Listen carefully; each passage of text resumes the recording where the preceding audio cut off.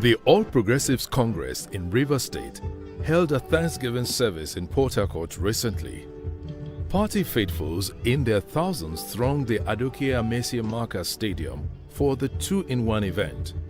The first part featured prayers for the nation, victims of the recent Kaduna train attack, and the party.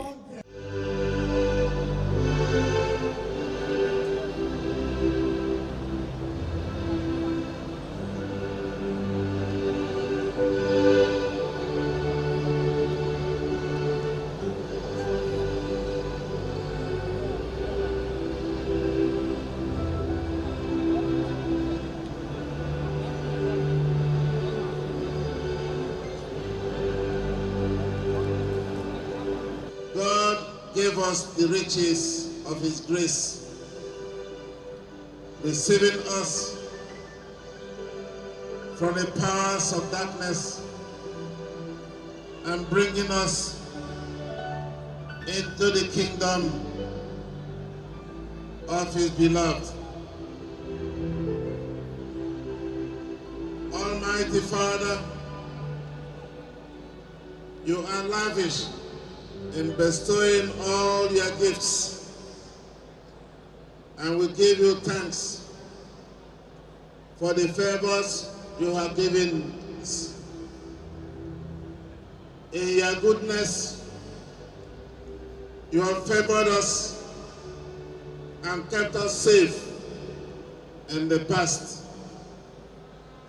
We ask that you continue to protect us as a nation and to shelter us in the shadow of your wings. O God, your people are represented here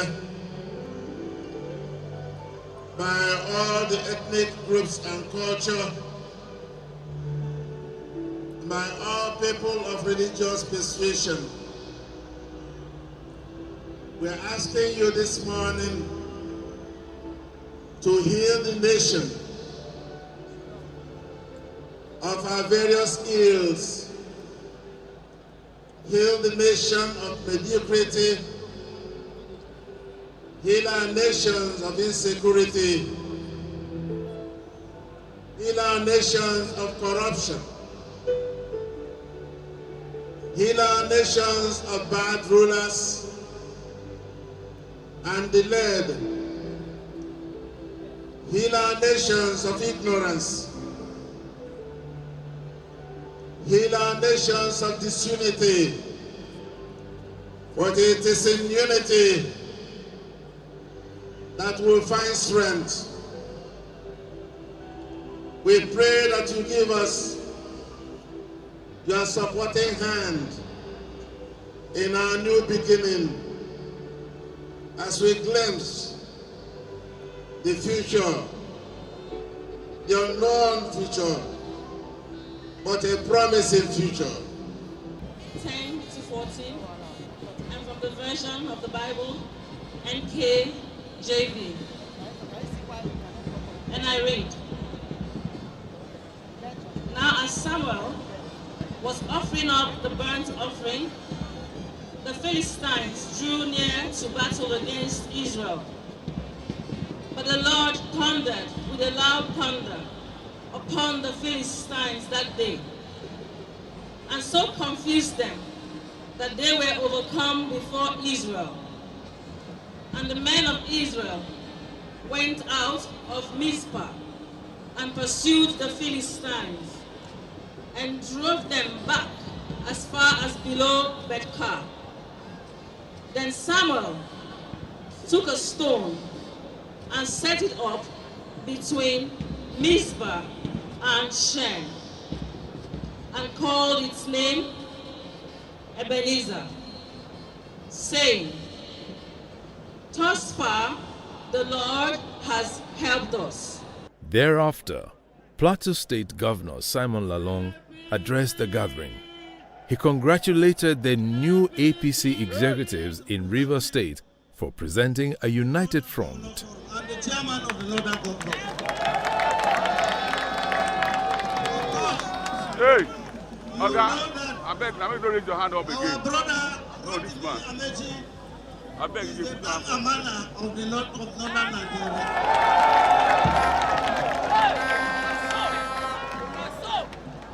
That is to say, he is somebody in whom we are very comfortable. I also stand here to represent the Progressive Governors Forum. All the governors would have been here, progressive governors. But we were told that this is just a small takeoff from rivers. And so they asked me to come and stand in for them. They asked me to come and stand in for them. For those of them who are not here, their spirits are always with us. Especially to our brother, the former Director General, because the journey started from here. I am very excited today because 6 years ago, when we started APC, we came to this stadium and we launched the zonal campaign.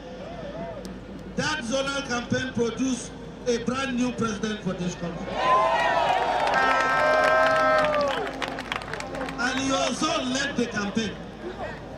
We came back again, and they said, the only person that will lead the campaign again, it is an illustrious son of Rivers State. The guy, the two of them. Now. We made another campaign, and we produced another president. Can't hand up again. Today, the APC government is thriving. When we were told on television that there is no APC in Rivers State, I am sure what we have seen today, many people will not sleep in their houses. Because God is wonderful. Some people will say we want to take it by force. In APC, we will not take it by force. We will consider the grace of God. And that is grace, that grace of God is the one that is working in Chuboke, Amechi,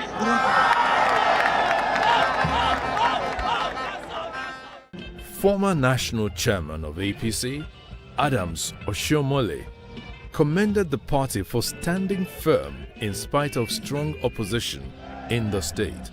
Let me join all those who have spoken before me in appreciating and acknowledging the man who has invited us to join the good people of Rivers State in prayers.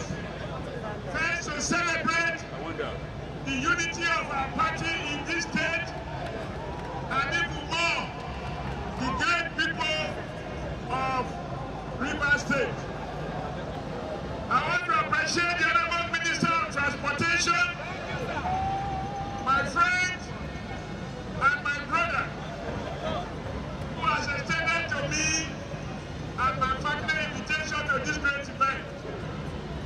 But I cannot appreciate him without appreciating the power behind him. Behind every successful minister of transportation, there is a more minister at home, Mrs. Chibuke Amechi. I appreciate my twin brother. The only difference is that he wears Babadiga and I wear my own khaki. As you can see, we have the same complexion. He wears a high cap in order to take one each advantage. Let me also appreciate the speaker, the deputy speaker, the authentic comrade, deputy speaker of the House of Representatives, who was once an activist in the university system, Honorable Wase. We have here a man who wears a clean, white, brilliant Babadiga that depicts the purity distinguished Senator Indume. I cannot fail to acknowledge the man with whom we try to go around to meet the people. When I stand by him, I realize I'm also a giant. That is Victor Gado, National Vice Chairman of our great party, who has just been elected and re-elected. Maybe it's also an opportunity to congratulate you publicly and also to congratulate our brand new chairman, national chairman, a former governor, a former minister, a former senator, and now the national chairman of our great party, distinguished Senator Adamu Abdullahi. And I believe this unity fits squarely into the vision of the national leadership to ensure that there is unity in every part. You can't have unity in the whole if there is no unity in the part. It is the sum total of the unity of the parts that translate to the unity of the nation. I am particularly excited because we have made effort to unite our great party in Rivers State. And today, I am proud to be here to witness with my own Korokoro eyes the unity of FPC under the able leadership of Honorable Chibuke Amechi. Your Excellencies and distinguished ladies and gentlemen, the leaders have spoken.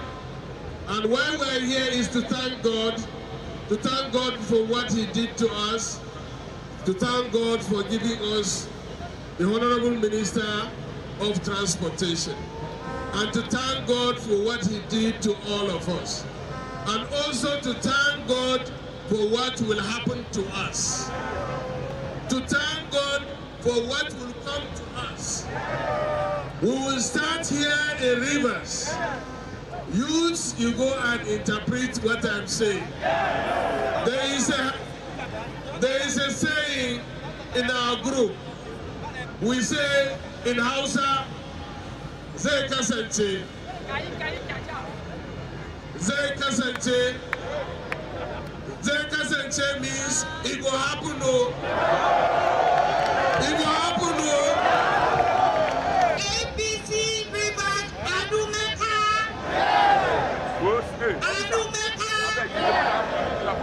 Thank you so much. It is indeed an honor that this is APC Rivers State. I know on behalf of the Ministry of Transportation, I bring you blessings, prayers, and congratulations.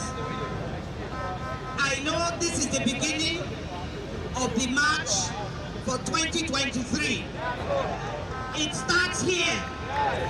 It starts today. It starts now. In fact, it's finished. It's finished. We have done it. Congratulations. And inshallah, see you at inauguration. Inshallah. We are here to celebrate God for the good thing we have in Rivers State, for the unity of the party in Rivers State.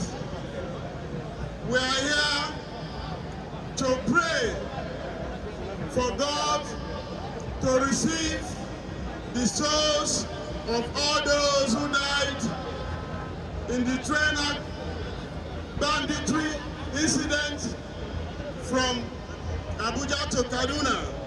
We are here to pray, God, that all those who are in captivity should be released. We thank God for today. I am here to solidarize with a brother and to bring you good message from the people of Southeast.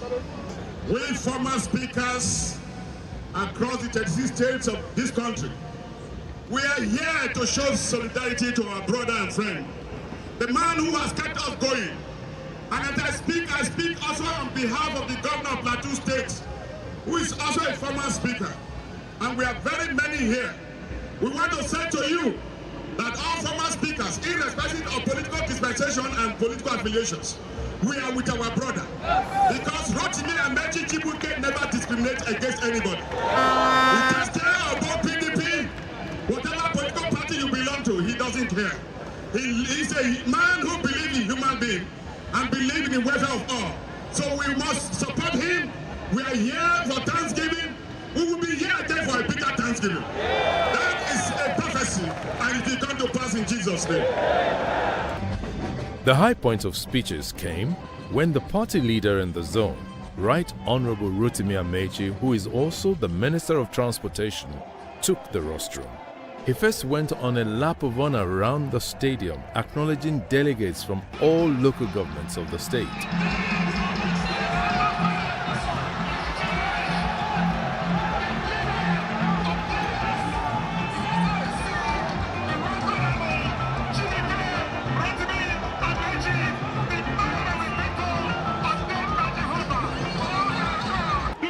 He titled his speech, "Forward with Courage." In the first paragraph, Minister Amechi declared his interest to run for the office of president. Fellow Nigerians, I stand before you today to declare my intention and submit my application to serve as your next president.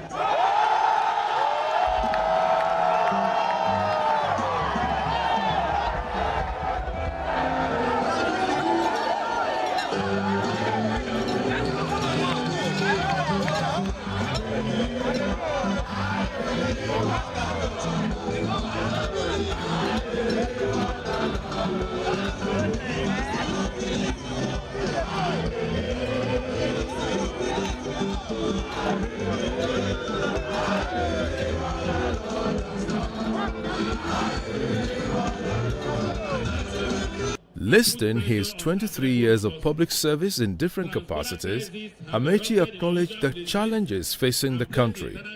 He offered himself to lead the onerous task of taking Nigeria out of the woods. I have served our nation for the last 7 years as Minister of Transportation. For 8 years before that, I served as Governor of Rivers State. In the preceding 8 years before that, I was Speaker of the Rivers State House of Assembly.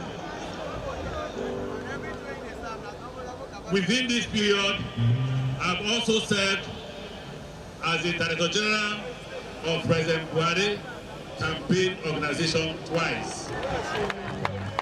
These 23 years of service have equipped me not only with great experience in governance and public service, but also compassion for the ordinary citizens of our dear country. After more than 2 decades in the public arena, I had wanted to go on holiday and spend more time with my family before charting a new course outside politics. But at 56, because I'm 56 years old, I'm a member of the generation born after independence, who has seen the good, the bad, and the ugly of Nigeria. I'm compelled by the urgency of our present challenges to place my experience and profit capacity at the service of the nation at the highest level.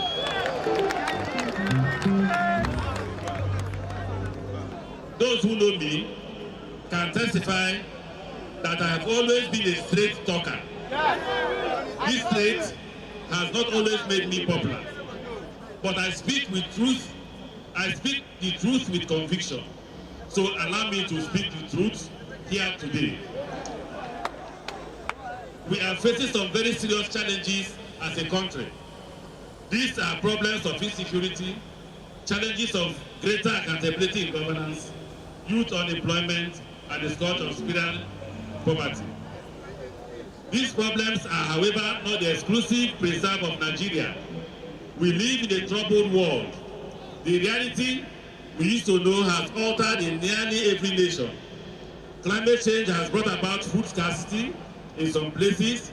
Population explosion has produced unusual pressure on resources and supplies. Poverty has become a challenge all over the world, especially in the developing world. The COVID crisis has placed unanticipated burdens on the budget of nations and put pressure on available resources. Transborder crises have erupted in unusual places and placed the internal security of many nations under pressure. We are part of the Sahel, an area of the world that is subject to frequent terrorist attacks. Let us look at our current challenges as part and consequences of these global trends. I admit that Nigeria's problem did not begin today, and they will not be solved overnight. But they are not beyond the capacity of our people to solve. Fortunately, that process has already started. There's an ancient proverb that a society, and I quote, a society that grows great when old men plant trees, under whose shade they know they will never sit. The current administration, under the able leadership of President Muhammadu Buhari, has planted many such trees in Nigeria's future. We have invested billions in infrastructure, human capital development, and made reforms that will pay off over time in terms of socio-economic growth and stability. We have invested heavily in projects and initiatives that will secure a brighter, better future for Nigeria. I am proud to have been part of this success story. It has been an honor overseeing the Ministry of Transportation in reviving the moribund railways and working tirelessly to create an integrated national transportation system that will positively impact our economy, trade, employment, business, and national cohesion. Have we achieved everything we set out to do? Of course not. Could we have done more? Undoubtedly, there's always room for improvement. On reflection, the notion of running for president would have been far beyond the imagination of the young lad running around the streets of Kyoto or our small compound in Lubima. Not to talk of the young, indigent student leader, mobilizing peers at the University of Port Harcourt. But my aspiration is not about fulfilling any personal ambition. I am contesting for the office because I believe that it is my moral duty to give what I can in the service of my country. Now that Amaechi has declared to run for the presidency on the APC's banner, what really are his chances? There's no doubt, like he said, that it's going to be tough. But with a man, Chibuike Rotimi Amaechi, as a flag bearer, which I know that definitely all lines will fall for him at the end of the day in APC, and all lines will also fall for him, on the election day proper, where Nigerians are going to determine their destinies. And I'm sure that with God that he has always trusted, with God that we have always trusted, we have also always believed in him, in the capacity that he has. You can understand the man we are talking about, the man who has respect for those who made him. That man is Chibuike Rotimi Amaechi, 2023 president. For him, he will continue. Look at the railway revolution. Look at the road revolution. The Niger Bridge, what Fashola has done there. It's the same kind of thing we're talking about. Look at the border, Bonny Road. These are roads that people thought would have been impossible. It's as difficult like the Third Mainland Bridge of Lagos. And this administration of Buhari is doing it. We are also having the cleanup of Ogoni. Those are the things that Buhari government has come to do, that Amaechi will continue. Women in politics, giving opportunity to women. When he was a governor of Rivers State, when he was in this state, a lot of women had political positions and they did very well. And also the youth had scholarships. We had scholarship and bursaries. And for education to flourish well, he has to replicate what he did when he was in Rivers State. Remember, he won the best UBE in Nigeria then, who were in the board of Universal Basic Education Board. So if he replicates that UBE standard in the federation, the real UBE, we will begin to see quality kind of graduates coming out from our schools. I mean, I'm happy, more happy than surprised, but of course, until it happens. My father said you don't believe in your breakfast until you've eaten it. So, of course, we wanted to see the declaration live, which we have seen. But, you know, many people are celebrating, and I'm happy, and I'm celebratory as well. But now the work begins. There's a lot of work. We have to go around the length and breadth of the country, reaching out to people, preaching out to people. And that, I think, is something that the Rotimi Amechi is, that I know is very comfortable doing. So we'll be joining him on that exercise. Of course, we have interest in the state as well, but we're going to have to mix both. There is a common saying, one with God is majority. Because he has divine backing, I already said, from across the nation, men will just align. And before you know, what started like a small seed, yeah, I'm sure you were amazed at the crowd that turned out here today. A lot of people were wondering, where will the people come? People have even said there is no APC in Rivers State, but you are here. You saw the crowd for yourself. Surely, the God of heaven who brought him here today will cause every other line to fall in place, and the glory will be all his. And Nigeria will surely be better for it. Who can battle with the Lord? Who can battle with the Lord? Who can battle with the Lord? I said nobody. Who can battle with the Lord? Who can battle with the Lord? Who can battle with the Lord? I said nobody. Who can battle with the Lord? Who can battle with the Lord? Who can battle with the Lord? I said nobody.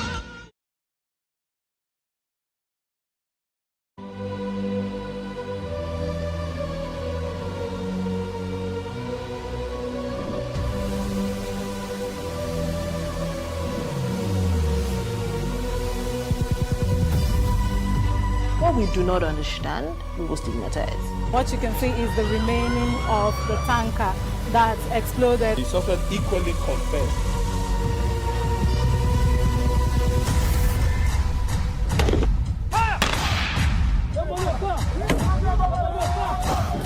Now 500 naira they collect them. If you no talk, then go beat you. Now 2,500 when they pay.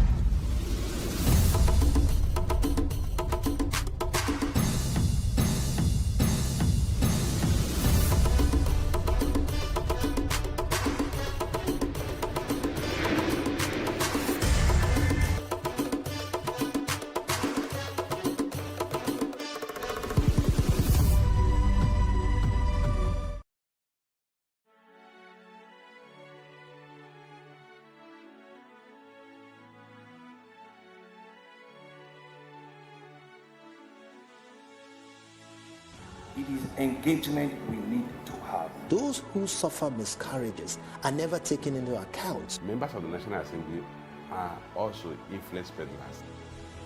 You are sitting on Nigerians' money. From the barbing, I pay my rent. On the barbing, I send my children to school. A consultative engagement. No any tangible notification before they ban us. It's one thing for people to be at your back and the heat of the moment, and another thing for them to still be with you when push comes to shove. I will do everything to take Lagos out of the national grid.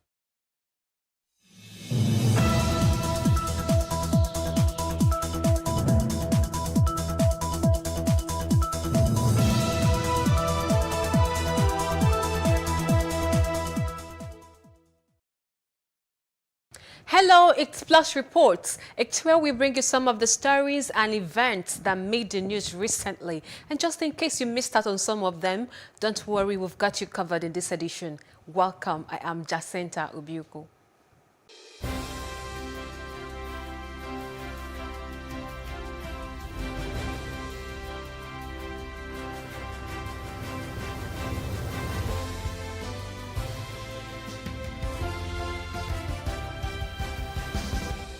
While elections are an occasion for people to have their say in how they are governed and who will hold political power, voter apathy is a growing concern, especially among young people. Given their large numbers, when young people vote, they can decide elections. In this report, PlusTvAfrica examined ways of ending voter apathy. A cross-section of Nigerians who have exercised their civic responsibilities by voting during elections said though the process is usually stressful, it is worth it as it gives a sense of fulfillment as a citizen. One responsibility of citizens is voting. The law does not require citizens to vote, but voting is a very important part of any democracy. By voting, citizens are participating in the democratic process, but when not, they hand over political power to views they may oppose. While some say they are not confident in the election process in the country over the years, others believe it is their right to choose who governs them, irrespective of the cumbersome voting system. It will make me feel fulfilled like a Nigerian because I voted for the person that I needed and they gave me the person. That was 2011. When Goodluck and Buhari, the first time. That was nice. I voted and I enjoyed that time because it was free and fair election. Well, normally in this country, we just vote. We try our best to vote. So if you vote and it turns out negative, you try again another year. I have voted before several times. I can't count it. So, and why we are voting is because if I'm voting for somebody, I'm voting because I want the person to lead us very well. I'll still continue to vote because I believe one day everything will change for good. My perception concerning our election is that our vote doesn't count. So, but I felt if you continue saying that, we won't go anywhere. So I decided to go out and then cast my vote for who I voted for. Political analyst Professor Sani Fege shared his voting experience, which he believes has been worthwhile. He spoke alongside Babatunde Olaoluwa, who is an executive member of the All Progressives Congress in Lagos State. My first time of voting was in the Second Republic. That was 1979 when I was a graduate assistant. At that time, there wasn't much hassle in terms of voter registration. It was quite arranged, okay system. The process was smooth and people were elated. We were well educated in terms of what was expected of us as voters. The political parties campaigned vigorously to enlighten the electorate. Voting for the first time occurred in 1983 during the UPN days. And in those days, there was a sense of fulfillment. In fact, before the day came up, you will be yearning for it because it was a performing government. It was a government that had direction. And because it impacted positively on the people, particularly those of us who were younger ones, are still going through our education, then we wanted that government to continue in office. Fege and Babatunde share the same opinion. Nigerians must not trivialize their civic responsibility. The fate of the country today and in the future is in their hands because democracy has given us the opportunity to shape how things will go in terms of politics and governance. All of us put together need to talk to ourselves. The kind of orientation that is injected into the youth at these days about voting is not encouraging. And I think something needs to be done to ensure that we have every individual of voting age to vote at every election so that the government put in place will be the government of the people. Recently, the renowned clergy Pastor Enoch Adeboye charged his congregation to ensure they all participate in the next elections. Before you became a Christian, you are a Nigerian.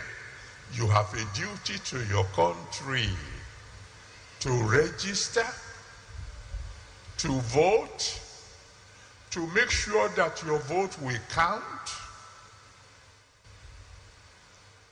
You have a duty to belong to any party of your choice at the very grassroots.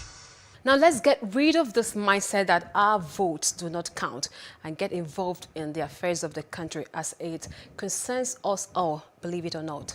On child protection policy, one of the growing trends which calls for urgent attention in Nigeria today is on incidences of rape, defilement, child abuse, neglect, and maltreatment, and the likes. Lagos State government is prepared to tackle the menace head-on through its safeguarding and child protection program. In recent times, Lagos has recorded terrible incidences of murder and rape of vulnerable young children.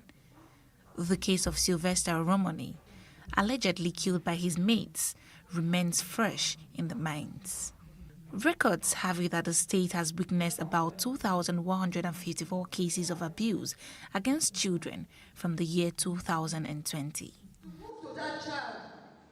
In this auditorium are school administrators, principals, and head of schools gathered to discuss and share opinions on how children can be protected from all forms of abuse in schools. In promoting the welfare of children and protecting them from harm, all organizations will seek to keep children in their custody safe by 1, valuing them, listening to and protecting them, creating an environment to encourage children to develop a positive self-image, encouraging children to develop a sense of independence and autonomy in a way that is appropriate to their age and stage of development, providing a safe and secure environment for all children, sharing information about child protection and good practice with children, parents, staff, and volunteers, sharing concerns with relevant agencies, and involving parents and children appropriately. These school administrators are ready to hit the ground running by implementing the policies mentioned to protect children against abuse in their schools. When I get back to my school, I have to call all my colleagues, my teachers, both teaching and non-teaching staff, and explain what I learned here today for them so that they too can adapt it. The facilitator of the program talks tough, warning defaulters of the children's protection policies. I always beg school administrators to ensure they adopt this policy. You see, you go get away with so many things. If you break the traffic light, for example, where there is no camera, you get away with it. Are there strong laws for breaking rules of breaking the lights, the rules of the traffic light? There are rules, but until you become the victim, you will never know how bitter it could be. We have strong rules against the schools. If a case is reported and the case of child abuse, it is then the school will feel the pinch or the pain of not doing the right thing. Children, when groomed progressively, are important to a country's human capital. Therefore, their protection from neglect, abuse, exploitation, and violence is an important aspect and should be given priority. Ngozika or HHC, Plus TV News. To Kano State now, the federal government has since realized that unless a special educational format was designed for nomads, they wouldn't have access to formal or non-formal education. This was prior to the establishment of the nomadic system of education in Nigeria. Children enrolled in nomadic schools are entitled to instructional materials and exposure to modern education. 33 years after the establishment of nomadic schools in Nigeria, it appears that the purpose for which the nomadic school was established is somewhat frail. A case in point, Sararia Nomadic Education Primary School in Kano, located in Ongongo local government area of the state, about 17 kilometers from Kano metropolis. What greets you is worn-out ceiling boards, meaning when it rains, everyone finds shelter and the learning process is disrupted. In this class, just like several other classes, pupils sit on the floor to study. The children in the class say whenever it rains while teaching is going on, the class is suspended and everyone goes home. They also add that when it rains before resumption hour, they stay back at home. Most of the pupils cannot communicate or comprehend basic instructions in English, even when one of the central mandates for nomadic education is to ensure that pupils are exposed to elementary forms of modern education. This is primary 4, and the pupils don't know the difference between yes and no. No English?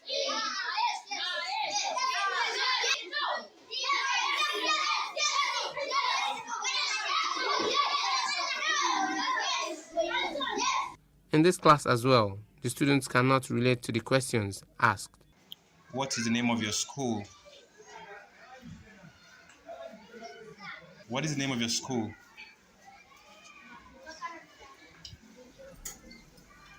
The lack of instructional materials seems to also hamper their learning process.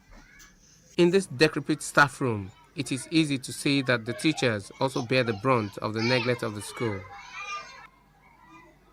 A community who feels this plight of the school calls on relevant authorities to get to work. The children in this school are suffering from so many challenges. They do not have instructional materials to aid their learning. They do not have chairs and tables, and their classes are in a deplorable condition, as you can see behind me. If it rains while the children are in class, they are usually sent home because the classes always get filled with water. Most of the parents in this community lack awareness on the importance of education to their children. We are calling on the relevant authorities to look into this. The absence of a perimeter fencing in this school makes it free to entry and exit by anyone in a time when insecurity is taking its toll on the nation, and Kano is not an exception. Another disturbing situation here is the lack of potable water. A source in the school tells PlusTV News that they have to trek about 500 meters to get water, and whenever students want to ease themselves, they simply do it here. Musa Wada, the coordinator of nomadic education in Kano State, hints that efforts are underway to ensure that schools like Sararia Nomadic Education Primary School is put in good condition. There are efforts on that direction. There are efforts, especially school improvement programs, projects. Schools are regularly inspected and monitored on quality control at the local and the state level. And even at zonal level, schools are instructed to see how teachers, how pupils are doing in classrooms. The irony is that in order to learn basic education, they have to be taught in their mother tongue, as any other language may seem an absolute waste of time. Now, on the upcoming 2023 general election, Peter Obi visited PDP chieftain Bode George in Lagos to solicit support for his presidential ambition. He believes his credentials as past governor of Anambra State gives him a better chance to run for president. Take a listen. Interests are mounting towards the 2023 general elections, and consultations are being intensified by aspirants. We must not feed this country, or it will consume all of us. Former Anambra State Governor Peter Obi is also meeting stakeholders to garner support for his presidential ambition. He was in Ikoyi to see PDP chieftain Chief Bode George. I'm aspiring to be given opportunity to serve and change the fortune of this country. There's an issue between Osibanjo and Tinubu, son and father. I said, where we are now, we don't mind who is going to solve it. Son, father, grandchild, anybody who will solve it, let him solve it. Educational qualification is not a measure of integrity. We want people with integrity now that can manage our money well. So no time for certificate, no time for grammar. It is time to work for our country. I urge you to listen to all of us who are aspiring, but look at our backgrounds. Don't just take us on face value. The man who is sharing you money today, check what he was doing 26 years ago. So we know where he's getting the money he's sharing. Because he could be sharing your children's money. They discussed different political issues, including zoning. Chief George supports those who believe it's the turn of the South to rule Nigeria. Turn by turn Nigeria Limited. Someday it will come to you, no matter you are minority or majority. Brilliant gift to this nation. Bode George stated he's not sure of his stand for Obi, but he's one of those eligible. I cannot tell you my stand now as a leader. You don't go out and say this is your candidate, this is your candidate, this is not my candidate. He's one of the trusted, responsible, respectable one that is coming. It's still a family thing. When we get to the bridge, we will cross it. It's to ensure that the candidate with capacity, competence, and commitment to change the trajectory of Nigeria is elected in the primaries as the candidate of the party. As different aspirants continue to seek support of the political class and the masses, it is important to the electorate to critically examine their track records. This cannot be undermined in our quest for a candidate that will deliver quality leadership for the nation. Now, this is also a reminder to get your PVC ready to enable you decide who leads you. It's time for a short break now. We will be right back with more. How can we have peace without justice? Plus Politics. It's not just another political conversation. It's about keeping you in the know. Relevant interviews, asking the tough questions to those that matter.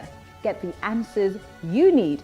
Does it mean that the people who were injured, people who were shot at, those who were involved in that stampede are not going to get justice? It is unfortunate, it is sad that we have a government of deaf and dumb. Analysis from top experts. The last election was not really an election. We feel that Obasanjo has a very special place in his heart for hating Ijaw people. I think it really boils down to two things. One, trust and accountability. Plus Politics, every weeknight at 7 p.m. on Plus TV Africa.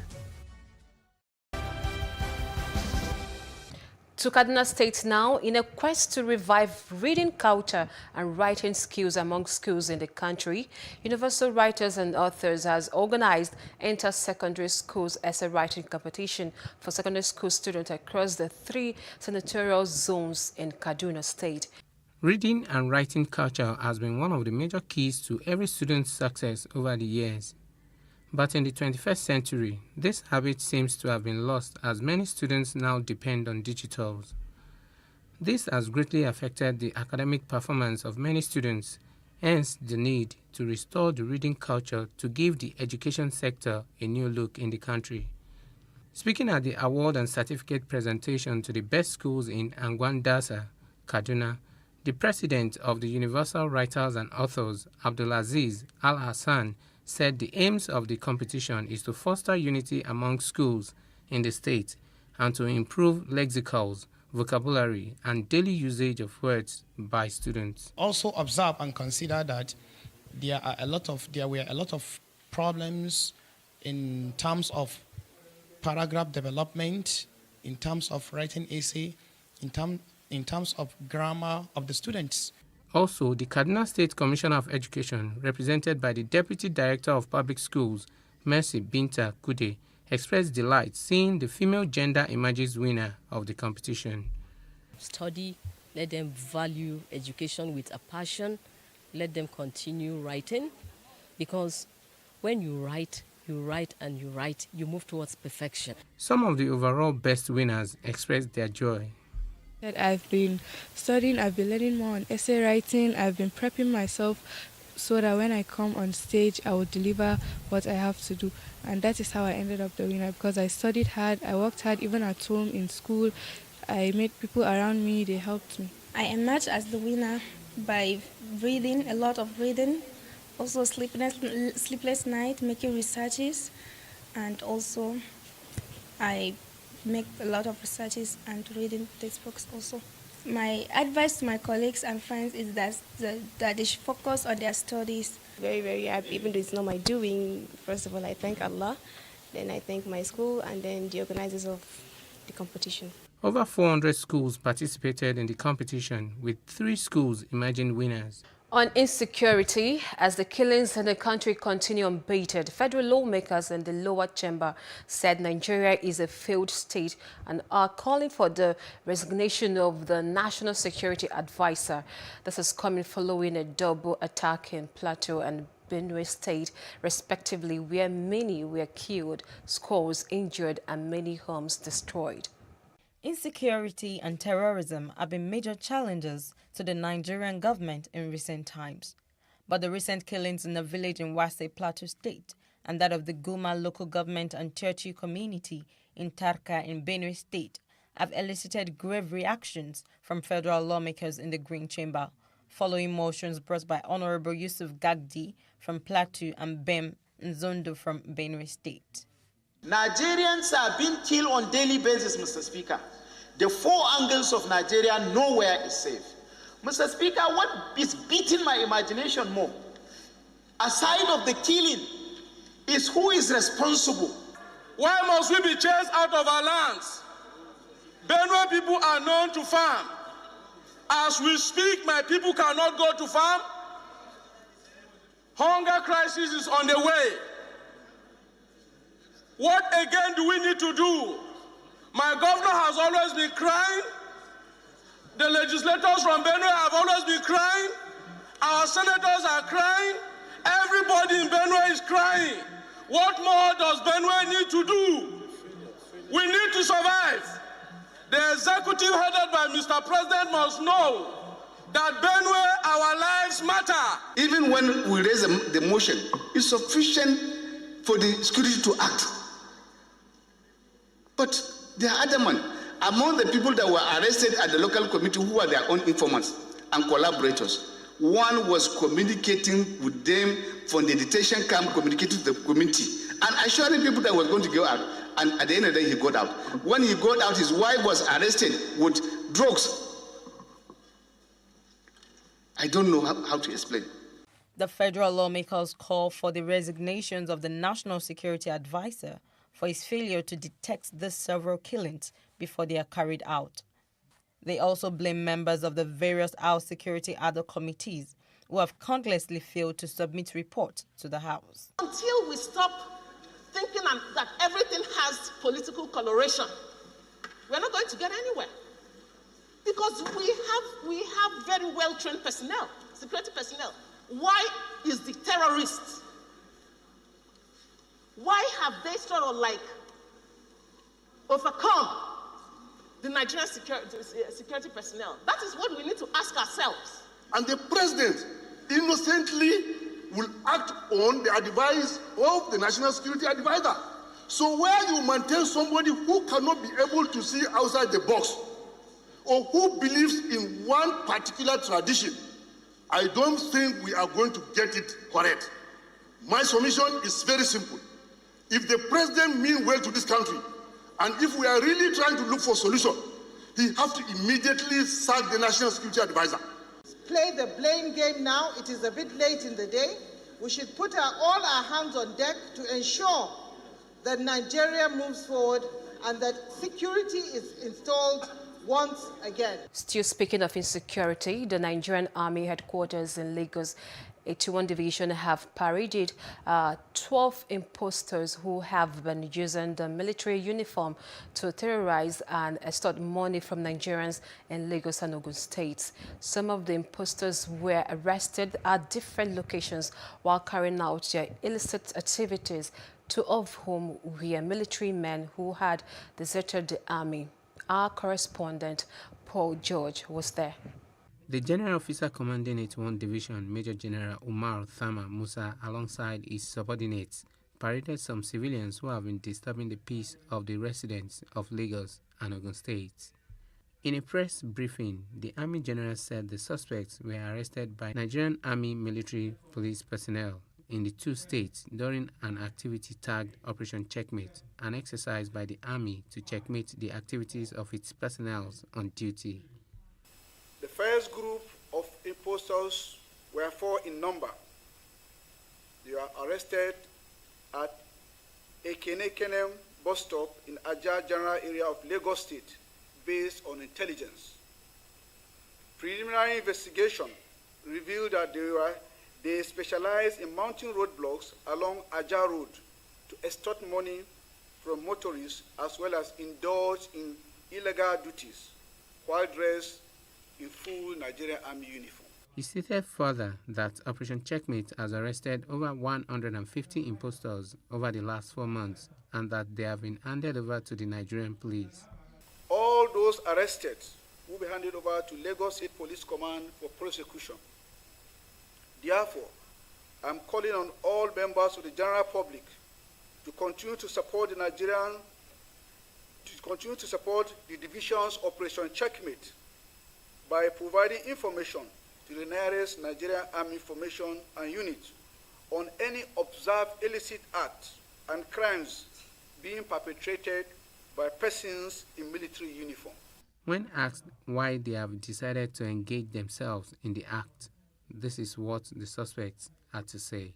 My brother was a soldier before. Then he was late on Bediguri. So when he was late, I packed out from barracks. So as I packed out from barracks, I did submit the uniform to the Nigerian Army for the unit he was leaving. So I now carry the uniform, keep it from my house. I said that after the wedding I will come back. Although my pass was already ready, I was the number 1 there, but they did not give me the pass, so I just took off on my own, believing that after everything, if I come back, that I'm going to be punished. The only regret I have now is that the time that Army dismissed me, they left me that I should go on my own. And finally, on this week's edition, a non-governmental organization on health of Mother Earth Foundation is continuing his drive to raise younger and vibrant environmental rights activists. This time, it visited the chairman of the Bayelsa State Traditional Rulers Council to pass knowledge onto the younger generation.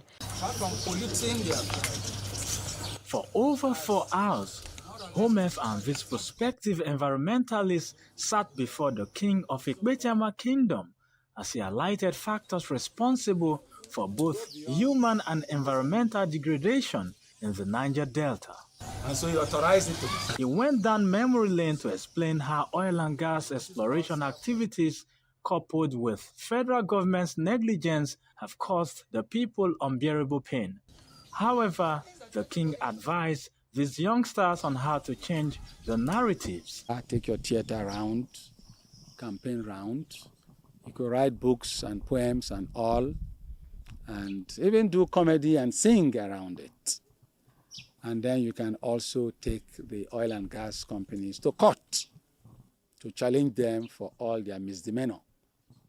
So youth should not just go ahead and start beating people.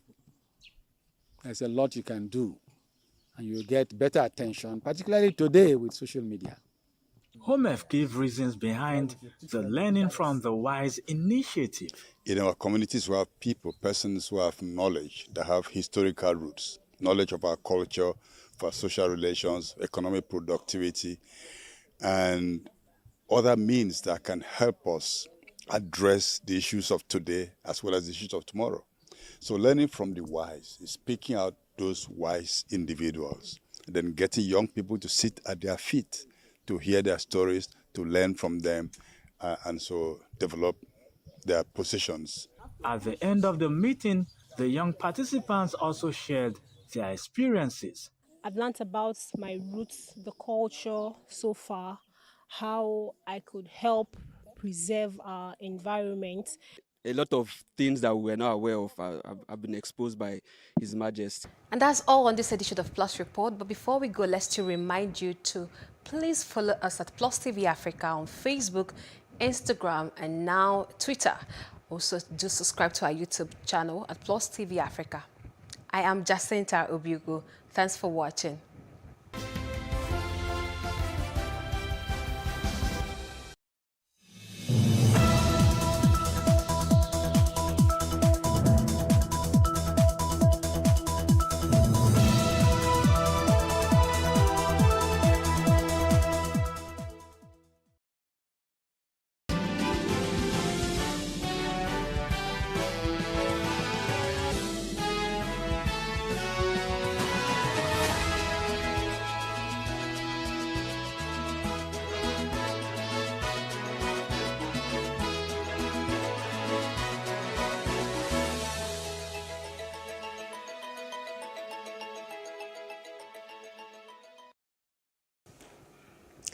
Good afternoon. I am Jacinta Obiuku. This is the news brief. A teenager has been killed and several shops destroyed after a tanker laden with premium motor spirit PMS, also known as petrol, exploded this morning along the Lagos-Abeokuta Expressway. The National Emergency Management Agency, NEMA, who confirmed the incident, said that the tanker was conveying 45,000 liters of petrol before it crashed and spilled its content on the road. NEMA affirmed that the fire has been put out, but the responders were in the process of mopping up the area to enable free flow of traffic again in the axis. It was a horrible night on the 28th of March for passengers traveling in a train from Abuja to Kaduna when bandits attacked and killed some of them and kidnapped hundreds. One of those whose life was cut short was a 29-year-old dental doctor, Chinelo Wando Megafo. Dr. Chinelo was the face of the train attack because of her bravery. She tweeted the catastrophic moment, and it did generate a reaction from Nigerians and around the world. Our correspondent, Paul George Hesmo. It was a solemn moment as family, friends, and well-wishers from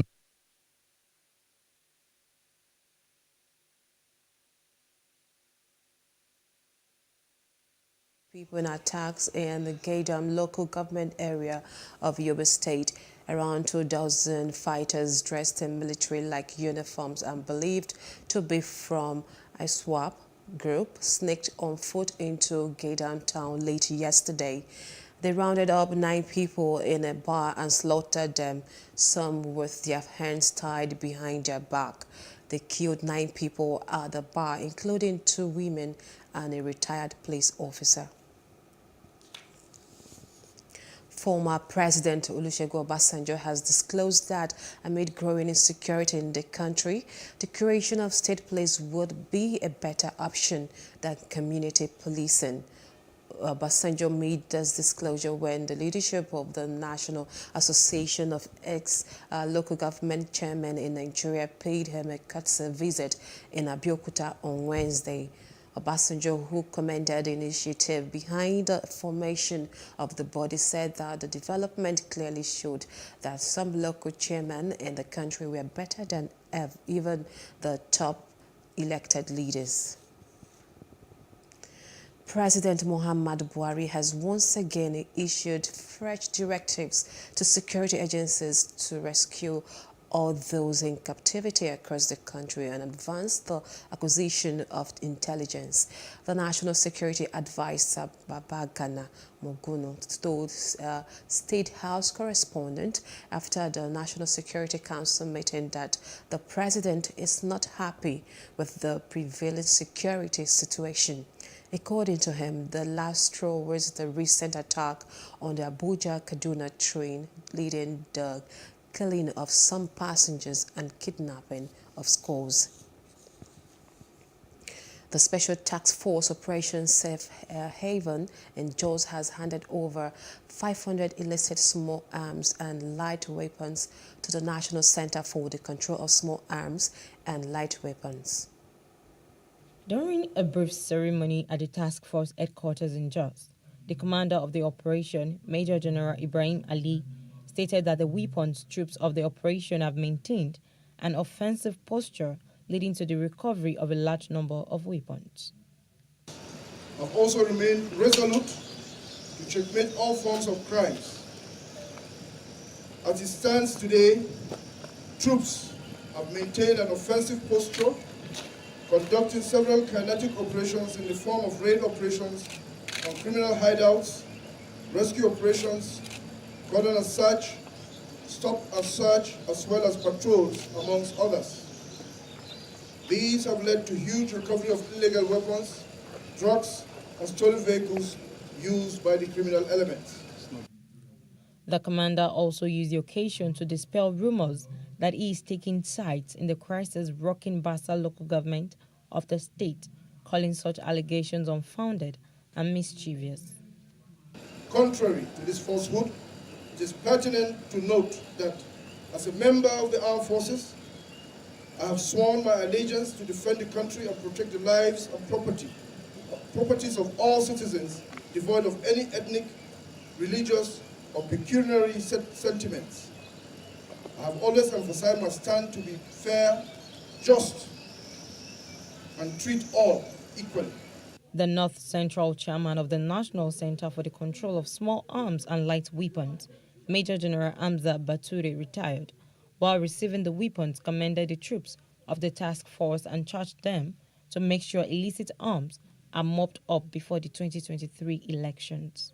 We also want to encourage you to step up the tide so that we'll be able to recover all illicit arms in the society so that we can have illicit arms-free society. The weapons consist of 40 automatic weapons and 477 locally fabricated firearms. Consolidating on the partnership with other navies around the world is top on the agenda of the Nigerian Navy. Chief Staff Officer, Western Naval Command, Rear Admiral Hamza Kauje gave this indication while hosting the Chief of the Atlantic French Naval Forces. Destiny Momo has more. It's another milestone in the bilateral relationship between Nigeria and France.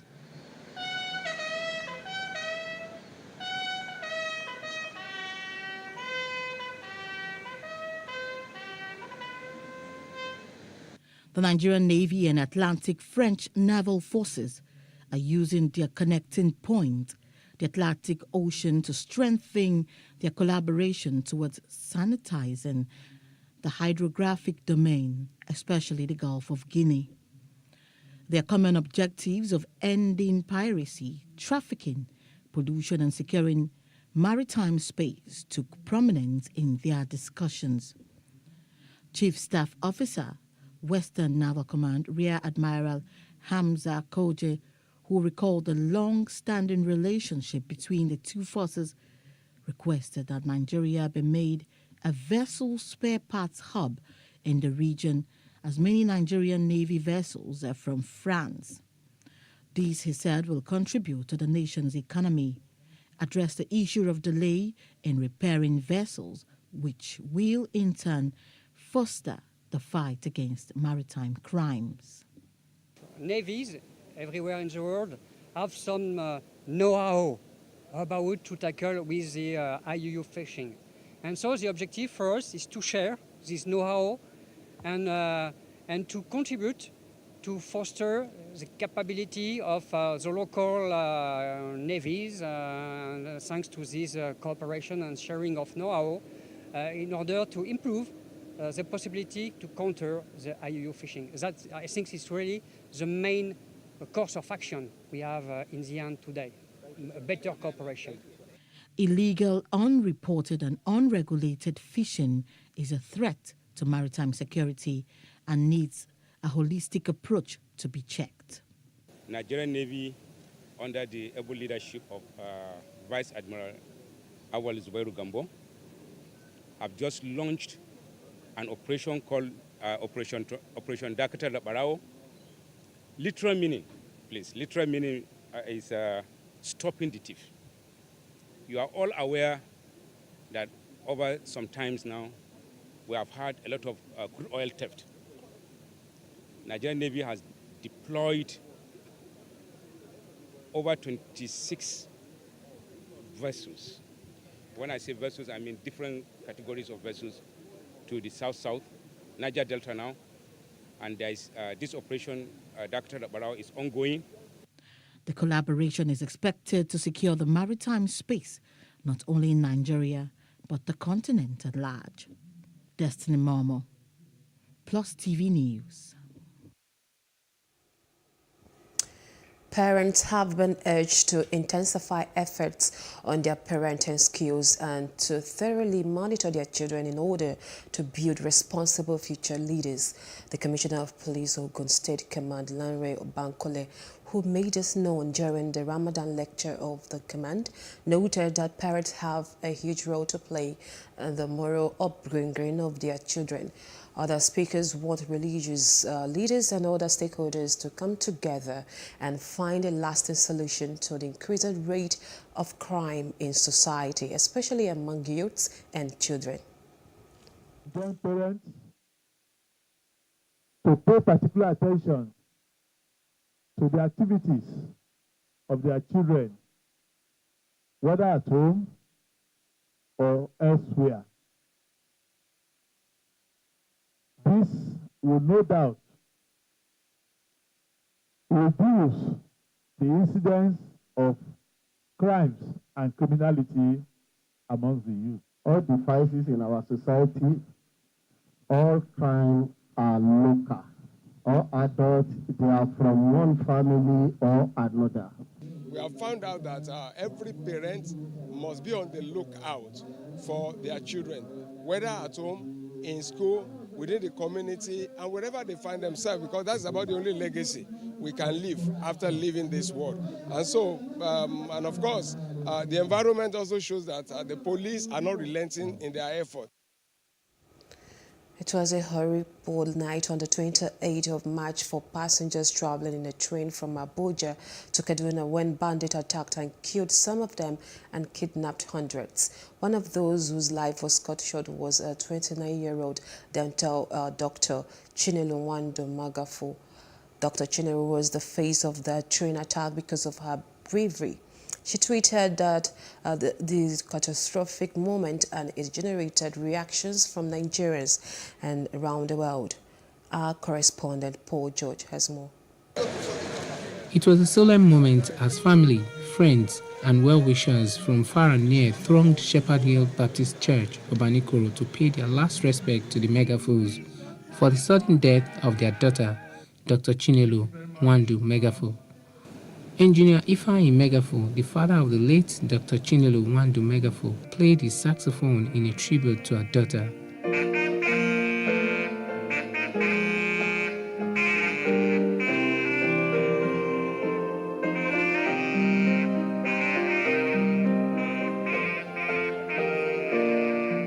In his farewell message, he eulogized her daughter and said he has forgiven the terrorists who killed her child and abducted many others.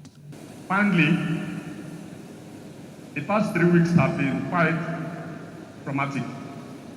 A serving member of this government introduced himself to me, and I told him, I know you, sir, I see you on TV. Called ostensibly to commiserate. But the next things he said were completely political, forgiving them all of them. I have also forgiven the country that enabled all this to happen. But you both need the forgiveness of God, and that is the one that counts. Heaven knows about that. The senior pastor of Shepherd Hill Baptist Church, Reverend Dr. Israel Christy Leary, in his message said Dr. Chinelo had lived a life and that those who are still alive should make heaven their goal. Discovered that Chinelo had a way of becoming first in many areas.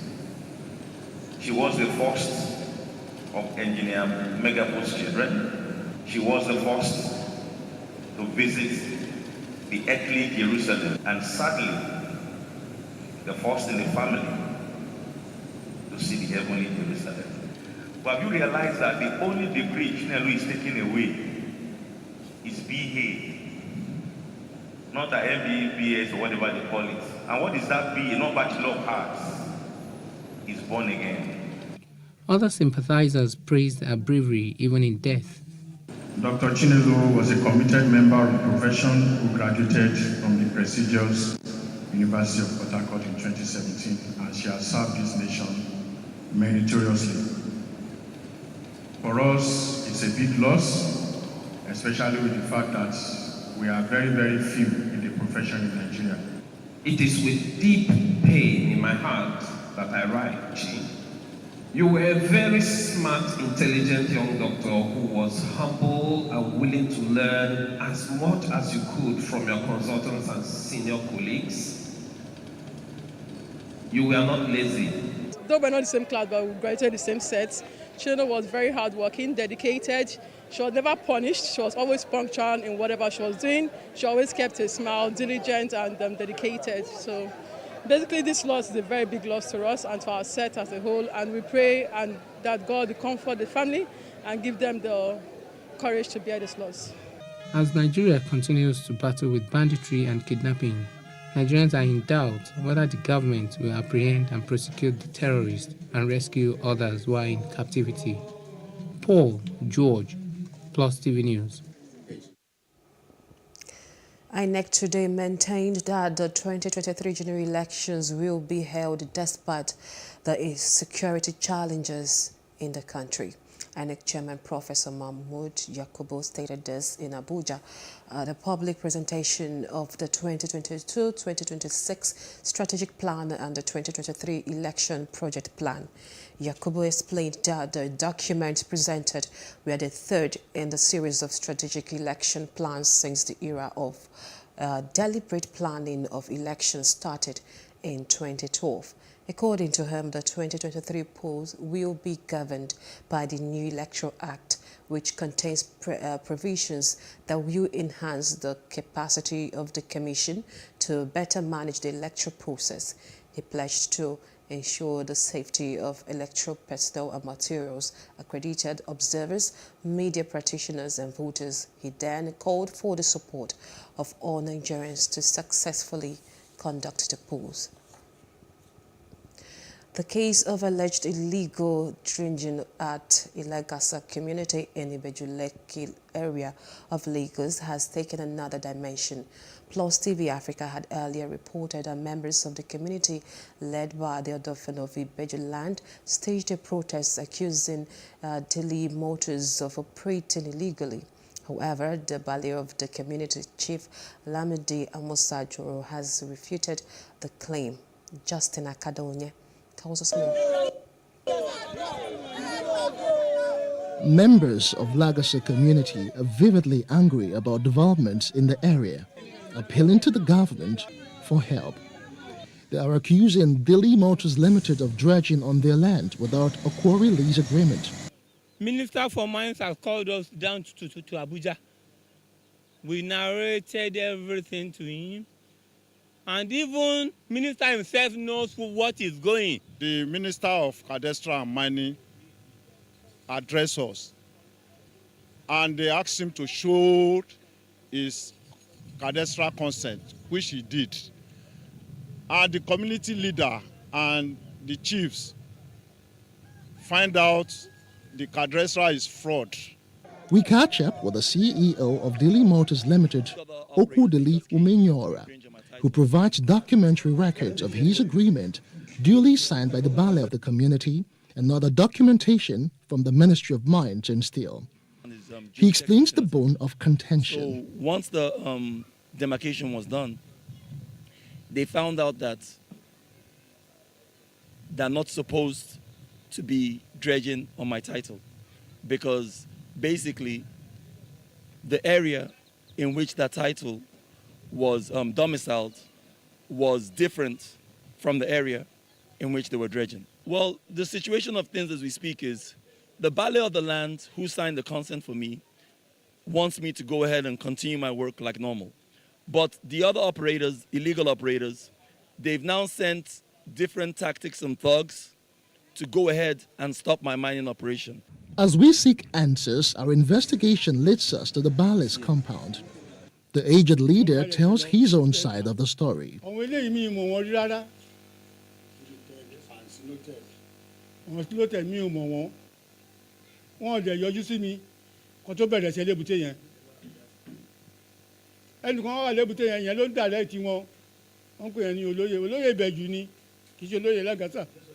The villagers also allege that Umenyora used thugs to make life unbearable for them. However, the dredger retorts that he only used law enforcement to protect his investment. There's complaint here and there. People, there's no rest of mine in Lagasa again. I was just using enforcement and law to try and stop the illegal operators that were mining on my title, which is within the law. And every time I try and use enforcement and law to stop those illegal operators from operating on my title, then the other part of the villagers, the other side of the villagers, they now come to attack us. Dili Umenyora wonders why the community would just wake up one day to foment trouble when he has been operating there since 2019. He speaks of plans to pursue the issue to its logical conclusion by involving the local and state governments as well as other legal options. Meanwhile, some community members are unrelenting. This time around, they converge on the Bales compound in protests. Justin Akadonye, PlusTV News, Lagos.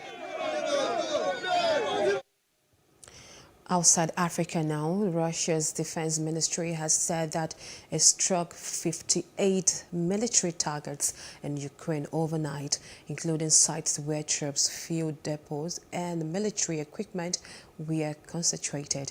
The ministry said it had also struck 3 targets using high-precision missiles in Ukraine, including an S-300 air defense system and a large concentration of Ukrainian troops with their equipment. Palestinian medics have said that at least 31 Palestinians were injured in clashes with Israeli police at Al-Aqsa Mosque compound in Jerusalem. The latest outbreak in a recent upsurge of violence at a site revered by Muslims and Jews alike. According to the Palestinian Red Crescent Ambulance Service, 14 Palestinians were taken to the hospital, 2 with serious injuries. Israeli police said its forces intervened when hundreds of people began hurling rocks and fireworks and drew close to the Western Wall where Jewish worship was underway. And in business news now, Brent, the global benchmark for crude oil, has risen marginally in the price as the Organization of Petroleum Exporting Countries projected that the demand growth for oil would continue this year. Industry figures showed that Brent moved by $0.77 or 0.72% to $107.57 barrel at about 7:13 p.m. Nigerian time. It had traded at around 106,000.8 barrel the preceding day. In its statement to the International Monetary and Financial Committee meeting of Ministers and Governors for April 2022 and released on Thursday, OPEC stated that oil prices had been on the rise, particularly in March this year. Entertainment news now. UK singer Tom Greener's manager is recovering from an unprovoked attack which has left him with injuries including a torn eardrum. The 26-year-old is said to have been attacked and robbed outside a bar in Manhattan after last performance in New York. His manager, who made the announcement, said that the singer has been forced to postpone his gig in Washington, D.C. as a result.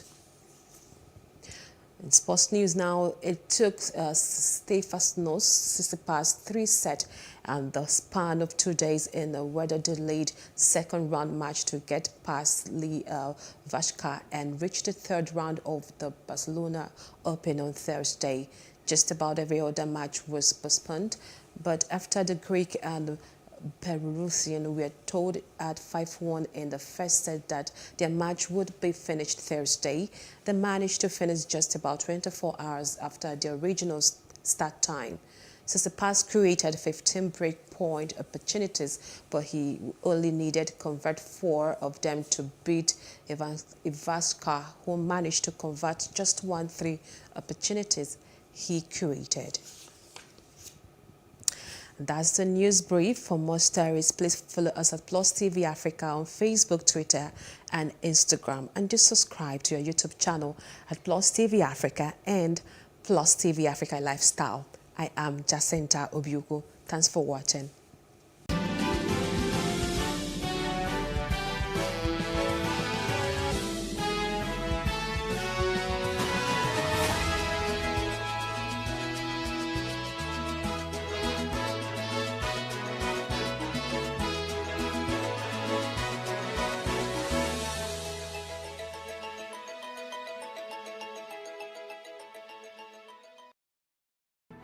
There is no voting on social media.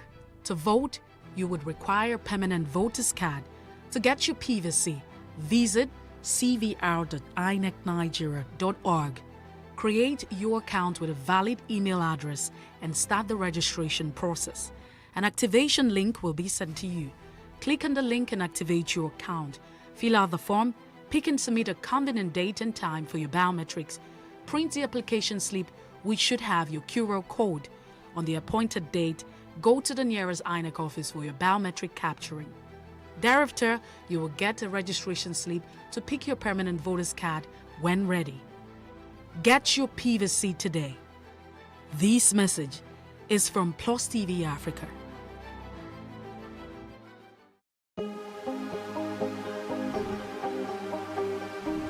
This is it for upcoming artists to blow in Nigeria.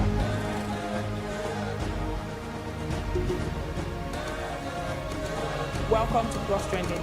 I am Bookie November, your host, saying thank you for joining us on today's episode. Welcome back. It's tea time on PlusTvAfrica. Practice makes perfect. I'm not perfect yet, but I'm a lot better than I used to be. He's a king. He's entitled to marry 100 if he wants to.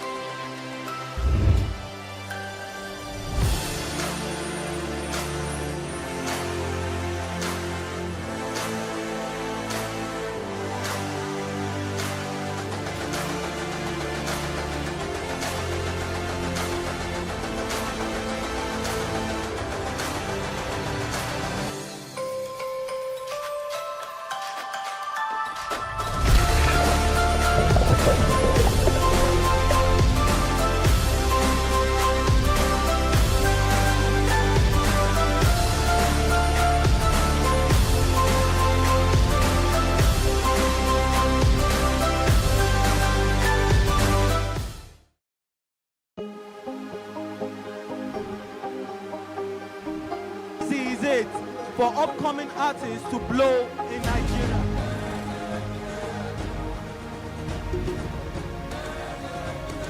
Welcome to Plus Trending.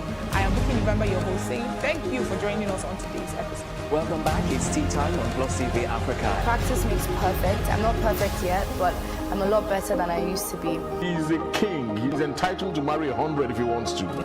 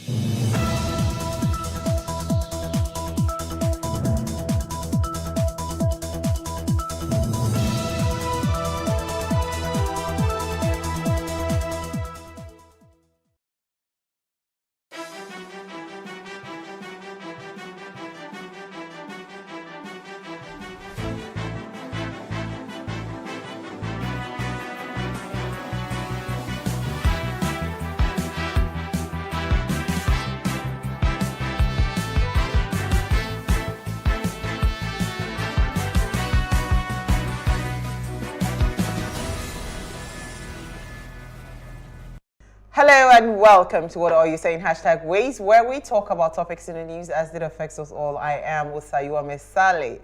And today we have a full house, finally. First of all, I'm glad to be back. All those people calling, where is Uwa? Uwa is here. So I have with me my good friend Bolaji Badamosi, our yellow papa in the building. Bolaji, thank you so much thank you for joining us. She knows I don't like TV. I know you don't like TV, but we had to drag you here. She really did. How are you? She's in case you do not know, you see Child Body Safety online, the CEO of Child Body Safety. She's the CEO. Thank you so much. I had to drag her into the show so we could have a robust conversation. Thank you, Bolaji, for joining us. Thank you. How are you doing? How's your day? I'm very good. You look a bit tired, though.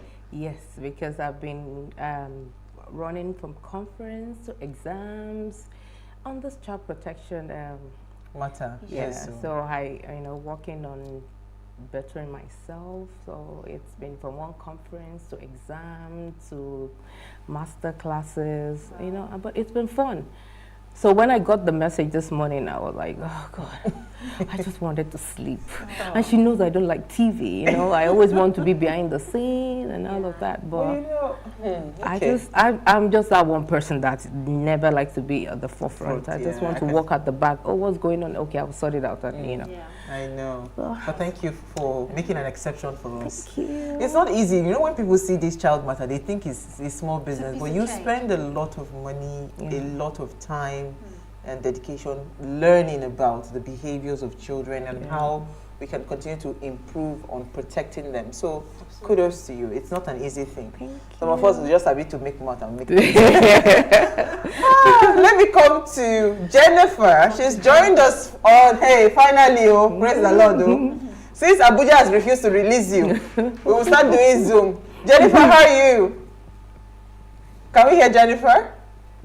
Oh, sugar, we can't hear. But Jennifer has joined us via Zoom, so we'll come back to her. Issy, how are you doing? I love your outfit. By the way, both of you did not give me the memo. I'd have worn my own magazine. It has to be silk and magazine. How are you, Issy? I'm very well. How's your day? Hectic, but we're school is about to resume. Don't even go there. Take a chill pill for now. I just need that break, my alone time. And I've been also doing a few things here and there and working on my TEFL courses. And, it's been hectic, but at the same time, it's good. We're on it. Okay, so I was doing mommy duties. All right, so today we're discussing, so it's, you know how some people would say no smartphones till their university level. Some people say no social media. Everybody just has different rules to parenting, right? Yeah. And it was important for us to have this conversation where we talk about, we are in a digital age. A lot of children that are born today, they're digital natives. They don't know any other life. They don't know what we knew when we were growing up. So it's important that we have the conversation as to how we could actually learn to parent in this digital world. That's the conversation for today.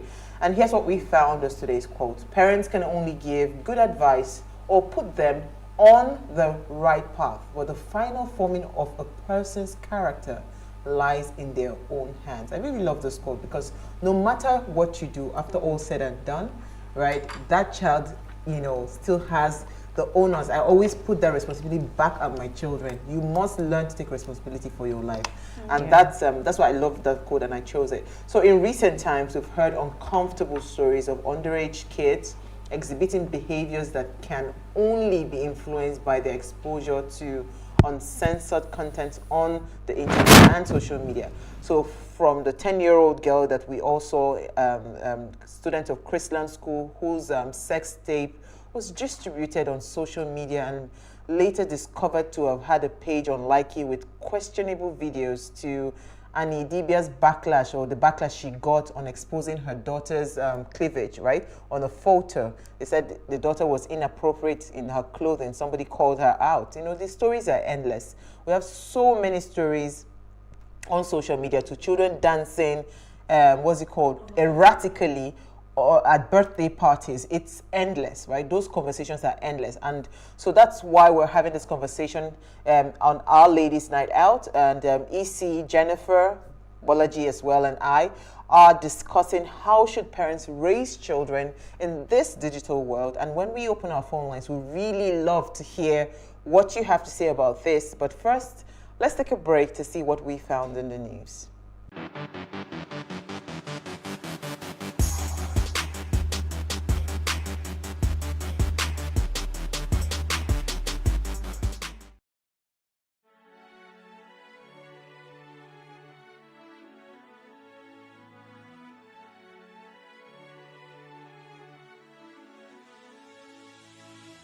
It is engagement we need to have. Those who suffer miscarriages are never taken into account. Members of the National Assembly are also influence peddlers. You are sitting on Nigerians' money. From the barbing, I pay my rent. On the barbing, I send my children to school. A consultative engagement. No any tangible notification before they ban us. It's one thing for people to be at your back and the heat of the moment, and another thing for them to still be with you when push comes to shove. I will do everything to take Lagos out of the national grid.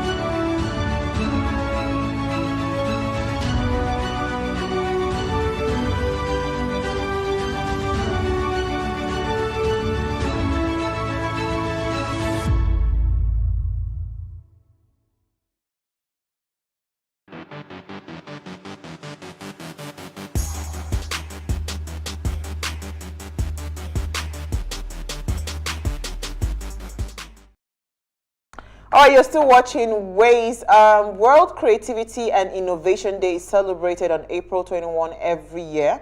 The day aims to raise awareness about the importance of creativity and innovation in problem solving and encourage creative multidisciplinary thinking at the individual and group levels.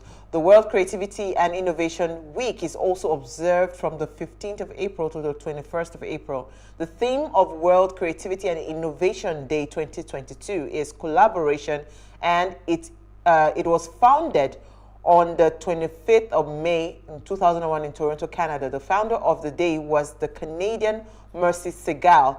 Segal was studying creativity in 1977 at the International Center for Studies in Creativity. The United Nations on 27th of April resolved to include World Creativity and Innovation Day on the 21st of April as a day of observance to raise awareness among people about the use of their creativity in problem solving for all issues that may be related to achieving the 2015 Sustainable Development Goals. So, International Creativity and Innovation Day. I love this day. What would our world be like without innovation and creativity? Nothing. Now, the matter what they talk now with that. No? That's why there's social media. There's all these things. There's a lot of. There's a lot. There's a lot of innovation, and this is just the beginning. Absolutely, we have not even scratched the surface as to the kinds of. I can't wait for when I am, say, 60. And I'll see the kind of technology that will maybe be coming. Maybe we won't have a car. I'm telling you. Maybe we'll just be flying cars. I'm looking forward to the type of cars that will be. I know. Like I've been thinking about that. Absolutely. So can Jennifer hear me now? Yeah. We're still having trouble trying to connect with Jennifer. But let me take your story, Isi. Okay. My story. Well, my story is a heartbreaking one, and it is a sad one because we have the headline how our officer was knocked down, killed by hit and run driver in Ajah last month. And the Lagos State Transport Management Authority, LASMA, has explained how one of its officers, Mr. Jamil Issa, was killed by a hit and run vehicle in the Ajah metropolis, basically. And this is a sad one, because the young man went to work and only for him to be knocked down by a vehicle that was coming from the opposite direction. And when he accosted the vehicle or the driver to actually get the and ask him why he's doing what he did, instead of him to, you know, come down, alight from the vehicle, which was he was actually pretending to alight from the vehicle, he insisted that he changed his mind, went back into the vehicle and rammed into the LASMA man. And on the way to the hospital, probably he died, because at arrival at the hospital, he was proclaimed dead. Now, this is not the first time that we've had issues or instances like this occur, because we've had, even right before my presence, I think it was at somewhere around Awoyaya axis, where we had a vehicle that, you know, rammed into a pole, and the LASMA official was almost killed in the process. So I don't know what is happening, what is going on with the kind of drivers we have on the road currently, but a lot of people need to be called to question. So I was listening in on the radio. Interestingly, they were talking about this. What's her name? Sandra Ezekwesili. I like to listen to her all the time. You know, it was quite. So it's two-sided stories, because I mean, she brought out the argument that on one hand, we as commuters, we are always fighting LASMA. At that point, they are also fighting us. So how do we ensure that we are safe, LASMA is also safe? Yeah. And a lot of people called in, particularly to this situation, that it would have been an easy thing. Just take the number plate, you understand, of the vehicle. It was needless. This death was actually needless. You didn't have to jump in front of a mad person. Yeah. You know that some people are mad. So currently, I think it's a green Sienna bus. They mentioned, I can't remember the number plate now. It's a Sienna bus. It's a green Sienna bus. A lot of people, so they put out the number plate out there for people to help be on the lookout. It had a FSTA, because it was FST something. I can't remember the full number for the plate. But the truth is, whatever it is, the situation, the death has already occurred. Absolutely. So whilst we are, trying to track down this killer, let's also remember that, first of all, it's blood you have running through your veins. Do not jump in front of a moving vehicle. They will not do that in front. They will not jump in front of a downfall bus. They will not jump in front of a trailer. They always try that with commuters, because they feel like we are supposed to be level-headed. But you have seen that we still have some mad people that are like you and I, that are driving non-commercial vehicles. Yes. So, I mean, the best thing you can do is to at least safeguard your life. So would you champion the fact that, it was actually proposed recently that the LASMA officials should be given guns?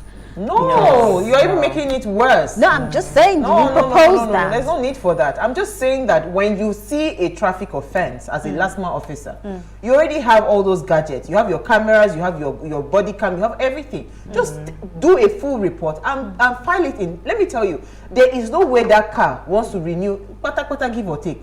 And guess what? You can be counting the whatever, right? There is no way you will not, if you want to catch him, maybe roadworthiness renewal, or you want to catch them at insurance renewal, whatever it is, there will be some place where they would be able to, where the rubber will meet the road to nab the person. You don't have to jump in front of the I think just looking at what Ise has on, with the book she has on the magic of emotional intelligence. Yes. You know, I know they go through a lot of trainings, but at the same time, we have people with all kind of emotions coming through them as they wake up, and I believe LASMA still have a lot of work to do. Absolutely.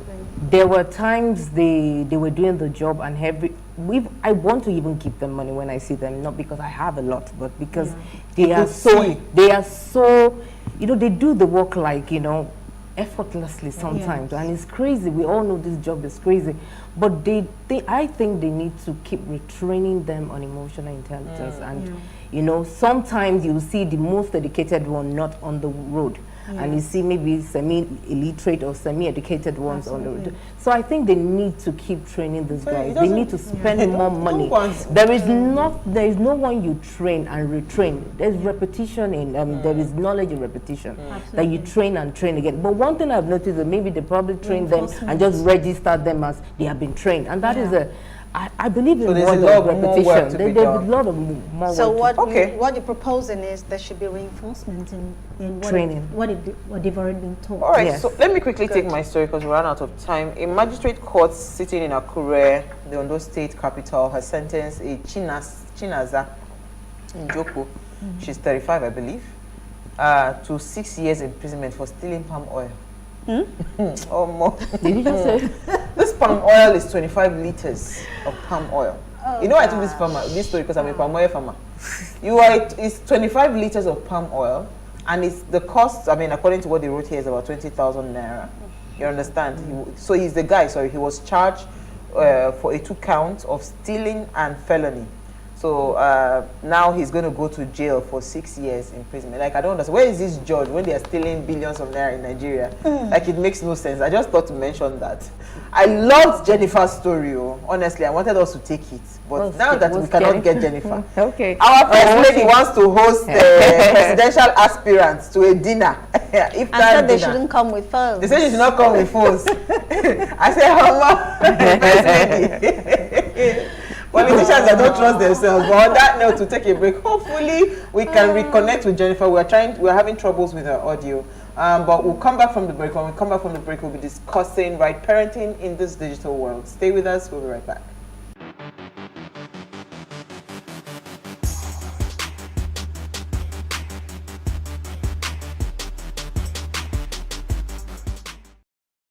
How can we have peace without justice?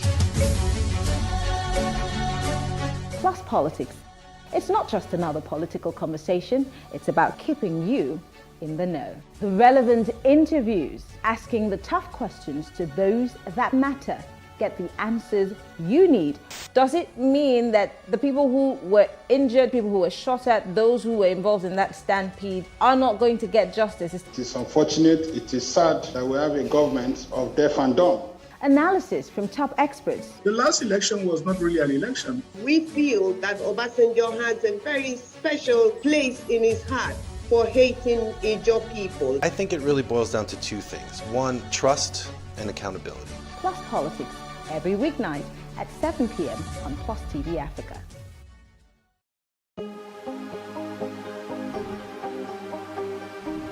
Seize it for upcoming artists to blow in Nigeria.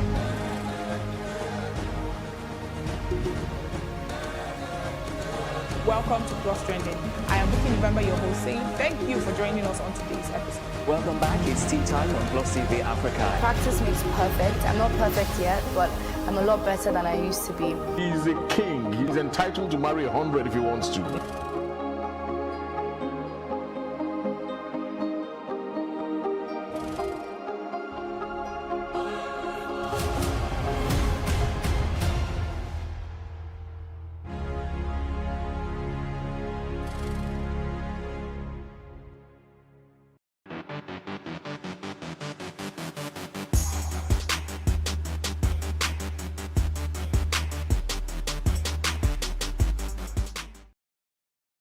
All right, thanks for staying with us. We are currently living in the net generation, the internet being in the heart of it.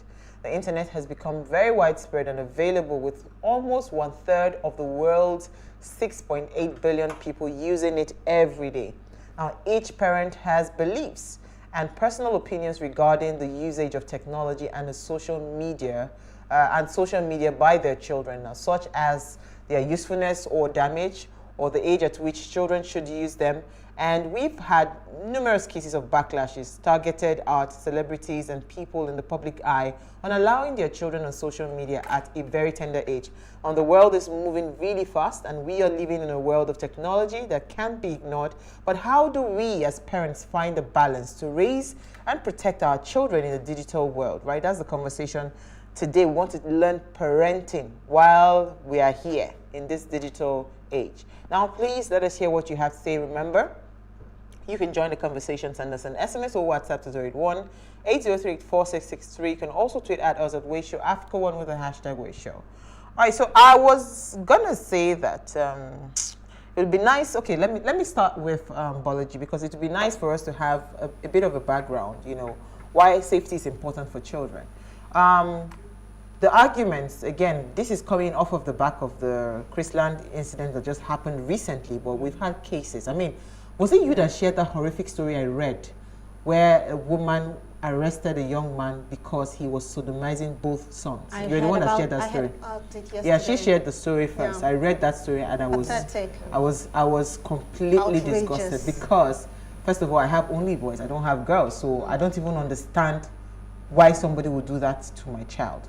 But thank God for technology, because what I read in that story was that she was able to take pictures, and it is based on those pictures and everything that she took the boy and arrested him, you know, and he's now in police custody. All right, so I was going to say that how do we manage expectations? On one hand, parents would say that the likes of this young girl, the Chrisland student, I don't know her name now, that has an Instagram page and all of that, is already a complete failure on the part of the parent. Why would a child of that age be on social media? She's just 10. On another hand, there are so many children doing so many productive things on social media. Secondly, they'll say, no, do not give a child a phone and all of that. But you argue again and say that communication is very key at this point in time, especially for busy parents where you have to go out. So you need to be able to at least communicate with your children while you're out. Then this argument of the kind of clothes children wear, the thing is endless, right? So maybe if you were to, first of all, give like a background as to how all of these things recently happening in the news, how your summations are for it. Maybe what would that be? Then we can now come to the style of parenting. I think if we want to look at the word parenting by itself, it's child rearing. You understand? And people don't understand that. People need to understand that rearing of anything needs skills.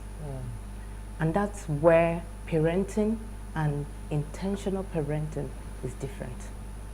Parenting is what a lot of people are doing, and everybody is trying to do their best. But people keep forgetting that when you're rearing something, the emotional stability is involved, the physical strength too is involved, their growth. The right diet. Yeah, so there's a lot of things involved. And it's a skill that is needed to rear something. You can't have, like people studying animal husbandry, and you want to start a cattle business. You just don't put a cattle on the field. You're rearing the cattle from the small thing to where it is going to be. So parents need to understand that there's a skill needed for parenting. You have to have a skill to actually build up your child. And that's where the intentions comes in. An intention in my own quote is, let me tell you something, when we are having children's program, you hardly see parents turn up willingly. And there's a program that their child are going to have. It will be very beneficial to their child. Beneficial. And I don't think, if you know the person you're dealing with as a tutor or educator, you should be able to, because I know parents need to trust you before putting their child in your care, But I don't see them doing that for a lot of schools. That's even by the way, I don't want to digress. I just want to center it around child rearing. And that is what parenting. If you want to rear anything, you will learn about it. You will learn the skill it takes for that thing to be successful. If you don't learn the skill, you're into farming. So assume that you have cattle on the farm. You need to know what they will eat at the right time to give them the... So you have to read about it. So a lot of parents doesn't understand that. It's not about, oh, have you read that for you to teach you that? It's the intention.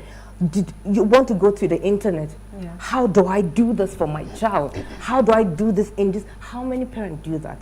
I'm not saying a parent don't do that, but how many people are that intentional in the rearing of their kids? And looking at it, looking at everything that is happening now, they have sexualized children a lot. And social media and internet is not helping. You ask a child, what do you want to do? You'll probably tell you, I want to be an influencer. I'm not saying those things are not good. I'm not saying that. But they're seeing the way people are making their money.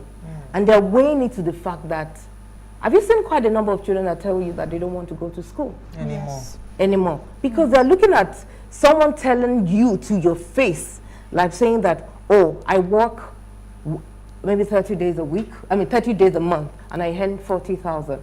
But if I go out one night, I can earn this 40,000. So you're selling things into the mind of the kids, and you're making them understand that dancing, being sexualized in front of camera can pay you something. And the kids are willing, like, oh, mommy, I can do this and I can make money. Sometimes in our heart, you're like, okay, you have the heart to do this and you're making money.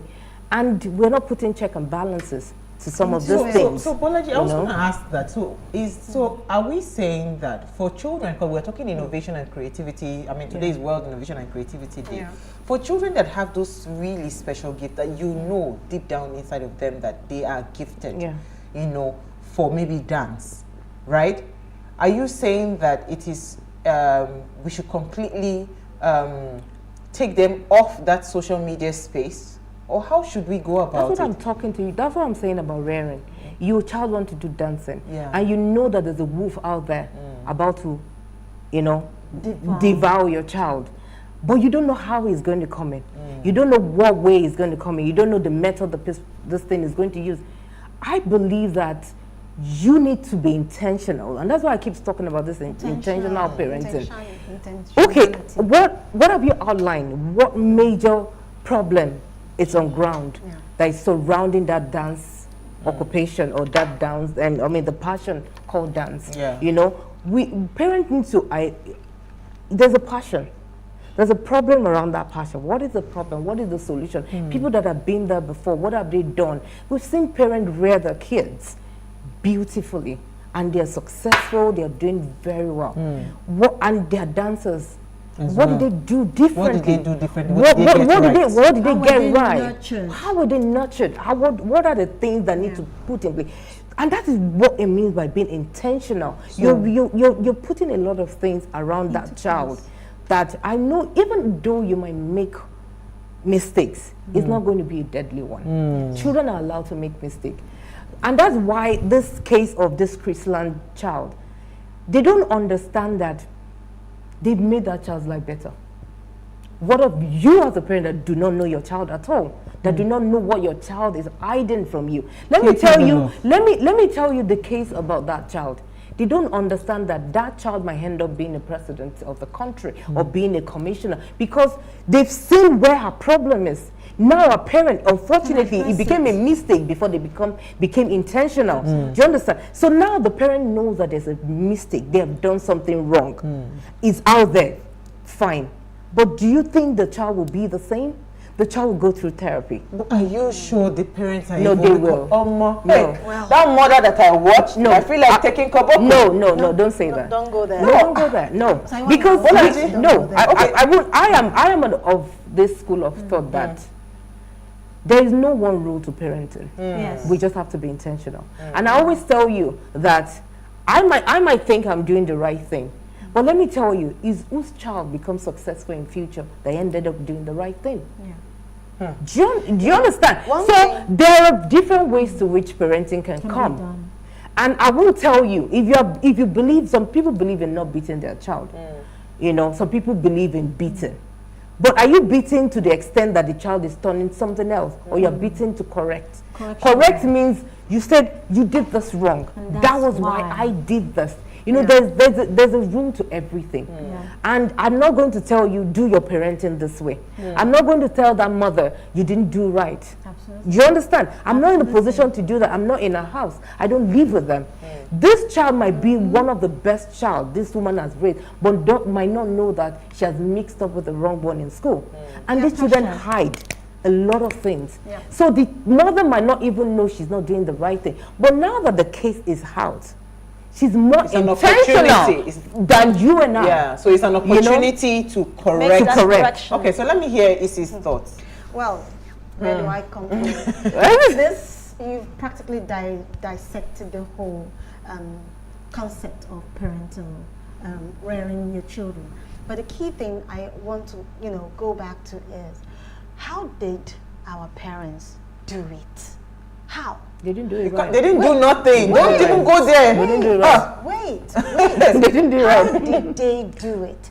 How did they rear the children that are currently what we have Do you today? think you and I are in a better place? I'm going somewhere. Sorry, darling. My darling, you hit it well. So we they do like say we are okay. Are we okay? I am okay. But the key thing is this: how did they do it? They didn't have any manual. They didn't have any. They couldn't go to the internet. They were able to, some parents or a lot of parents at the time were intentional because they had a lot of they had some sort of interaction with their children. So, like you said, being intentional is about you going the extra mile to get to know your child. Bless you are redeeming yourself small because you know why I'm saying that. You see, so it's just like I'll come back to you. It's just like what Uti would always say about what's it called security, that we have a false sense of security in this country. We think we are safe. Yeah. But let something happen. A lot of our generations who are raising the current crop of children, was it not you were not in the makeup room when somebody was saying it that it is our generation, our aunties that are raising this current generations, right? So look at this. So who raised them? Yeah. Who raised them? So you can't say that our parents got it right. They didn't get it right. They got some aspects right. Like what? They got some aspects right. Wait, so Issy, let me tell you something. There's a fear. There's fear. There's fear of it might. No, that one works. I'm not saying it doesn't work.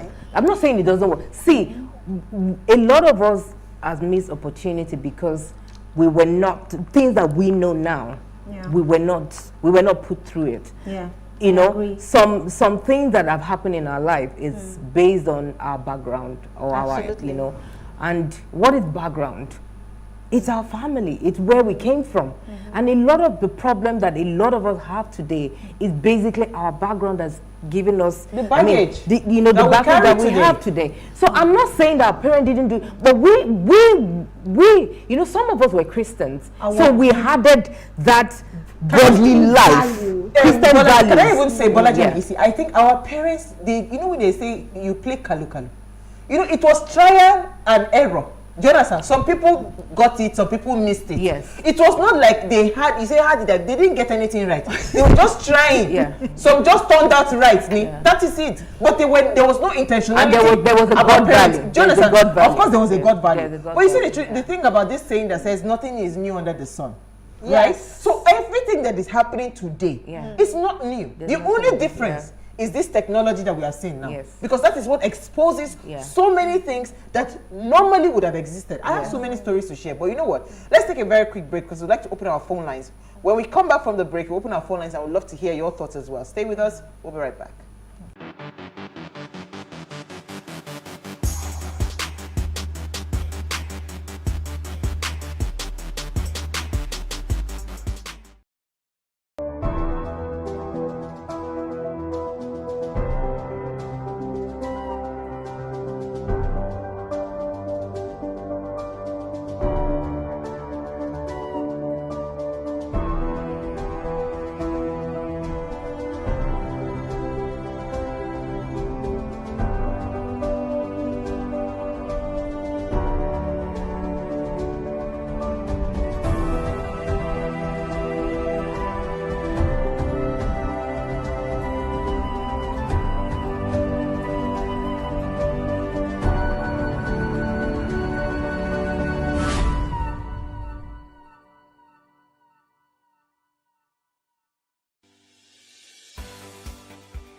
Businesses in Africa can be very challenging.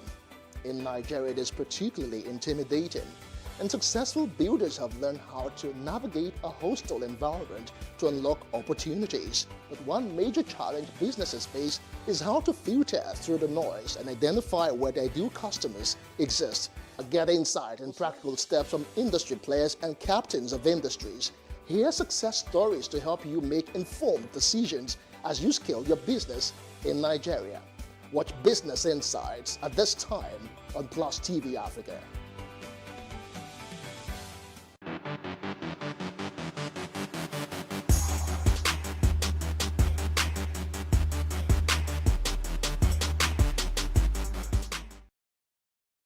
All right, so if you just tuned in, it's our ladies' night out, and we're discussing how should parents raise children in this digital age. You see, we're coming for you now. Please, let's hear what you have to say. Remember, you can join the conversation. Send us an SMS or WhatsApp to 081-803-8466. You can also tweet at us at WaysHowAfrica1 with the hashtag WaysShow. So I sat down. Am I supposed to be saying this on national television? And I was analyzing how the kinds of games we used to play as children, every and every, that we do. But you see, the only difference right now is that you can be playing that same game and somebody is carrying a smartphone and recording it. That was what was happening in that bedroom. Somebody was at the corner there recording. I think they are doing Mama and Papa or something. You understand? That's something we did not do. Is it from threesome to what's it called? Lesbianism? There is nothing. Do you understand? That's why I'm saying that the fact that we turned out right does not mean that some of these things we did not experiment with it. Right? At what age? So wait. So the only difference, when we were growing up, TV would start at 4 o'clock. Yeah. We didn't have any benchmark to see how it's done. I remember the first time I saw how to make love on Google. I almost imploded. I was going to die that day. But guess what? The children that we have today, right? Any spark of curiosity, right? They would just go on Google. Absolutely. And they would search and they would get answers. Absolutely. So how should we start to approach? Because what I started doing with my kids, because again, I cannot say I would not give my child a smartphone. I'm sorry. I'm not one of those parents. But what I would do is to teach you how to be responsible with it when using a smartphone. Absolutely. So all this one that you're saying that, no, a child under this age should not get this education, it's not done that way. So I had a nanny one time, and the nanny used to lie a lot. And every time I come to the house, I'm entering the living room, she flips the channel. Do you know what made me sack her? I said I do not want a situation where my children, I'll be coming down, they hear my footsteps, they'll flip the channel. Yeah. It means that whatever it was that they were watching, mommy is not supposed to be aware that they are watching it. Yeah. Do you understand? So as little as those things and taking responsibility and owning their lives, I put their lives. You see, that's why I love that quote. My children, they know. I say, if you do, it's for you. If you don't do, it is for you. Absolutely. You have to be the one to make that choice, because if it comes from you. So a lot of parents, our parents instilled fear. Yeah. So we did a lot of things because, and that was why, remember Bolaji, our generation was the one that they will have a different attire for when they're at home. When they're in university, it's completely opposite. Madam will be wearing long skirts when she's at home. But when she's in the university, she's wearing bomb shorts. So would you call that they got it right? They didn't get it right. They were just creating sets of hypocrites, sets of hooligans, sets of cowards, right? That could not say this is who I am and own it. And I would say this. I wasn't exposed to such children, basically. So I would say they got mine right. But however, I would look at it from another perspective, which is the fact that... Were you a Christian? Were your parents into religion? Yes. No. My parents weren't into religion, but they weren't pagans either. The key thing is, that's why I keep talking about values. What are the moral values that the child has been given? So it's based on what you said, based on the values you give to that child. At the end of the day, that child is the one that is going to own it. So if you expose the child to internet. You expose the child to whatever sex education you want to expose the child to. If the child wants to experiment things without you actually, getting, I keep saying it, I buy your emotions. Once I get your emotions, that is the ultimate. If you are a father or a mother and you do not bond with your child, you do not instill certain values into that child, at the end of the day, the child wants to do something in the future. The child will always go back and think about, let me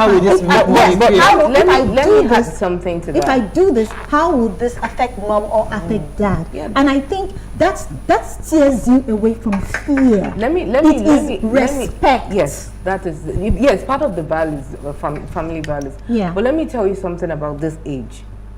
it's not as if parents are not doing what they're supposed to do. And I'm not going to vouch for every parent, but everyone that I know, I know what they do with their kids. I know what length they go for their kids. But we keep forgetting that our kids meet other children that either their parents don't have the time, their parents simply thinks they're doing the best, but it's not the best for the child. And our children go there. I know that values are important because that value is what you're trying to explain. And everybody's holding on to that. If we didn't have a good family value, I don't think we'll be where we are today. But what I want to add to what you're saying in this age is for parents to start giving examples of things happening. You're sending your child, you know, telling her this is the way, be good, be this, you remember the home you're coming from, we don't do this. But you know, the thing is, in this age that we know better now as a parent, we need to start giving an example. When you get to school, when you see them do threesome, let them understand that this is going on. It's not about values. Thank you. That's so even that one they say, if they touch your breast, you go carry the leg. I say that the child will Google it. If somebody touches my breast, will I get pregnant? It still comes to the character you have instilled in I know, that I'm not taking that away. She's from not taking it I'm away. Not taking it away. Well, you have to be very realistic with the reality. Absolutely. This is the thing that parents didn't tell us. They would rather tell us what. But now it's a new age. It's a new time. So you are be as blunt be as open as possible. Be blunt. You know, and tell them that when you get to that hostel, when you see a threesome or you are even hearing about, because some of the students probably sleeping and they're hearing sounds and they're wondering what's going on. And so let me tell you what happened in school. The curiosity is making a lot of children. Oh, why did you check pornography? Mommy, I heard it in school and I didn't know the meaning of it. Absolutely. And are you telling me that child doesn't have good family values? But if you had explained, I am telling you, family values now has to come with extras. Thank you. Has to come with examples. I totally agree with you on has to that. come with examples. I totally and we agree should with not you on forget that example has to be realistic example. Let them know there's threesome. Let them know that there's boy on boy and sex. Let them know what happened to this girl happens when children are helpless. You understand? Because I don't see reason why the school, it happened under the school, and that's where my problem is. That's my problem as well. They could have curtailed the video within the hour. So how did you allow that video? How did you get out? Let's even assume that the children, they are still children. Let's even assume that it took 1 hour before you realize what happened. You could still curtail a lot of things within that 1 hour. But you left it for a month. Negligence. What was the team that was put together? Was the hotel involved in the team of people that were discussing, that were involved? Because they would bring another children in and the thing might happen again. So for me, it's more than parents just giving out the family value. It's the background now. But we have to bring in the physical, realistic example. So when they encounter those problems, when they see it, they know. Is it that you tell me, no, what you just did is wrong. Yeah, what is wrong about it? And you know, let me tell you something about this kid. It's not about A1, A2, where in our case it was A1, A2, A3, C3. So for them, it's popularity. Who is not popular in school? And let me tell you something, popularity in this age doesn't mean you have A1, doesn't mean you have A2. It's about the social impact that you are bringing on. I'm seeing a child tell a teacher in the school and say that, that's my guy. Not because they're going out, but they know they can handle those teachers because, you know, they know how to manipulate those teachers. And the teachers will be like, parents don't want trouble, so let me leave them. But at the same time, we keep forgetting that these children are bringing on social impact. All this social media thing they're seeing more than their education. We have a caller. Sorry, I think I've been keeping the person for so long. We are so sorry today. Hi, are you there? Hello, thank you for calling. Samuel, so sorry for keeping you. Go ahead, please. You are going to pay for my drink. I'm so sorry. Yeah, a quick one. We are in a age whereby you find 2 or 3 years old children operating your phone. How do you want to keep those things away from them? Let me ask you. Isioma made a point, and the truth of the matter is deep. Anyway, let me quickly give part of my own background. One, I've never posted anything like a secret before. I took it because of a friend. Thank you. Do you know Pressure. the idea of smoking? In my own era, you find by 4 o'clock, then, you can only tune into TV station by 4 o'clock. But this day, it's not like that. You are in the era of children learning coding at the age of 2-3 years old. Children learning ICT. And you say you should not give them a phone. From them.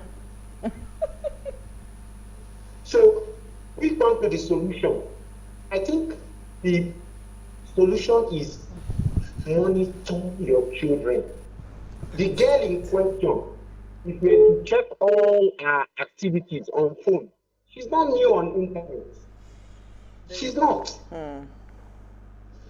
Thank you very much. Thank you, Samuel. So sorry for keeping you. There's something called cyber safety, and it's a different ball game entirely from what we do.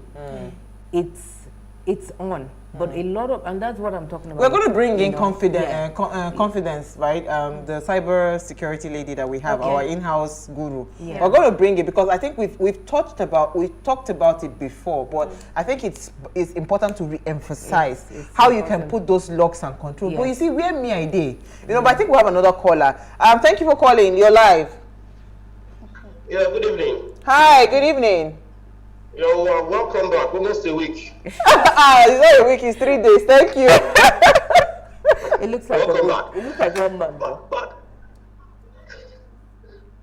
I want to be on the same lane with EC this evening. She was making a very valid point.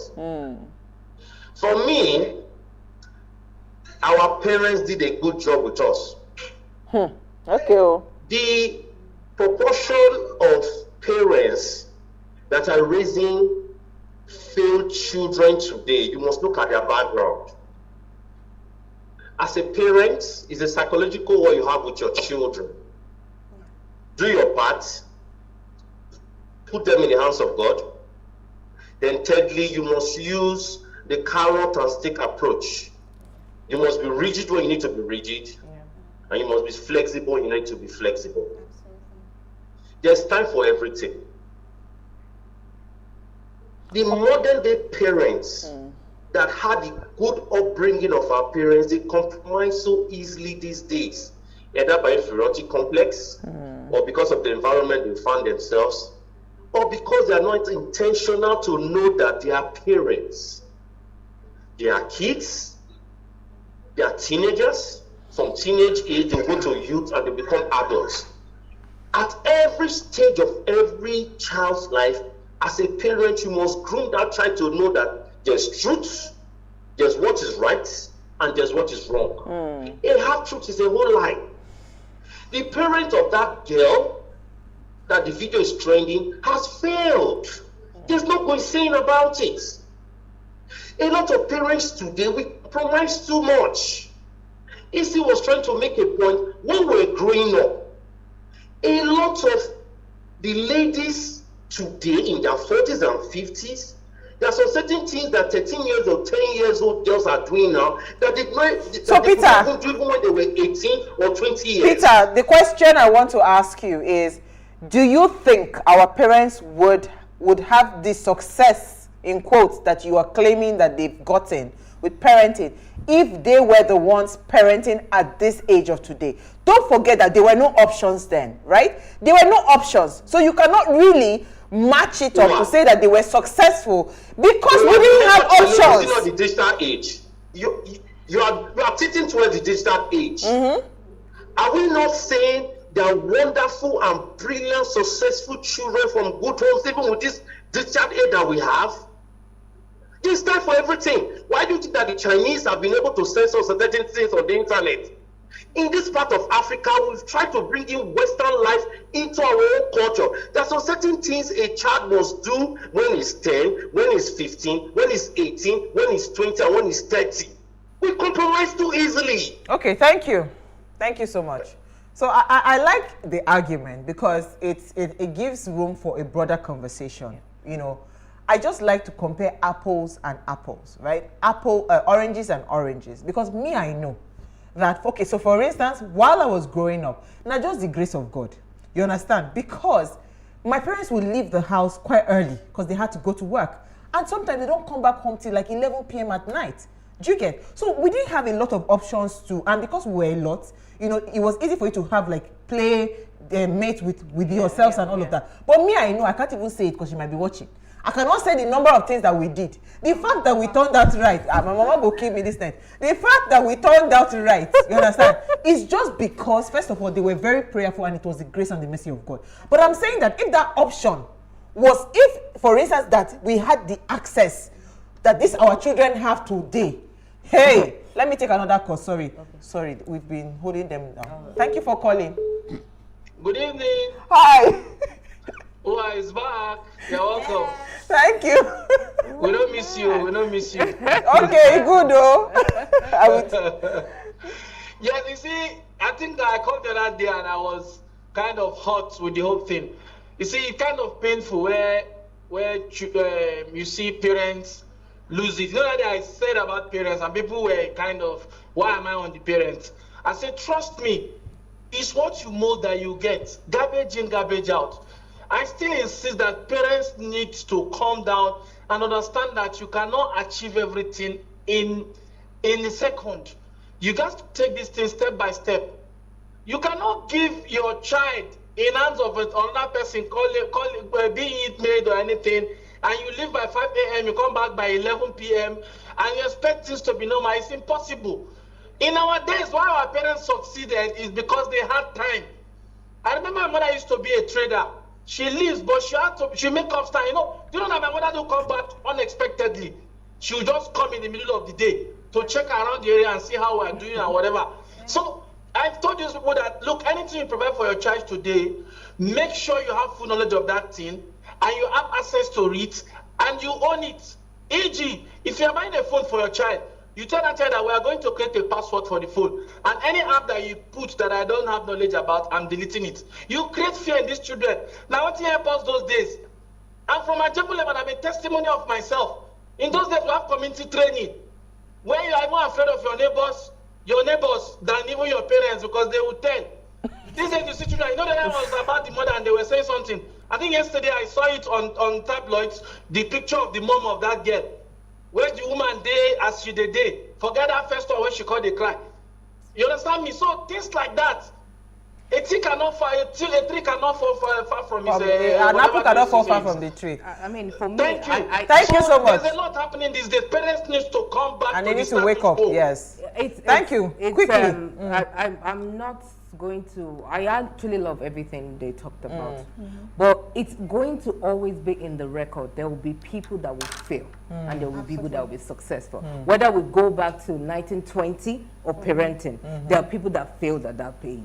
Whether we come to 1980 or parenting, there are people that have failed and there are people that have done well. My father has a big hotel, and we had to walk in there. So imagine who and who we were exposed to. You understand? And it's so big that we have all the Yekini coming in, and you have all kind of people. But the thing is, what will I take out from there? My dad was never alone because I didn't live with my mom. But there was just something he just keeps telling us, that whatever you're doing now, know that this is like when Yoruba say, is what a bird eats, that the bird will use to.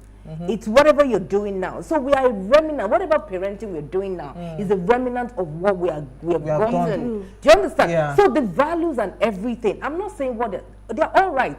But that is what I'm telling you with, it's not a one-size-fits-all. Yeah, you have to be intentional. Let me take a call. And that's what I'm saying about intention, and that's what they are talking about. Let me take a final call. Sorry, darling. You're live. Go ahead quickly. Hello, are you there? Did we lose the person? Okay. Hi, go ahead, Ogene. Go ahead quick. You're live. Oh, thank you. Good evening. Hi. Good evening. So nice to speak to you finally. Go ahead. Okay. See, this whole scenario that we're surrounding right now, it's so disturbing. First, the children on their own part, I just feel they are just being unappreciative. These parents go out to work as hard as they can. Fine, it's unfortunate that, okay, we can't have it all. You can't go out there to work so hard and at the same time you have all the time. Yes, the parents have their own faults too in terms of finding time for the children. Quite agreed. But as much as we can provide for them, why won't they just listen? There's no parent that wouldn't have laid basic rules that don't do this, don't do that. You still find that they will go out of their way just to please themselves. Absolutely. Then the next thing you raise your hand, we'll hear the next thing, child abuse. I mean, another abuse they say raise me. Not in my head correct.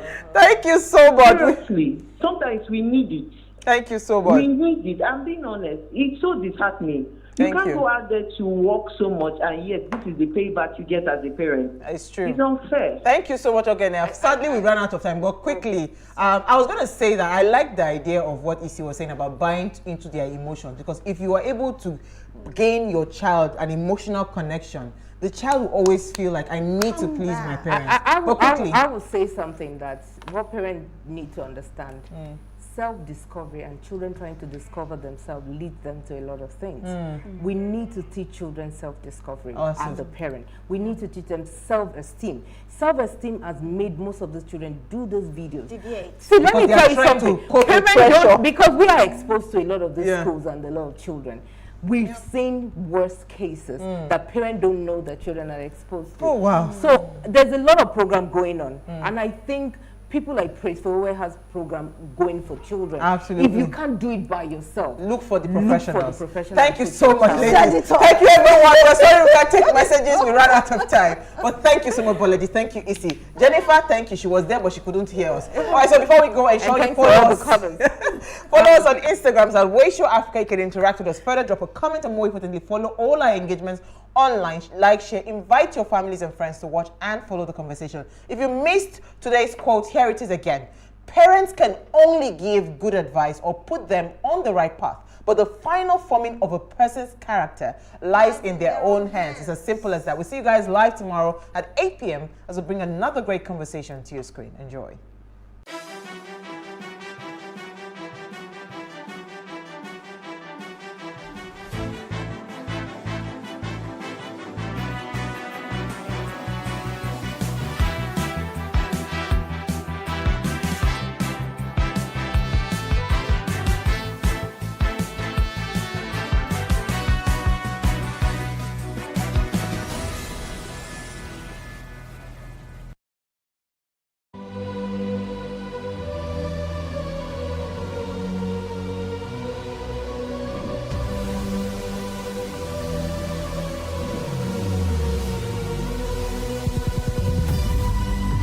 What we do not understand, we will stigmatize.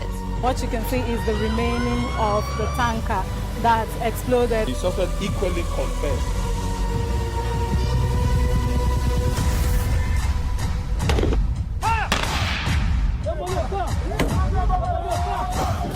A 500 naira they collect them. If you no talk, they go beat you. Now 2,500 they pay.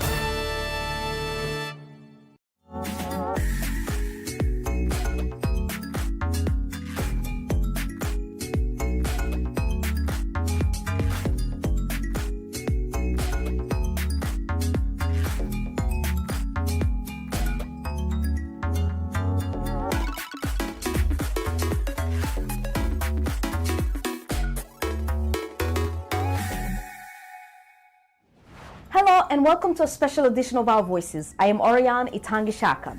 On today's show, we'll hear from African women who are using technology to better their lives and their businesses. It is part of an exciting new multimedia series called Startup Africa, co-produced in cooperation with our affiliate partners, Channels TV in Nigeria, City TV in Ghana, KTN in Kenya, NBS in Uganda, and RTV in Rwanda. The series focuses on tech startups across Africa. But what is tech startup? And how do you make it work? Here's what some people told us. Startup, for me, I understand, it's where you want to start up a business. You come up with a plan, an idea, maybe where you want to have your business and what you want to do.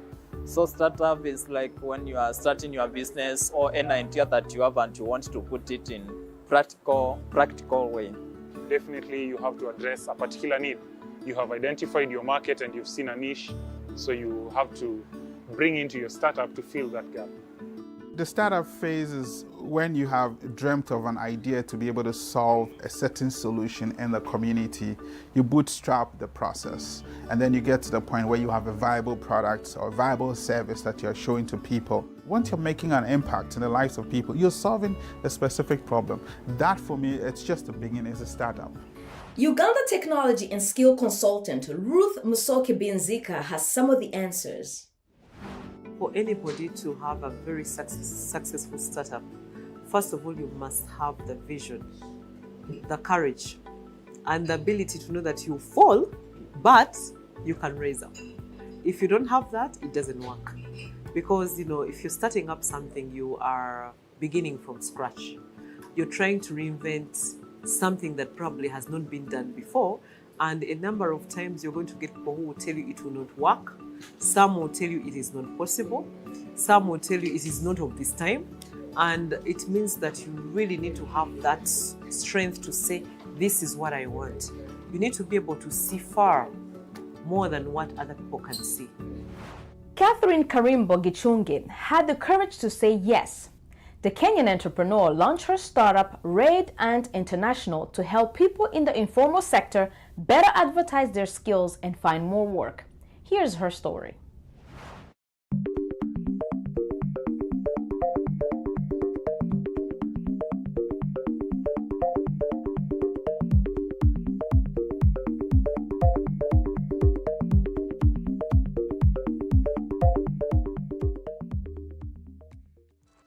Redund Directory is an application that is available on Android and enables informal sector to be seen on the internet space. It's an application that delivers all skilled workers, both informal and formal sector, onto the internet space. So they're able to be seen on the internet. Data is bigger than oil.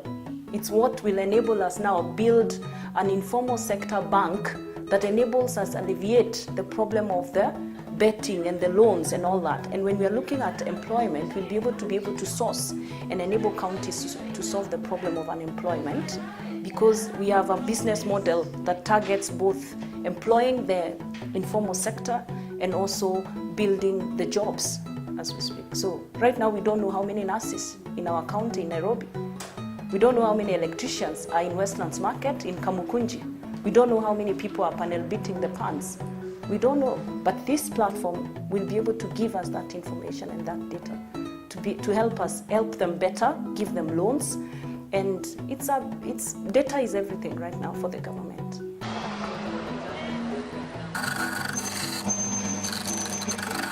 I've been Radiant Directory from around 2015. I choose to go to ladder, just open the phone, open the app, then Google what you want and get the assistance. So working in Nigeria, I met several other people. There was Dangote, there was Dr. Mike Adenuga, I worked with Dr. Chris Kirubi. I could see them coming from humble backgrounds and making it big and impacting the society in a very, very big way. I'm trying to use technology, and I'm not telling them to self-register or download an app. They have no time they don't have the kind of phone, and they don't have the money for data. So I'm going to them. I've devised a way from what I learned from my time in Safaricom and M-Pesa to be able to use that know-how to go out to the villages and form a network of agents that bring the informal sector to the internet space. So for you to become an agent, you have to have the passion to go out there and have the passion for the informal sector. So our agents are created on the back end of our system. So there's a business model. We are able to structure the fees. So we started with $2 to 200 shillings, so that is shared within the agency structure. So we recruit you, for example, and you become an agent. So you are an agency, and you are able to add 50 school Form 4 leavers under you, up to 100 if you like. So that creates instant employment, and it's Africans to change Africa. It's us Kenyans to do something. So I'm just doing something. I work for Redant as an agent. My work basically involves going to the street, looking for new service providers. We register them so that they can acquire more customers through our online platform, that is Redant Directory. So far, I've been able to register 7 people. If I'm registering a customer, that is a service provider, you just pay 200 bob, which goes to the company through the pay bill, and that's all. You'll never pay anything else. I want to join Redant Directory now so that I can spread the tattoo art. I choose Redant Directory just to spread, to get more market. I've interacted with some of the people on the directory of Redant, and the feedback was good. Funding is not, it doesn't come easy. So I've funded using my other consulting services. So if once I get some money, then it goes into funding the building of the code. Redant Directory is not yet profitable, so hopefully we will be a big brand. But everyone is trying to get into the informal space right now. We have a saying at Redant Directory: the fact that Ronaldo is a very good football player does not stop Messi from playing. It's time to take a break. When we come back, we'll go to Kenya and talk to a female entrepreneur about how her insurance startup has changed her life despite the financial hurdles and organizational stress of her new business. Stay with us.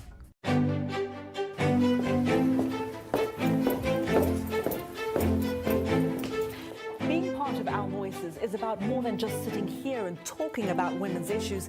It's about listening to them and bringing their opinions to the table and making sure their voices are heard. Because our lived experiences, our stories, and our voices will help shape the next generation.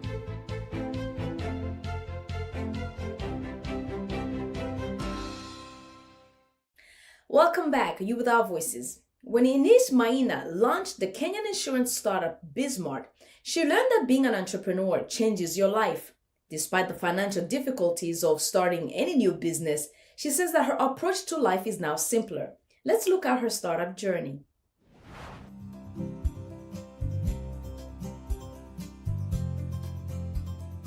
When I got into insurance, I discovered there's a lot of friction between insurance companies, insurance agents, and customers.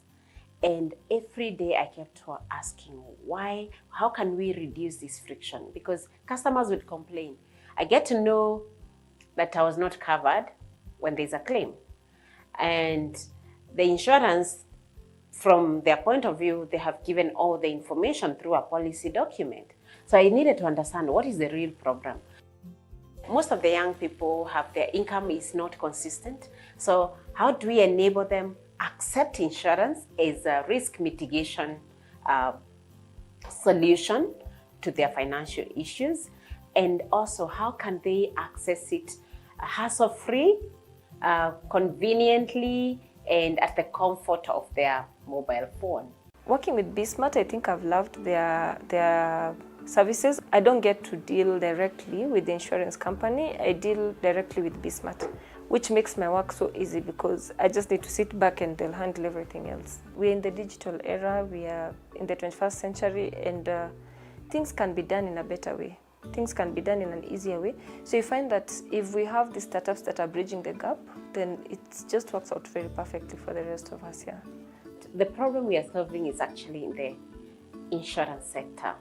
The penetration of insurance in Kenya is very low. And actually in Africa, apart from South Africa, most of the African countries, the insurance penetration is very low.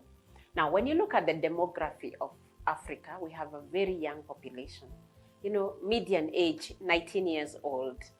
And the insurance has been selling the same old products, the same way, same distribution channels, but then it means they cannot access the current customer. My lifestyle has changed. It has become simpler and easier. You see, when you're employed, you're a bit extravagant because you see, you know that every month there'll be more money, and so you can spend as much as you can because there's more money coming. And of course, the things that drives you when you're employed are different from what drives you when you're an entrepreneur. When I was quitting my job, I thought that when you quit job, you need a big office, many employees, so that then that's a measure of success. Look at today, I think different. It's how lean can I scale my business? How can I scale my business without increasing my costs? So those are the things that I look at. One of my biggest challenges was the funding. When I was quitting my job, I had estimated that my savings would last me for 2 years. And before the end of the year one, the finances were over. Yeah. The other challenge was, you start this journey, you need a team, you need people who will believe in this dream, not because you're paying them a lot of money, but because they are here, they believe in your vision. And in 10, 15 years, we hope to have democratized insurance. When I say democratization of insurance, it's whereby it's an open market that anyone can get in and get, whatever products they want. And how we do that is that we're building an infrastructure that will be able to connect customers and insurance companies and, existing African social groups and institutions to all be able to pull their risk together. Our expenses were quite high. So I would lower the cost of running the business, start small and with the customers, designing with customers one by one without thinking of, before scaling. I think the first one was to quit my job. That's very important. There is no worse decision. Yes. Because even that decision has really taught us a lot. So I would say, for me, it's not about whether the decision is good or bad. It is a decision has to be made at the time it needs to be made. My mantra is, whether it is right or wrong, make the decision.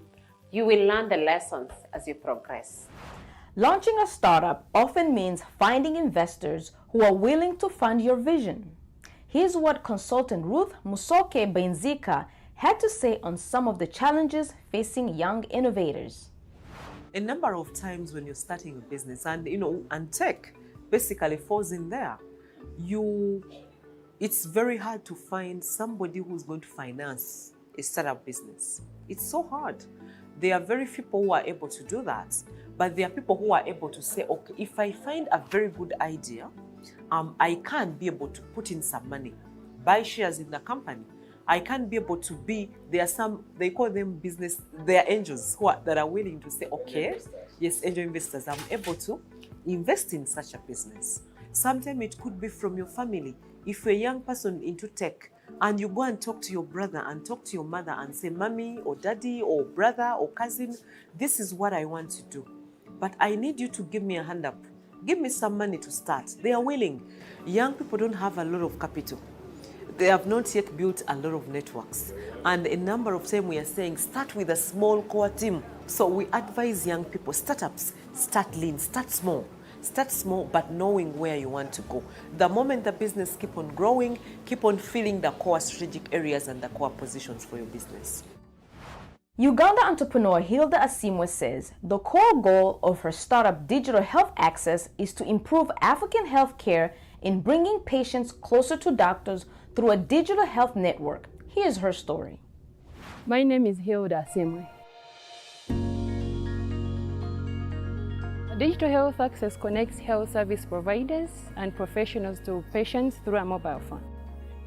What patients have to do is go on the app, check for any doctor they want to talk to, and consult or book an appointment. I actually started it in 2013 because of my mother. My mother developed a rare disease, started swelling all over the body. So we went to see a doctor. But the doctor gave us some painkillers, but the lady was really in pain. The whole night she was groaning. I searched the whole of Google, but I couldn't get anything.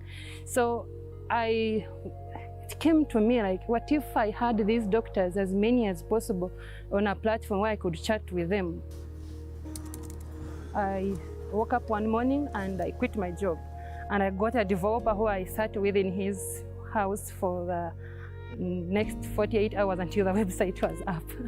So that's how I started Digital Health Access. For a unit like mine, which is a specialist unit, it's not a general unit, it's not like people walk in all the time. We want Cornerstone to be seen over the whole country. And even in our sector in Uganda, health is not advertised. We can't advertise ourselves. Then there's this Digital Health Access, which comes in that we can link patients to the specialists and that means also it brings in the issue of trust, that maybe the patients trust Digital Health Access to do all the due diligence on the facility, on the specialist, so that when the patient goes through Digital Health Access, he knows I'm going to get value for money, I'm going to really see someone who is a specialist, I'm not a crook and what. And young people have a challenge, they fear hospitals. It's very hard to see a teenager just walking, and sometimes they suffer with these diseases and they don't know whom to talk to. This is the time to use the app. Accordingly to our analytics, Google Analytics, actually more of our visitors are between the age of 18 and 28. So, and according to our analytics still, the most questions are asked about sexual reproduction. So I think we are more helping the youth in this case, because they're the ones who normally shy out to ask these questions in institutions. So they look at us as the easy solution. I think the most challenge is spending every saving I've ever worked for the last 30 years on this company. We put almost everything. I even sold my car that I had got from my previous work. It gets tougher, but the good thing is that every call from a client makes it worthwhile. Every time you have a hospital registering and someone telling you we have an appointment, it makes it worthwhile.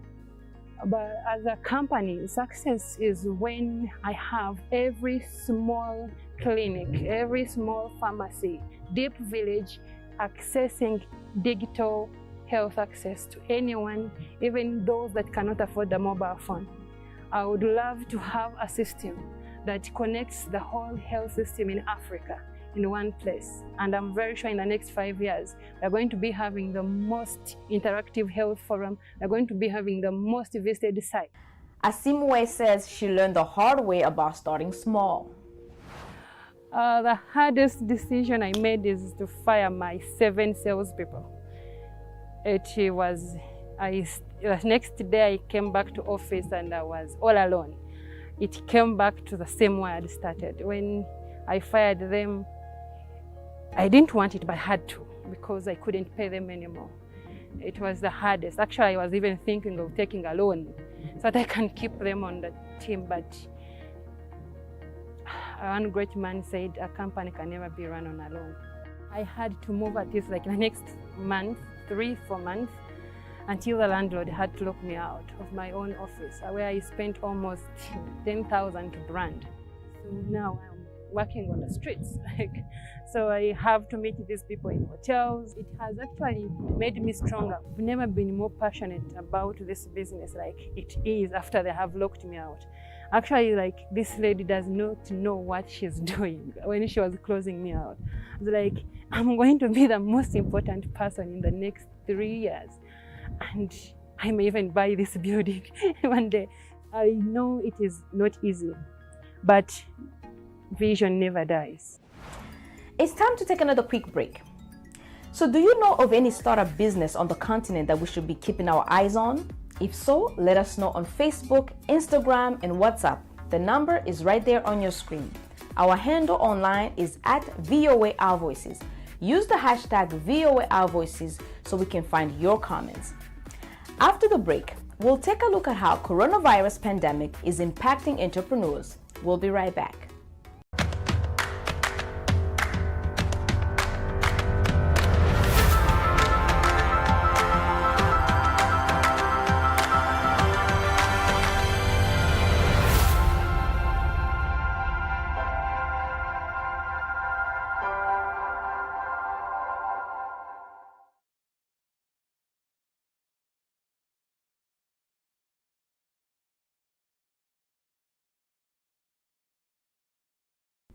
Welcome back. You're watching Our Voices. The ongoing coronavirus pandemic is changing all of our lives. Here's how the virus has impacted some of the entrepreneurs in our Startup Africa series.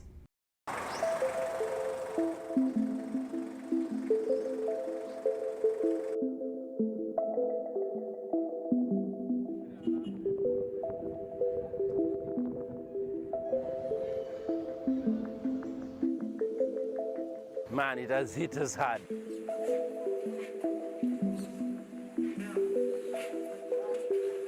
COVID has put everyone in a very difficult situation.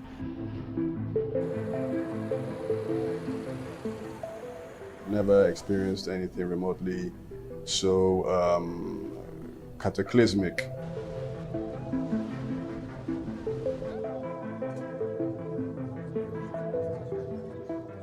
Transport tech startups have been affected negatively. I'll say the biggest thing that is frightening is the uncertainty.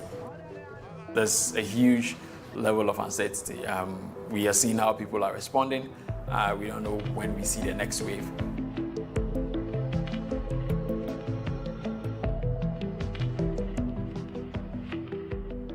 The economic impact of the COVID-19 pandemic is still unclear. And that uncertainty is bad for capital markets. The business is, since the lockdown, it's been lower than, it's been on survival mode.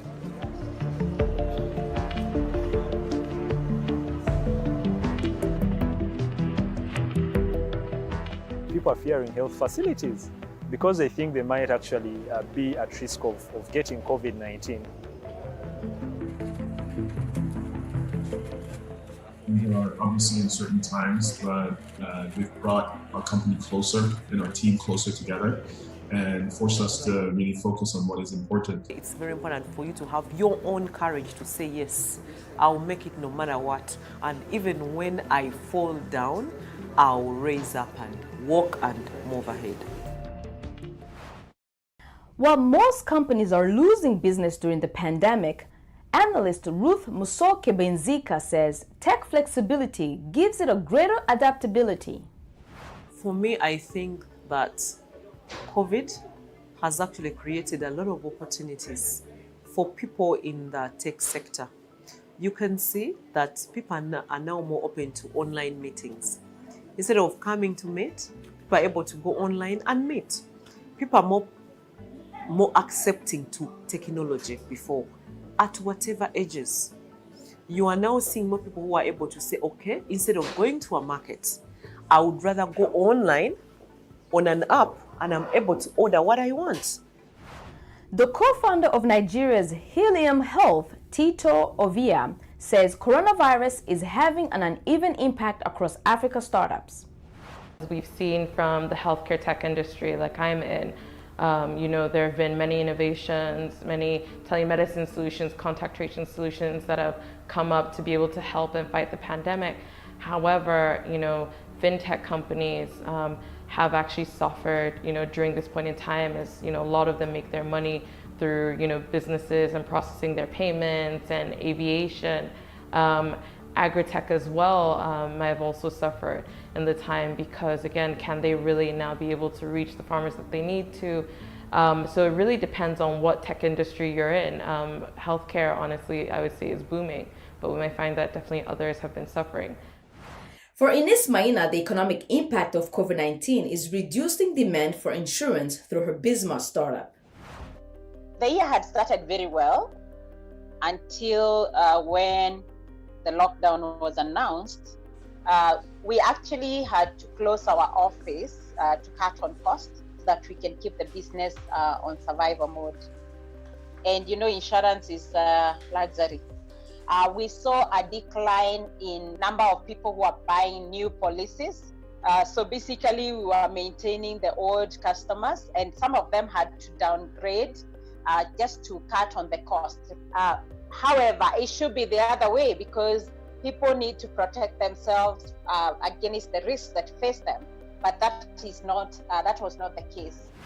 Ruth Musoke Binzika says innovators prosper by aligning startup strategies with changing market conditions. For innovators, this is your time. Use COVID to innovate, come up with solutions. If you have a very good solution, I am sure you will always find a funder. Importantly, keep your integrity. Once you have integrity and you have a good innovation, the sky is the limit. That's our show for today. Thanks to our Startup Africa co-production partners, Channels TV in Nigeria, City TV in Ghana, KTN in Kenya, NBS in Uganda, and RTV in Rwanda. Look for the whole Startup Africa series on the station broadcasting VOA programs, including this station, or visit our website, voanews.com. Thanks for watching Our Voices. I'm Orion Itangishaka.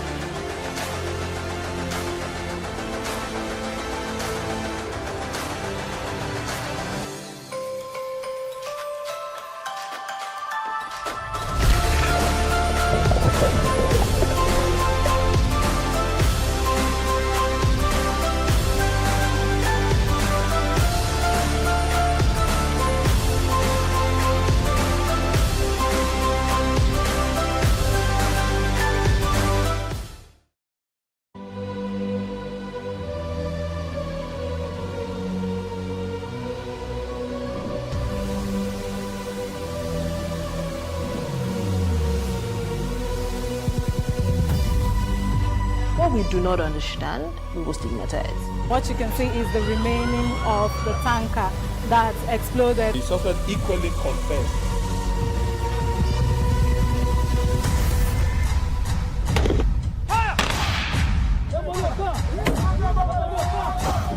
A 500 naira they collect them. If you no talk, they go beat you. Now 2,500 they pay.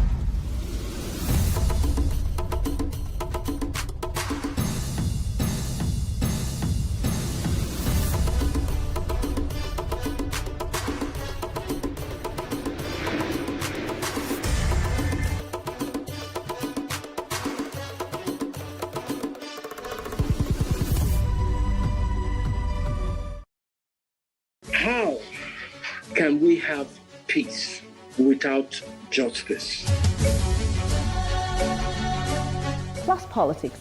It's not just another political conversation, it's about keeping you in the know. The relevant interviews, asking the tough questions to those that matter. Get the answers you need. Does it mean that the people who were injured, people who were shot at, those who were involved in that stampede are not going to get justice? It is unfortunate, it is sad that we have a government of deaf and dumb. Analysis from top experts. The last election was not really an election. We feel that Obasanjo has a very special place in his heart for hating Ijaw people. I think it really boils down to two things. One, trust and accountability. Plus Politics, every weeknight at 7 p.m. on Plus TV Africa.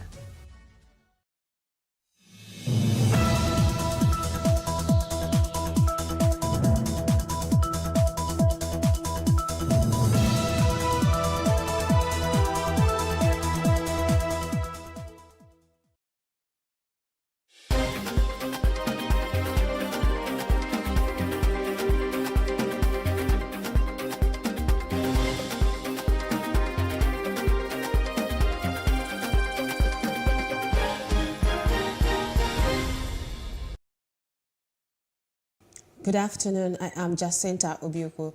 This is the news update. Former President Goodluck Jonathan has said he is yet to declare for the 2023 presidency as the process to that effect is ongoing.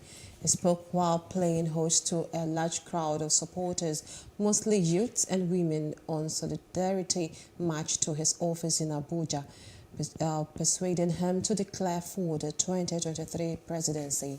Leaders of the placard-carrying supporters took turns to ask the former president to return to office in 2023, promising to work for his victory at the polls. INEC today maintained that the 2023 general elections will be held despite the security challenges in the country. INEC Chairman Professor Mahmoud Yakubu stated this in Abuja at the public presentation of the 2022-2026 strategic plan and the 2023 election project plan. Yakubu explained that the document presented were the third in the series of strategic election plans since the era of the deliberate planning of elections started in 2012. According to him, the 2023 polls will be governed by the new Electoral Act, which contains provisions that will enhance the capacity of the Commission to better manage the electoral process. He pledged to ensure the safety of electoral personnel and materials, accredited observers, media practitioners and voters. He then called for the support of all Nigerians to successfully conduct the polls. Suspected herdsmen have killed many farmers in Waya Jato, Akatorankwande local government area. A member of the community, Lawrence Akirigbas, said about 10 corpses of victims of the attack have been recovered so far. Chairperson of Kwanda local government, Chairman Honorable Tato Chinson, also confirmed the recovery of 8 bodies, which she said have been deposited at the mortuary. The police command in Imo State has arrested a suspected member of the Eastern Security Network, ESN, one Simeon Onibo, aged 50, who is an alleged bomb manufacturer, bombs for the group. Police spokesperson Mike Abatam, in a statement signed on behalf of the Commissioner of Police, Mohammed Badi, quoted Badi to have said that the suspect has since confessed to the crime and promised to reveal the hideouts of the terror group.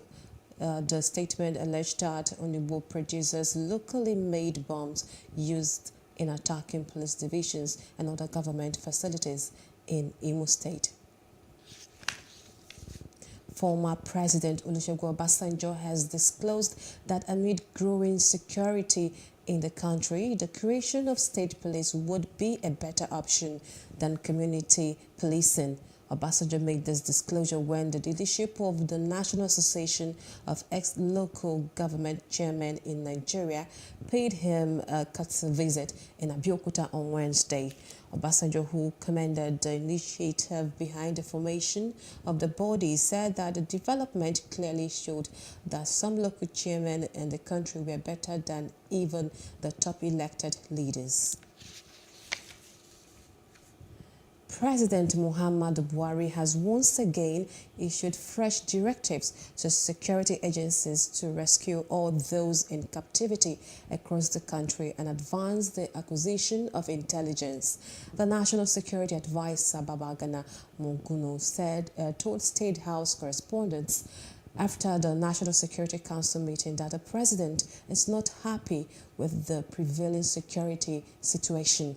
According to him, the last straw was the recent attack on the Abuja-Kaduna train, leading to the killing of some passengers and kidnapping of scores. It was a horrible night on the 28th of March for passengers traveling in a train from Abuja to Kaduna when bandits attacked and killed some of them and kidnapped hundreds. One of those whose life was cut short was a 29-year-old dental doctor, Chinelo Nwando Megafu. Dr. Chinelo was the face of the train attack because of her bravery. She tweeted the catastrophic moment, and it generated reactions from Nigerians and around the world. Our correspondent, Paul George, has more.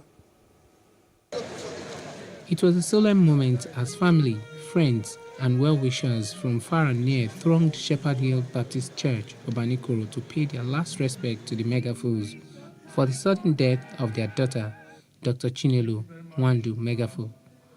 Engineer Ifeanyi Megafu, the father of the late Dr. Chinelo Nwando Megafu, played his saxophone in a tribute to her daughter.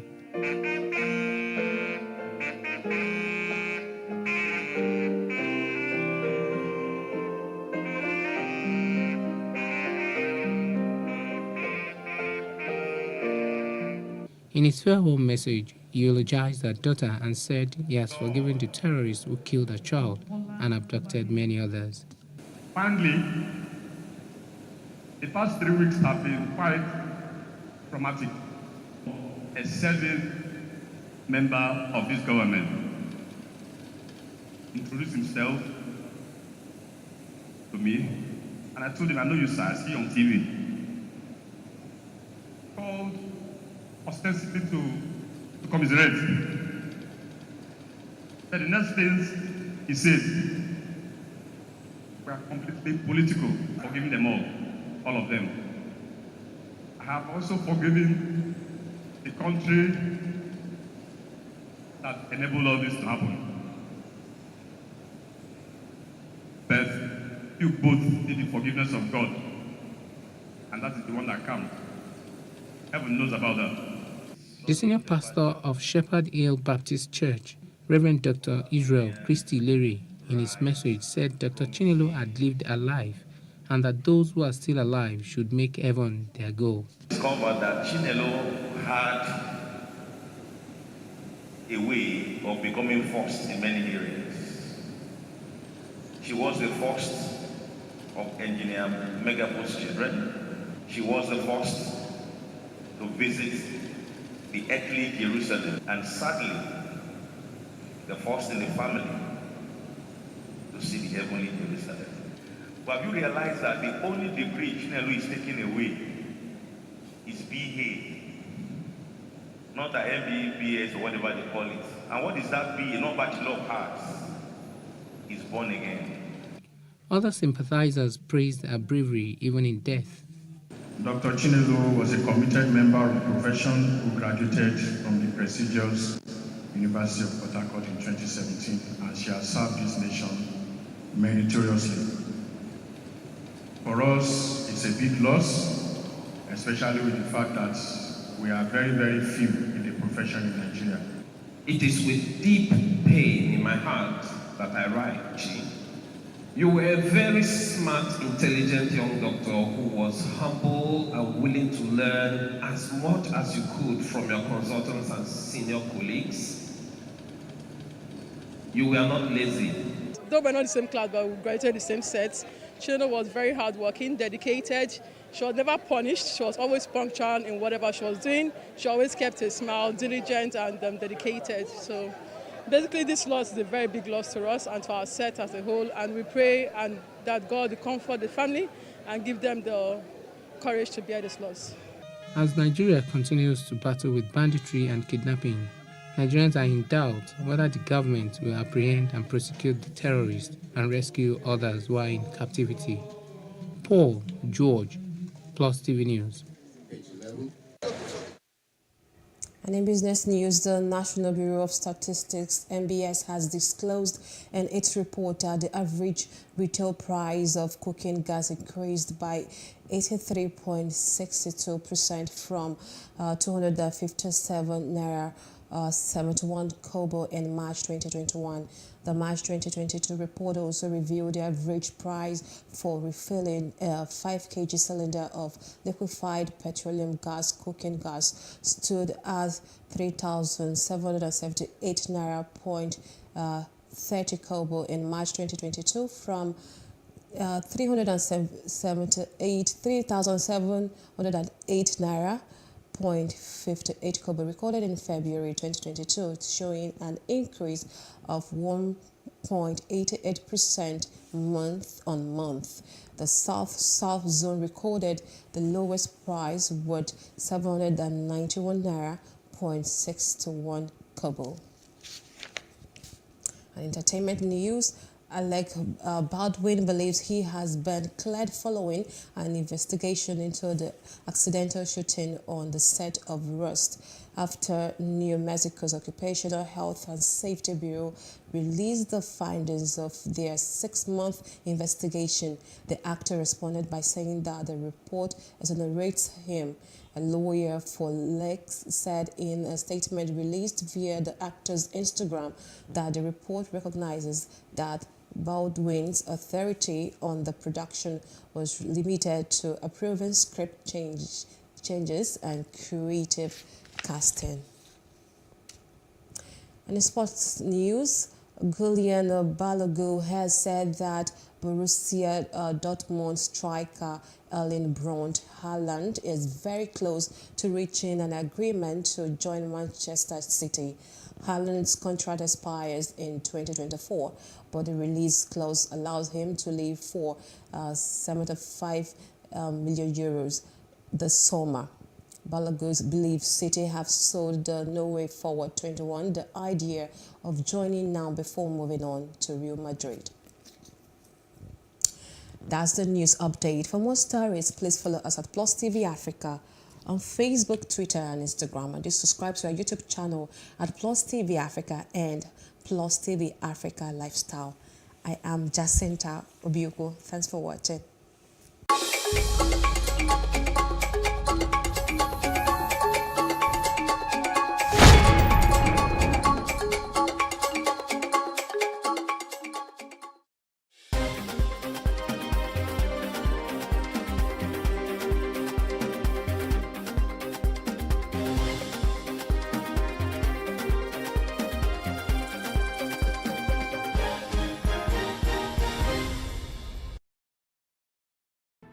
There is no voting on social media. To vote, you would require a permanent voter's card. To get your PVC, visit cvr.inecnigeria.org. Create your account with a valid email address and start the registration process. An activation link will be sent to you. Click on the link and activate your account. Fill out the form, pick and submit a convenient date and time for your biometrics. Print the application slip, which should have your QR code. On the appointed date, go to the nearest INEC office for your biometric capturing. Thereafter, you will get a registration slip to pick your permanent voter's card when ready. Get your PVC today. This message is from PlusTvAfrica.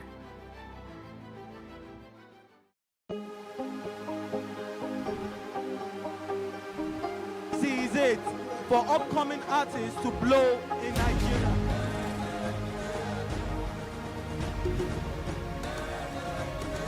Welcome to Plus Trending. I am Bookie November, your host, saying thank you for joining us on today's episode. Welcome back. It's tea time on PlusTvAfrica. Practice makes perfect. I'm not perfect yet, but I'm a lot better than I used to be. He's a king. He's entitled to marry 100 if he wants to.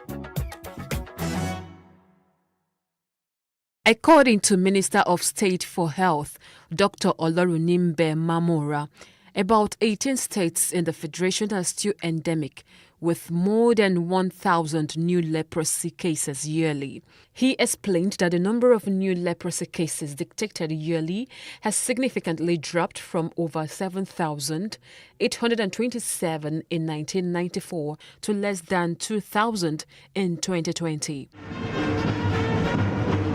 The Voice of Humanitarian Aid's Foundation took to the streets to march against the ostracization of people affected by leprosy and loud about changing the narrative. At her office, the National Coordinator of Voice of Humanitarian Aid, Franca Emekobum, shared the group's experiences on the field with people affected by leprosy. Even we that are even speaking up for them, sometimes, it wasn't easy for our families and our friends to even accept, that what we are doing is not risky. They are even afraid to come close to me. They're scared. They say, oh, no. We don't want you and this your leprosy people, please. Franca maintained that discriminating against the people with leprosy in itself is a deadly disease. Already they are in pain. Already they are in sorrow. We should not add to that sorrow by discriminating against them. Rather, we should, come together as, people of God, one nation, one love, one family. Dr. Yohan Akase is the head of infectious diseases at the Lagos University Teaching Hospital, Luth. He confirmed that leprosy is not contagious. With leprosy, the truth of the matter is that over 90% of people, in fact, that's a conservative estimate to be honest, but over 90% of people who get exposed to leprosy are not going to have leprosy. Okay? So yes, it's not such a contagious infectious disease in the context of how we look at contagion, that if somebody has leprosy, touches you, you're going to get leprosy. In fact, it's well known that there are a certain, for lack of a better word, genetic predispositions to getting, not everybody is going to get leprosy, even if they get exposed to that. picking somebody who has already had a deformity at that time to keep him isolated, apart from the fact that it's not interrupting the chain of transmission, it has, like you said, it entrenches the concept of stigma, denies them of being productive, being rehabilitated and getting on with their lives, living a normal life as possible. And also, generally, doesn't achieve much, to be honest. Jim Mohammed is a survivor of leprosy. He was affected at the age of 19 when he gained admission into Ahmadu Bello University but could not continue his studies. That was 1999, the first time I just detected that I got a leprosy, because I don't even know that it's a leprosy before. I was just told that I have some patches in my body, which I was just thinking that it's just be a ringworm. They are calling it a las egedomi. And I went to some people that are selling the herbs, that okay, I need the herbs for this thing, and they give it to me, and I'm using it. After using it, I don't even see any changes. That is why my mom just took me to one herbalist, which we are calling Babalawo, and the man just said that this one is leprosy. The father of 3 recalled how he battled with discrimination. During that time, I have some challenges with some maybe neighbors, even in where I'm living with my mom. One of the person that, the owner of the house, because we rented that house by then, we just said that, this one, we have to take it outside, because his father has house. Definitely, you should go to his father's house. Don't let me lie to you. My faith is not solid by then, because I was just thinking, asking God, why me? The survivor is the chairman of the Association of People Affected with Leprosy and the PRO of the national body. He is particular about ensuring that nobody with leprosy ends up as a beggar on the streets.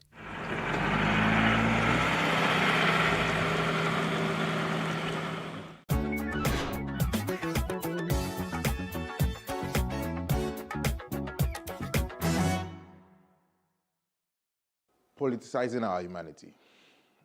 You see, Nigeria today has become a den of unknown gunmen. And I say that because for every new report you see now, any news, anything, you see unknown gunmen kills 20, unknown gunmen kidnaps 50. So any small thing is unknown gunmen, and the level of insecurity in the country today has risen. So today we no longer ask whether our lives and properties are secured. We only ask who is next to be killed or kidnapped. We check and we see, okay, whose family is next? Which family is going to be thrown into mourning? So right now, Nigerians are only waiting, and we're waiting and saying, whose turn is it going to be? The level of insecurity in the country has become extremely worrisome. The lapses created by government, by the inaction of government.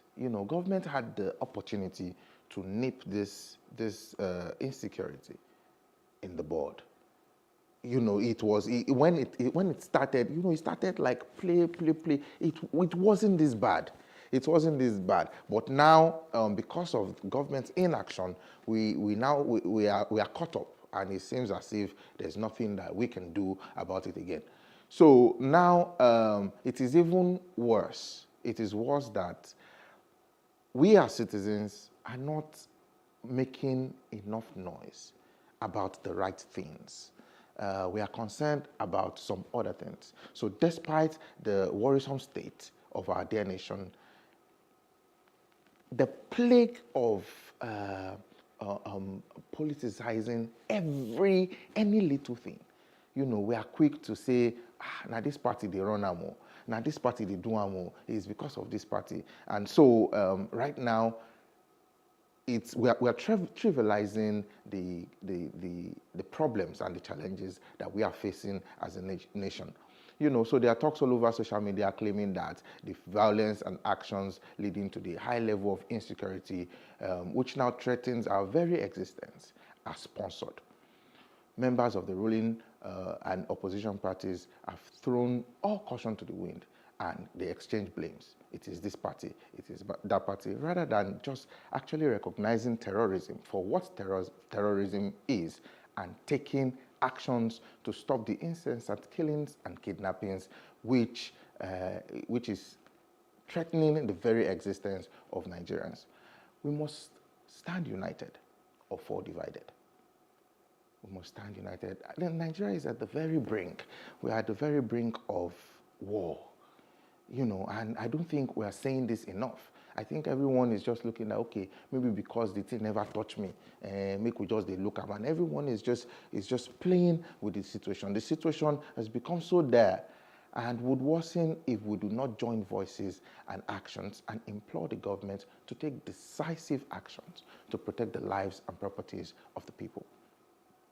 We must educate and reorientate ourselves. We must advocate for peace and tolerance. Negative and irresponsible tribal comments, it has no other thing to do than to incite violence.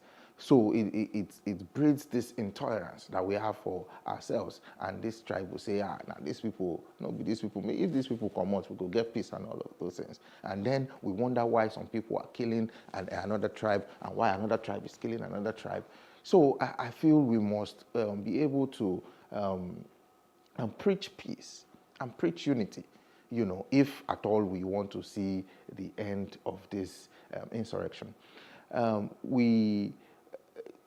I have always said this, and I think this is time to say it again. In terms of, if we're talking about security, I think the time for decentralization is now. The power that the federal government wields as far as security is concerned is too much. And it would seem that even that power now is overwhelming, such that they don't even know what to do with the power again.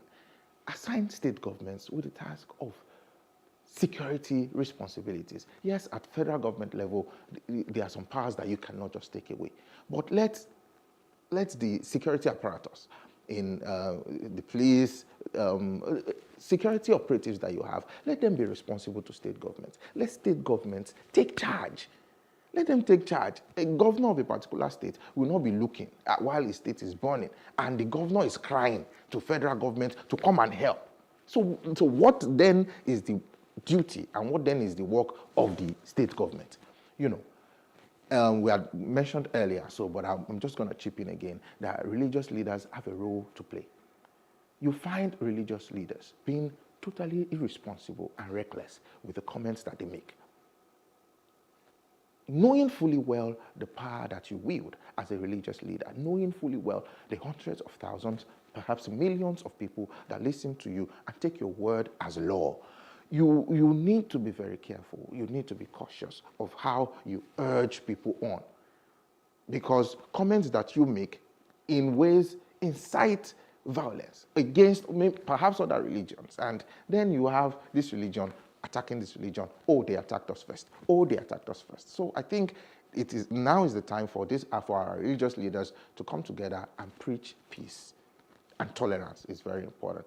So once again, I would say conclusively that I think we need there's never been a time to call for peace and to call for tolerance and to call for unity as now, using our voices, using our platforms to advocate for peace. Because at the end of the day, like I said, it's just turning and turning and turning, and Nigerians are just looking at who is the next person to fall victim.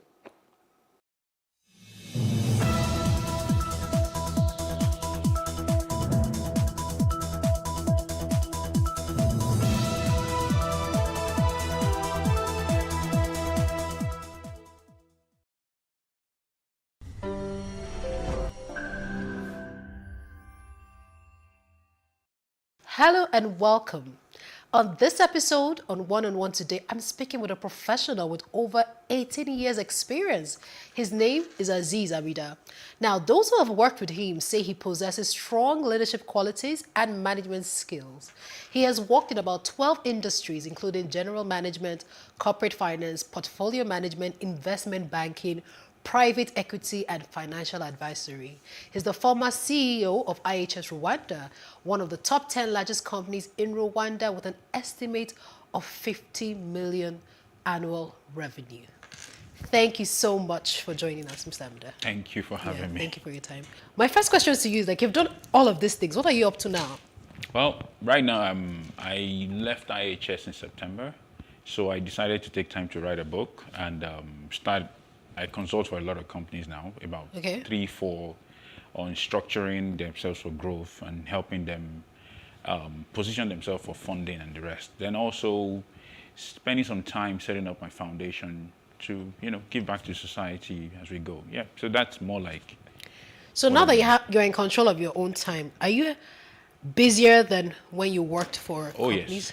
Yes. Right now, I can't remember the last time I slept before 3 a.m. I still get my 6 hours daily, but I sleep almost 3 a.m. daily now. Because, you're in control and you just feel like this needs to be done, this needs to be done, this needs to be done, this. And then you're juggling. Before it was like one company you're working for. Now you're juggling about 3 companies together to make sure, okay, yes, tomorrow morning we need to go for an investor presentation, make sure this is ready, and things like that. So it's much busy now. Oh, wow. Okay, so every time we hear this word corporate governance, how do we ensure that companies follow through with it? We only just being another tick box exercise. I think we are beyond the age of corporate governance being a tick box now. It's now companies are looking for, there are very few companies out there that are not looking for funding. And when you talk about those, when you look at the companies that are looking for funding, investors are very focused on those sort of things. You cannot just come to an investor and he says, okay, if I give you money, how do I ensure it's safe? So those are areas that are really becoming more and more critical. So if you treat it as a tick box now, you'll most likely pay for it really big. So corporate governance is extremely important, especially since 2008 when we have this whole financial crisis, and it's been that way since then. So you have US implementing Sarbanes-Oxley and a lot of other policies coming into place to ensure that you can protect stakeholders in a business through corporate governance. So yeah, I don't think any company would ever treat it as a tick box anymore. It would be difficult. Okay, well, if you say so, now let's talk about leadership. Okay. In Nigeria, everybody goes on about how we have a leadership problem. And every time when we talk about leadership, we look at politicians, we look at government agencies, and we assume that corporate organizations, private-owned companies would do it better. But some of them have leadership challenges. Why? Well, I would say, I think some of them is a big understatement. There is no way you don't have a leadership challenge, one or the other, whether small or big. It's the degree that varies. So if you go to some of the most advanced companies you have in the world, you would be surprised what you find when you get to their leadership. So, but the important factor to understand about leadership is that everyone is always learning on the job. We treat leaders as if they are these super robot human beings that are just there, they can't make mistakes. They would make mistakes, but they make it in different degrees. And a lot of them realize, they take a step back, and then they go forward again. So, but what differentiates a leader from every other person is actually that bird's eye view, that, okay, even if I'm making a mistake, I still see the impact on everything. And then you just start filling in pieces. So you can't really say that there is no challenge of leadership anywhere. Private organizations have a lot, from controlling politics to controlling employee engagement to making sure everybody is equally treated. It's a lot of problems on the leadership side. So yeah, I don't think it's private organizations have it better scenario. Well, no. We all assume they have it better. I've never assumed that. Okay, now let's talk also about finding. So this CEO is about to resign. Why is succeeding him always sometimes like a challenge? Why is grooming leaders to succeed people a challenge sometimes? Well, you can't really know a successor is good until he succeeds. So it's like I always say, if I have you as a staff, you're fantastic at what you do. Then you tell me there's another guy that is behind you. I could tell you, okay, yeah, that guy is there. But the question is, you're going, I know what I get, but I don't know what I'm going to get with the next guy. So it's like an investment. You want to invest in something. Do you know the return? No. Okay. So technically, it's a bit difficult to go to the point. So succession planning is always something that would be a problem. So, but what companies are now doing is to make sure that even if we don't know what we're going to get, at least we can pass as much knowledge as possible to the next person. Then you introduce mentors when they take over. Okay, how do you...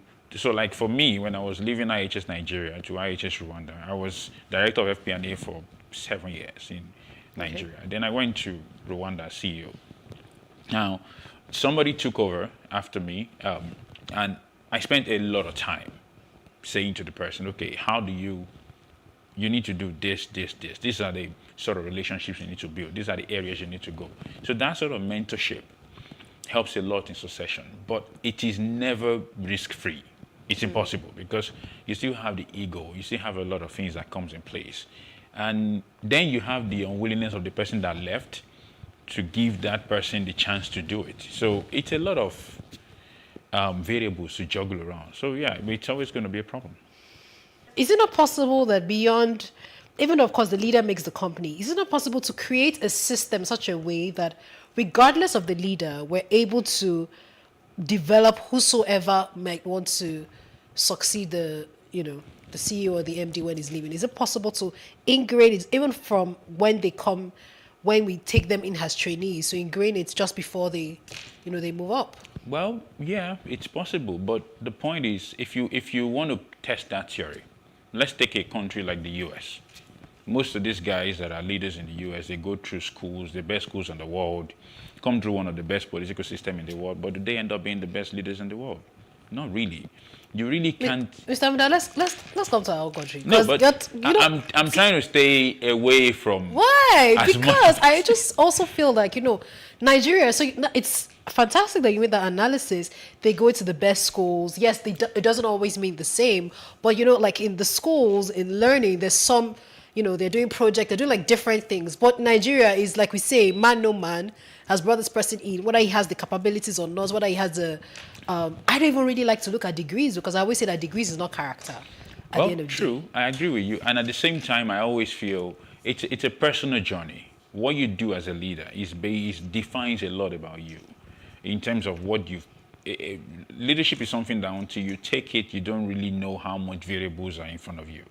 You could look at someone that say, this guy is a leader, he's not so great at what he's doing.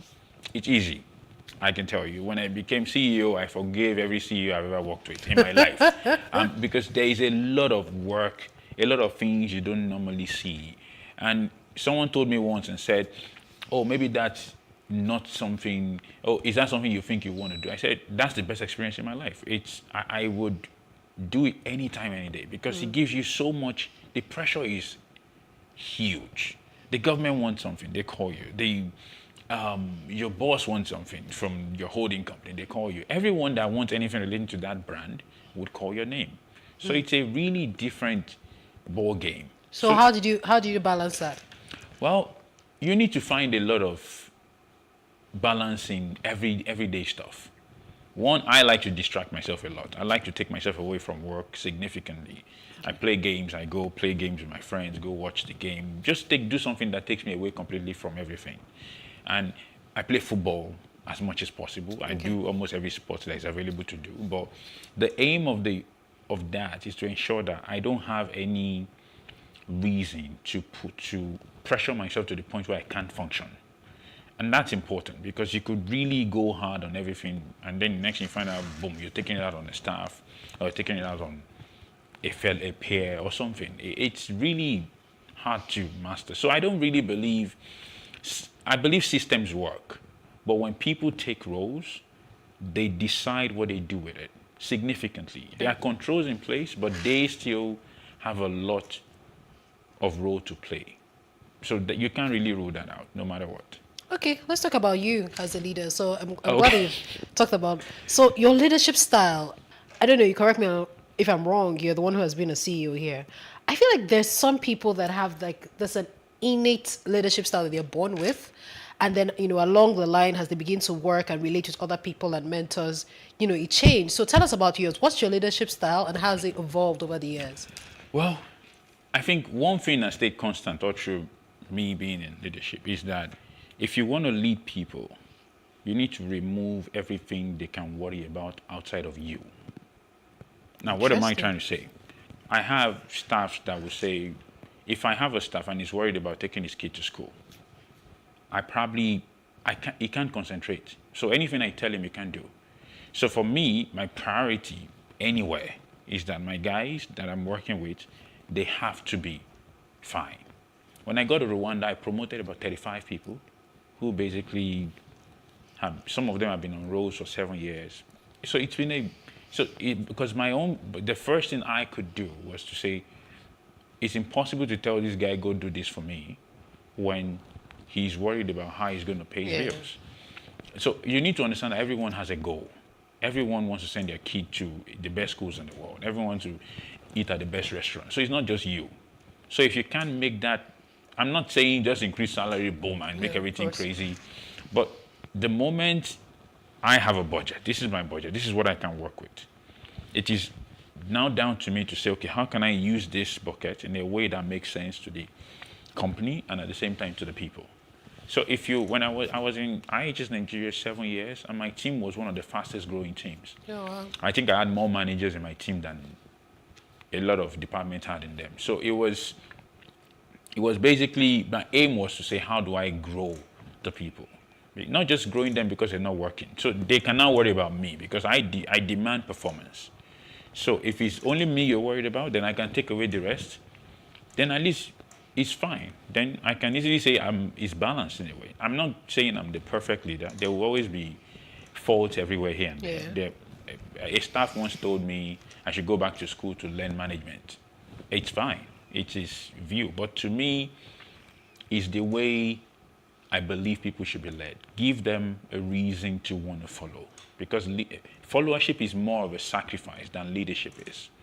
Leadership, yes, is mostly imposed. I won't say imposed is not the right word. It's mostly given. You need to have that opportunity to lead. But to follow is actually a default. So it requires you sacrificing your time to be able to help someone else get his goal up. Okay. So to me, I don't take that for granted at all. So people is extremely important in my leadership style. But every other thing is left to debate. People can tell me, oh, is this, is that. I don't know. But that is a constant. Okay, let's take a quick break. We'll take a short break. Mr. Amida is still with us, talking about leadership and leadership challenges in a corporate organization. Stay with us.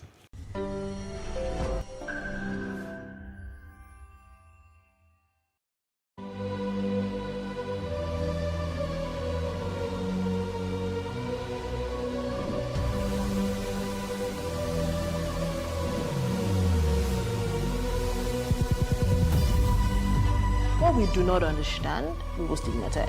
What you can see is the remaining of the tanker that exploded. He suffered equally confessed.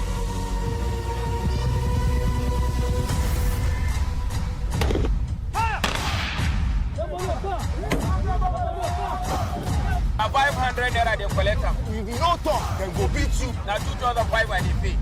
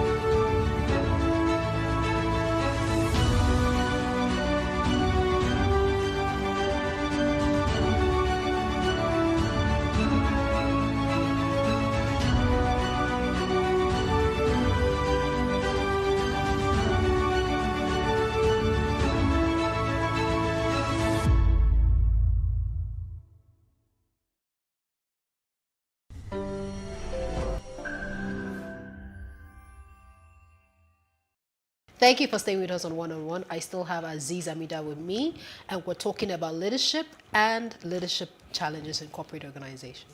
Okay, so you've talked about your leadership style. What will you consider as the critical success factors for a leader? People. You can't do without it. It's we could. I always say if your worry is about targets, most likely you don't have the right people. If your worry is about a lot of things, people would make everything happen. But if you cannot sort that problem out, it's impossible to conceptualize any other problem, because you will spend your days dealing with, oh, maybe you're overpaying one person compared to the other guy. This guy is not happy. This lady here wants to be somewhere else. You'll spend a lot of time around. There'll be a lot of friction in the organization. So to me, having the right team that could work together, creating that environment that people could say when they wake up in the morning, they don't feel like they are under any pressure to come to work. I once had two staff who got into a very big conflict, and it lasted for a while. And I remember there was a time I was speaking with the manager. One was a manager, and they were like one reports to the other. So they were, and I said to her, I said, the important factor for me is that at the end of this whole thing, at no point should this lady feel she doesn't want to come to work. So I'm not going to tell you how to run your team, but just know my concern is that she needs to be happy with the job. So if you feel this conflict makes her happy, it's fine. If you feel it doesn't make her happy, then get it resolved. So it's important to understand that those things they're salient, because one tiny problem can basically wreck the entire chain, because what you do affects what the next person does, and it goes on and on and on like that. So if one person is not functioning well, the whole team can't function. I feel like I should ask you a little questions to that. Like, how Please, do you ensure? Because, leadership, like you said, I really don't envy leaders, because leadership is a lot of work. Yeah. You're managing someone's not only personality, whatever self-confidence issues they have about themselves, how they were raised, and all of that. And you have to battle and balance that and ensure that you still get, your results at the end of the day, because... Yeah. Because what has worked for me, because I think I can read people a lot. For me personally, I could almost tell how to deal with you in 2 minutes after talking to you. I could almost tell, okay, with this person you need to be extremely firm. With this person, be soft. With this person, I used to work in an environment where we shout a lot. And there was this lady that was working with me. I never shouted on her for 6 years. Oh, wow. How did you do that? It would be like, okay, how does it? But to me, that's her personality. She works better when you're able to explain. Okay, you know what? Just take it easy. Go do this. Sometimes you get you get angry and you're like, oh wow, what's this? But I never really got into that position where I'm like, unlike some other people, and you're going hard at them. But then the other lady is like, she just comes to work and is like, okay, she comes and then you talk to her calmly. People say maybe it's the way she carries herself, but no, that's her personality. She works better when she's understood, when she's allowed to think. And the moment you put her under that sort of pressure, boom. It's we used to crack this joke about this friend of mine that we work in school together. We're in school, and when you go into an exam, and if that guy is thinking, and you call his name, he has failed. Oh wow! He would literally forget everything he wants to write. So everyone in the class will just say, in his exam, just let this guy be. Don't talk to him. Don't do anything. And it works. So your ability, discernment is important in leadership. So these things, they look so small, but they go a long way. People look at you and think, oh, it's just that guy that does it. But no, you're paying attention to all those things, because they are extremely important to you being successful. Interesting. Okay, let's talk about employee behavior, especially in this era of great resignation. Okay. How should leaders, handle that? How should companies handle that now? Because it's almost like if you just resign, they're going into, I was reading a CNN report, and it was talking about how a lot of people, are resigning even from the jobs that are well paid and just, moving on. Was it the pandemic? I don't know. Tell us about it. Well, that's it has two sides to it. I can't really confirm or say anything about the theory of the Great Resign, but the point I know is that people would always see things from two different angles. So there is the guys who see a different opportunity to go to. They would resign. They will go because human beings are rational. So it is impossible to see a high return and go for a lower one when all things are the same. So every time you look at them, if a man is making a decision, a woman is making a decision, they are making it because they see a better opportunity in something else. So when this whole great resign, it becomes, is a person resigning for something worse than what they had? I don't think so. So the same thing would apply. So, and it comes down to what I said earlier. If you can make people believe and have goals, and you can meet their goals on whatever they are doing, they would always feel that joy to come to work daily. But if it's the other way, if I'm stressed every time I come to work, and I know that I'm probably going to lose my life or something else if I don't pay attention, then I'll leave. So you might call it anything, but the real problem is that everyone leaving any opportunity is leaving to what they believe in their mind is a better one. Whether it turns out to be better is a different thing, but as of the time that decision is being made, that's the background. All right, interesting. Thank you. Let's talk about work cultures. How do we create sustainable work cultures? Culture.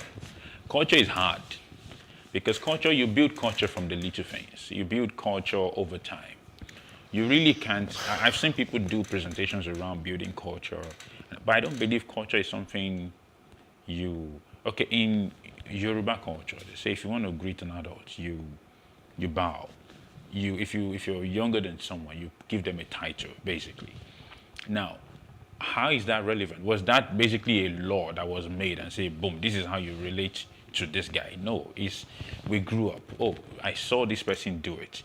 Then I'm watching. So it's the same way. When in an organization, everyone below anyone is looking at the way you do things.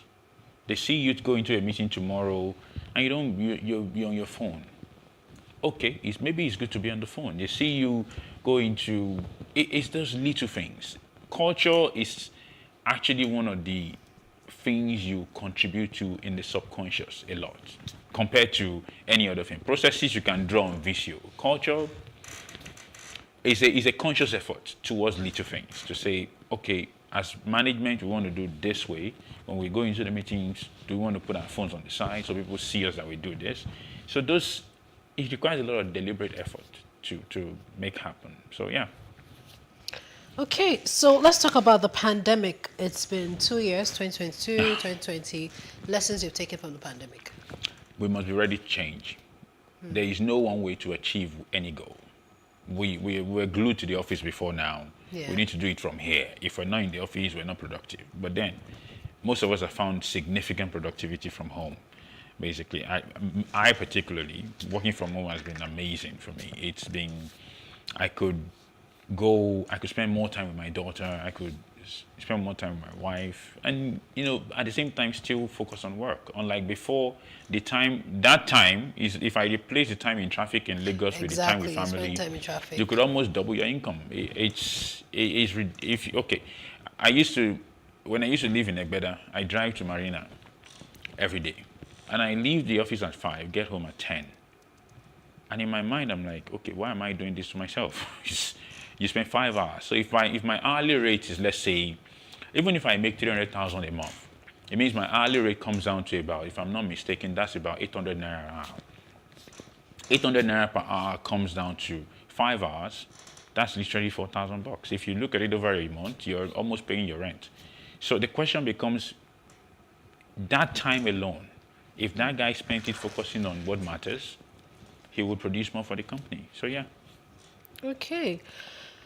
So for you, Mr. Amida, any regrets, any things that you wish you could have done differently? I wish I could have been a bit more. You make how do you call it? This is a very difficult question to answer because regrets are very hard to acknowledge, more or less. But I think I didn't go through my career with a lot of humility, basically. I wish I could have learned humility earlier in life. Okay. To say, I learned it the hard way as I grew up, but I wish I could have been, a bit more. If you ask people that work with me early on in my career and people that work with me much later, you'll see a very different divide in the way it works. Maybe some might still have different opinions, but yeah, that's so be more humble, but at the same time, network more, create more relationships. There are a lot of relationships over the years that are basically allowed to, like, okay, you know what, maybe this person is here or there.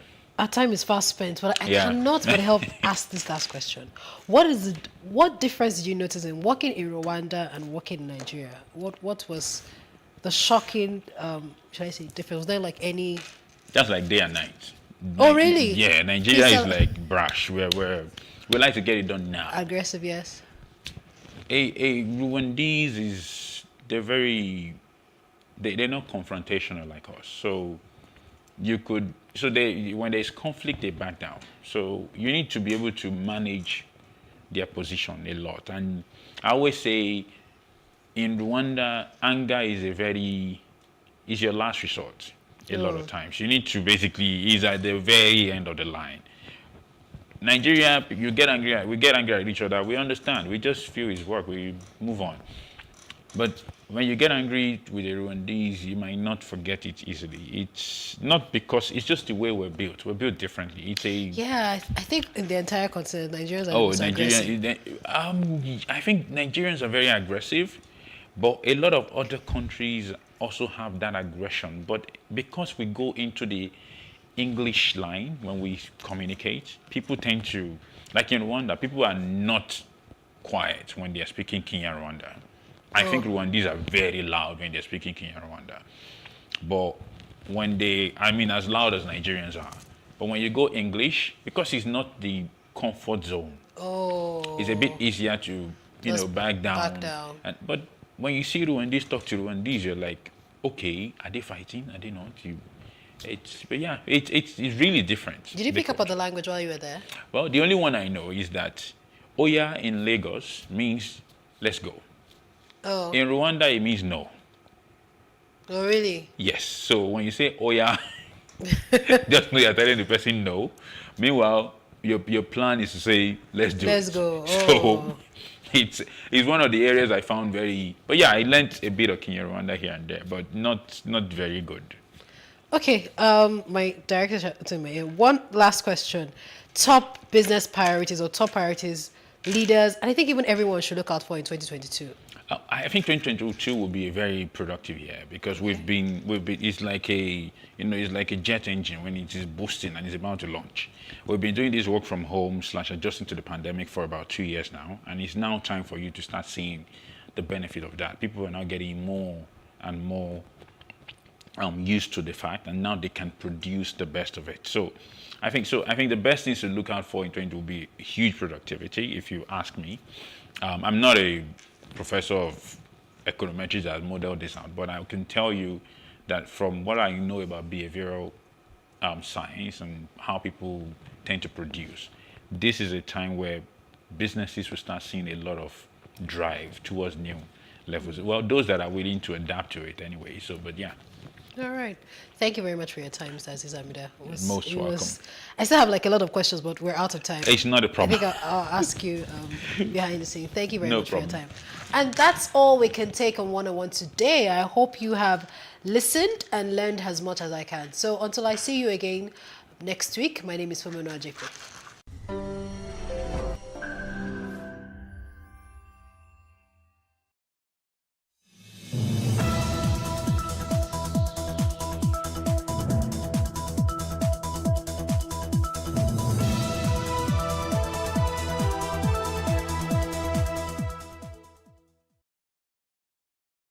The All Progressives Congress remained silent on the issues of zoning after its 11th National Executive Committee meeting. And once again, President Buhari has met with service chiefs over the spate of insecurity in the country. This is Plus Politics, and I'm Kofi Bartels.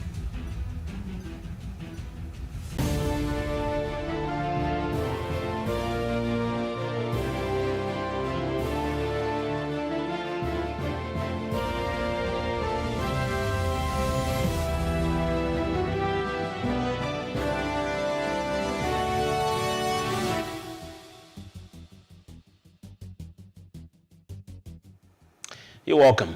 The National Publicity Secretary of the All Progressives Congress, Felix Morka, has said that the party is yet to take a decision on the issue of zoning as well as the mode of primaries it will adopt ahead of a 2023 presidential election. The All Progressives Congress also says it will begin its sale of presidential governorship and national as well as state assembly forms this Saturday. However, it is the high nomination fees for aspirants that has generated discussions around the country. Now, we're glad to say we have joining us on Plus Politics tonight the presidential aspirant on the platform of the NNPP, Victor Anilajo, who is with us in the studio, and joining us via Zoom, the convener of the Progressive Youth Group in the APC, Idris Jibril. Gentlemen, thanks for joining us. Jibril, you're an insider as far as the APC is concerned, and I'm sure you followed keenly the National Executive Committee meeting that held yesterday. We hear President Buhari and Vice President Yemi Osinbajo were there from the onset. The news coming out was a bit different from what the spokesperson of the party has been saying recently. The news we heard was that the party had chosen the indirect primaries mode, indirect primaries rather, and had also, zoned the presidential ticket to the southern part of the country. Now we're hearing from the spokesperson that there was no decision taken as far as the mode of primaries the party will adopt is concerned. Also, as far as zoning is concerned, what can you tell us about this NEC meeting? What really happened? Okay, thank you very much. I think the publicity secretary of the party have the official mandate to communicate the position of the party to the public. So whatever the publicity secretary has said so far, maybe there was an in-house discussion that wasn't meant to be in the public purview for now. When is the appropriate time for this discussion to be in the public purview, the publicity secretary is going to come out again and tell us that this is the position of the party officially. The case of zoning, I think we've heard from grapevines and across some other medias that the party is planning to zone its presidential ticket to the south. Correct. And some other issues. I think as the electioneering process unveils itself, a lot of other things will become open to us. We are going to have the official communication from the party. We shouldn't forget, this party executive just got inaugurated not quite long ago. They are trying to hit the ground running and understand a lot of things that have been handled by the Mai Mala Buni-led caretaker committee. So let's give them the benefit of doubt and allow them to actually understudy some of these things and get us on our feet once again. We are approaching election period. So we need to put our heads together with them and push our narrative collectively to the public. Thank you. So Idris Jibril, what you're saying is that despite the spokesman of your party coming out, as Felix Morka coming out to say no decision was taken on zoning, you're saying that a decision was taken on zoning, but they are not ready to tell the public as it stands, and until that comes out, we should wait. But that you have heard and you're aware that the party is zoning its presidential ticket to the south. Is that what you're saying? Well, the publicity secretary have the mandate to communicate to us officially. But of course we know unofficially that after the 8 years of the president being in the north, it is just logical that the presidency should be zoned to the south. Okay, but you've had some information to indicate that such a decision was taken? You talked about the grapevine. It's all over the news, on a lot of medias, on a lot of platforms, on new medias and also on the print media. It's all over the news. All right, so basically he's just trying to deny what has already been decided. Not denial, I wouldn't say denial, probably waiting for the appropriate time to communicate the position of the party. Maybe they want to ratify that decision, because that decision was taken by the Mai Mala Buni-led caretaker committee. So they need to come down and ratify that decision too. And then we move forward from there. How about the issue of the mode of primaries to adopt Is that also something that was decided upon, but it's just a case of the party not being ready to announce it yet? Well, you know, the APC constitution was quite clear about the mode of primaries. It left the room open for direct, indirect, and also consensus. I think from their NEC meeting yesterday, the powers of the NEC have been transferred to the NWC, and the NWC is going to decide on the appropriate mode of primaries that will suit all party faithful so that we don't have internal rancors as we move along this electioneering process.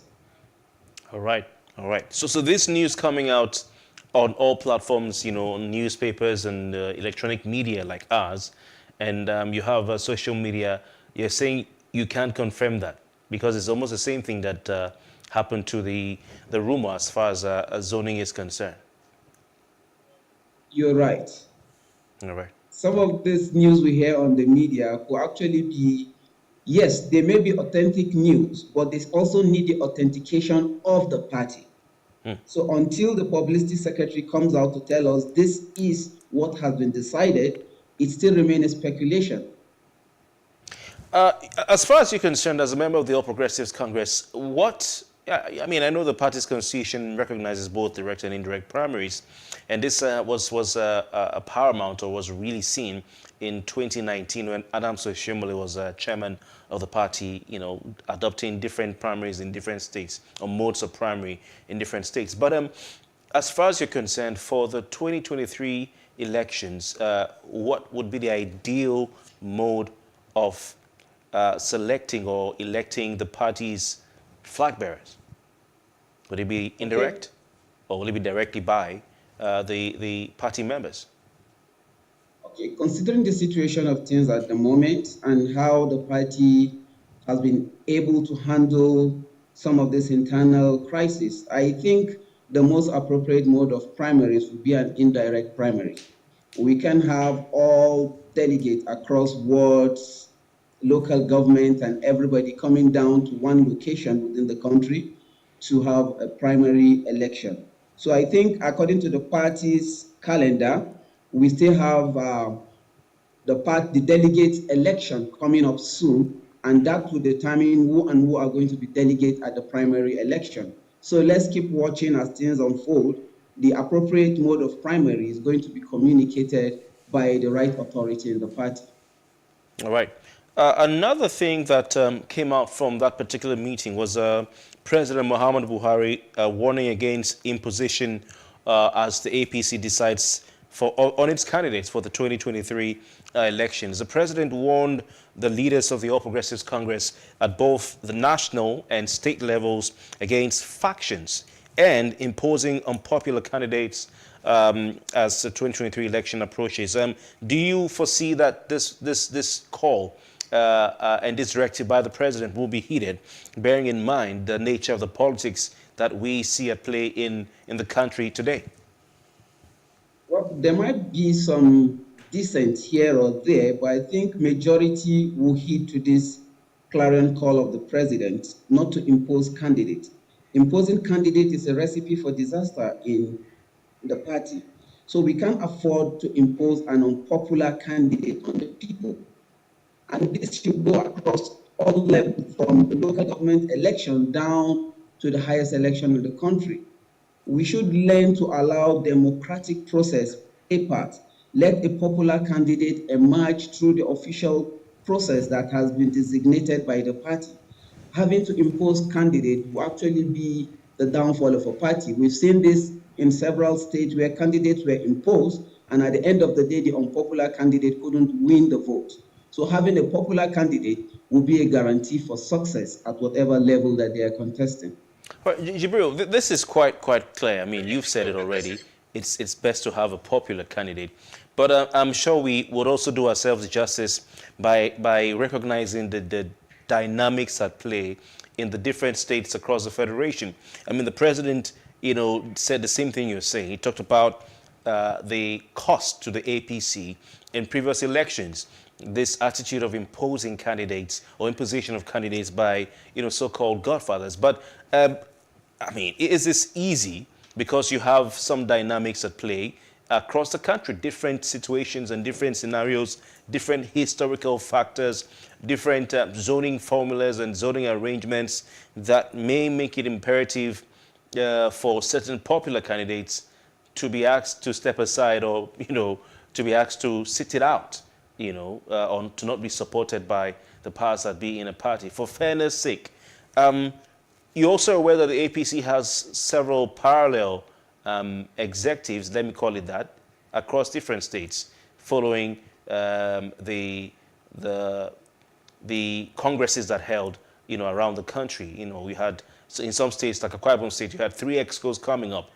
So how can these challenges be surmounted? Will it be that easy, for power brokers in the party to not select or impose? I mean, I can give you examples, and I'm sure you're well aware of this. Definitely. I think the new party executive have it as part of their mandate to reconcile all states that have parallel factions. I think part of those states include Akwa Ibom, like you have rightly mentioned, and even river states, like you have mentioned. And all of these states that have parallel function, they are as a result of imposition of candidates. And I think it is quite appalling that at this point in our political history, some power brokers will feel they are strong and powerful enough to impose candidates. We've gone past the period of 1999. This is 2022. People are more aware politically. People are more knowledgeable, and people understand this political process better now. Imposing a candidate would definitely be a recipe for disaster. There are quite a lot of court cases here and there, and this is not going to augur well for the party. The party lost Zamfara due to imposition. So we don't want to have a repeat of such crisis anymore in our party. And the new executive of the party have it as part of their top mandate, in their top banner, to ensure that every state that have factions are reconciled, and let's have one unified body across the state up to the federal level.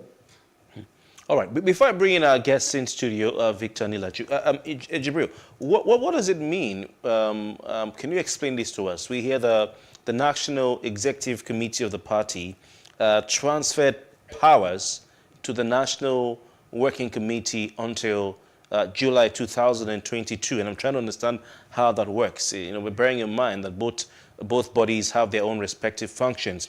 For instance, we told the party secretary, Dr. Yelao Mishore, disclosed that the powers of the National Executive Committee will be handed over or delegated to the National Working Committee. The president also told the new members of the National Working Committee, which had been delegated the powers of the NEC, to work towards keeping the party together. So what's at play here? Can you explain this to us? Okay, I think there's a provision in the INEC law that we actually need to meet up with this electoral timetable. So we're trying to see how we can meet up with this electoral timetable. So we want to have an expanded house. The National Working Committee involves ESCOs across the states, party executive across the states. It's a more expanded house so that decision making are faster, and we can arrive at a decision and have our delegate list and our candidate list submitted to INEC at the right time, so that we meet up with the INEC guidelines without having any rancors or issues here and there, where it has to pass from the state down before it gets to the NEC, the National Executive Committee. So the NWC, transferring the powers of the NEC to the NWC, is to expedite actions, to see that things are done faster, and we can meet up with most of these INEC deadlines, because we wasted quite a lot of time during the May Malabuni-led caretaker committee. Now we need to meet up. We've not even started the sale of forms yet. So all these things are meant to expedite the party's activity to see that we meet up with INEC timetable. Thank you. All right. Now, having looked at what transpired in the issues, I've kept Victor Nilaju on eyes, because he's not a member of the APC, so might not be informed about the workings of that meeting. Except, Victor, it's something you've not told us. Last time I checked, you're a member of the NNPP. Now, let's go straight. And Jibril, I'm sure you're very well aware of this, as we all are, of the contention or the contentious issue of the cost of the nomination and expression of interest forms by the All Progressives Congress. Social media was on fire last night. Radio stations and TV stations, were on fire yesterday. Let's not waste time. We'll just give you the total. For the House of Assembly election, you have the total sum of 2 million naira for the form. For the House of Representatives election, you have 10 million naira, the total sum for the form. For the Senate election, you have the total of 20 million naira for the form. For the governorship election, you have a total of 50 million naira for the form. And then for the presidential election, you have a total of 100 million naira for the form. Expression of interest and nomination total, APC. Victor Anilajo, you are a young politician, aspiring president of the Federal Republic of Nigeria on the platform of the NNPP. Can you understand why people are screaming and are complaining about this 100 million naira presidential nomination form or presidential form cost by the APC? Well, okay, let me first of all say thank you for having me in your show today. For us as the current generation, we see it as a way to disenfranchise the younger visionary candidates. Because I do not think there's a Nigerian today within the age of 50 below that will want to put in 100 million to purchase a nomination form.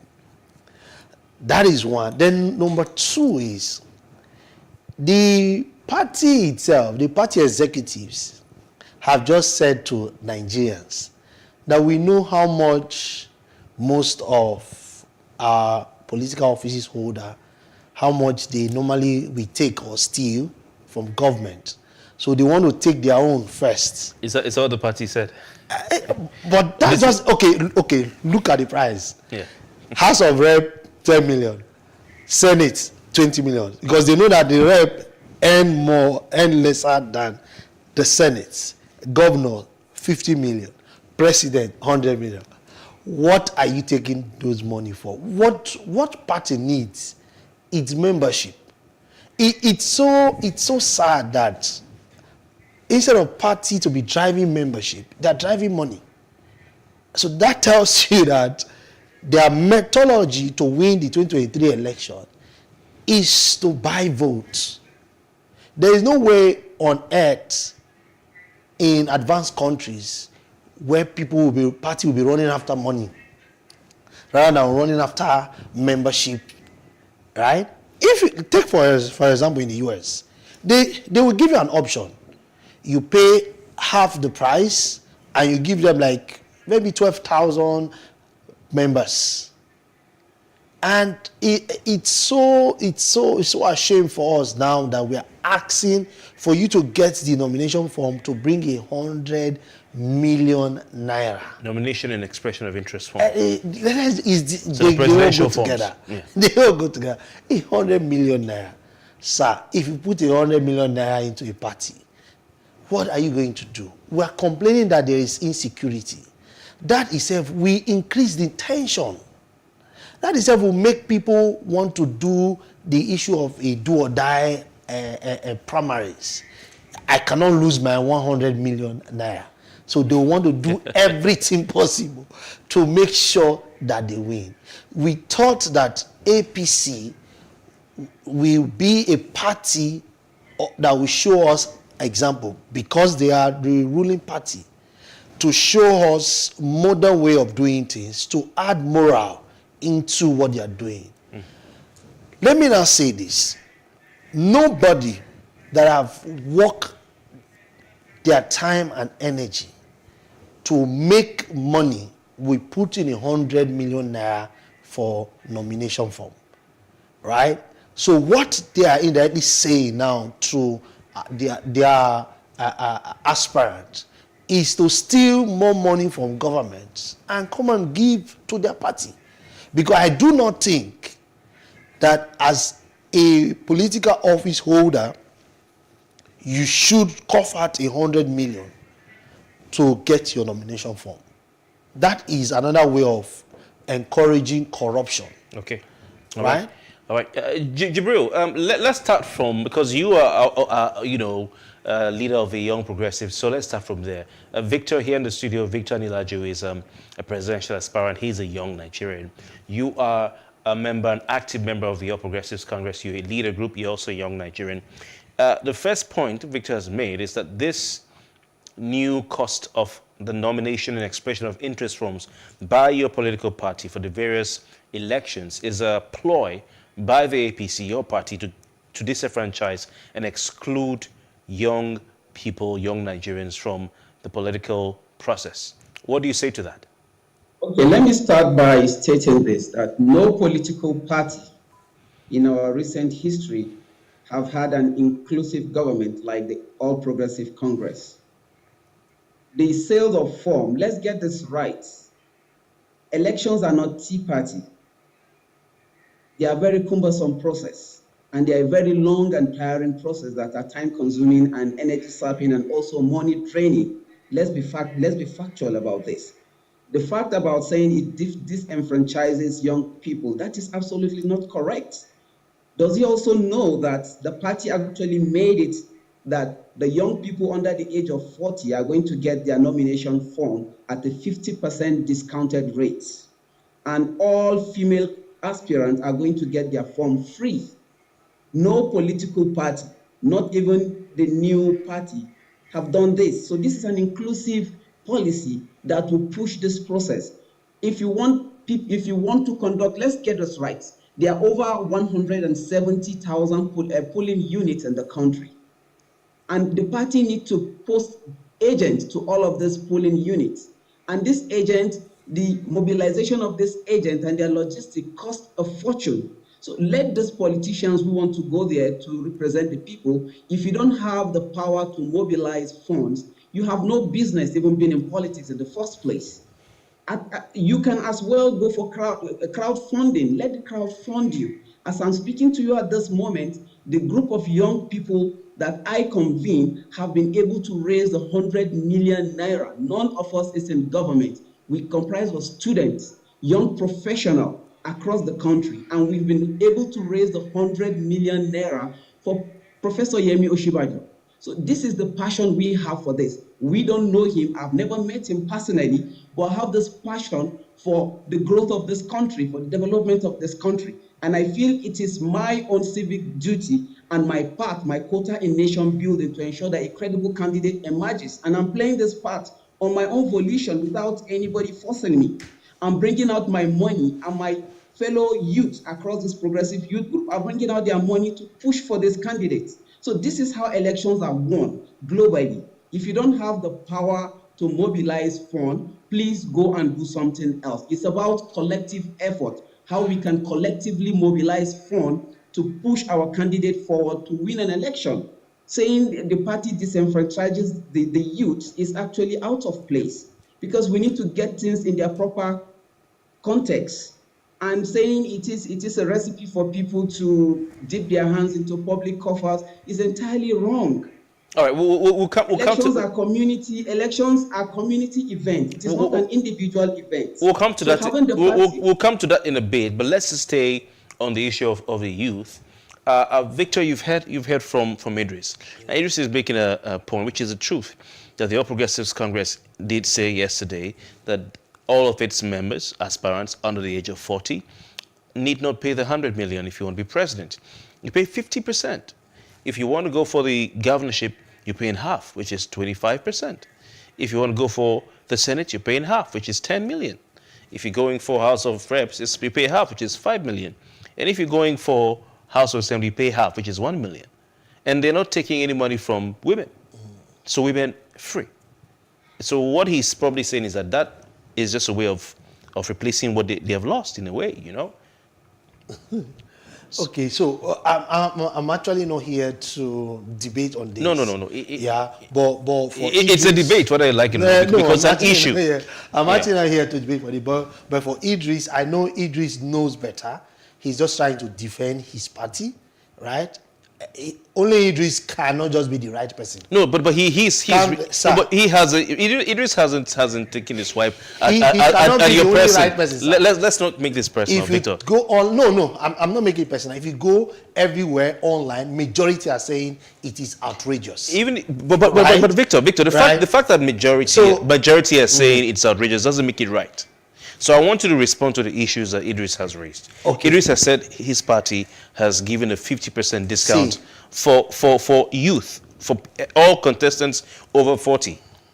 And no party is doing that. Sir, in APC don't have, as of today, apart from, okay, maybe it should be above 40. APC don't have any presidential candidate that is below 40. Aspirant. Yes. Adamu Garba is there, the one who supported the ban on Twitter. Above 40, or it should be 40 this year or something. I really don't know about it. But even if you give him 50%, that's 50 million. Yeah.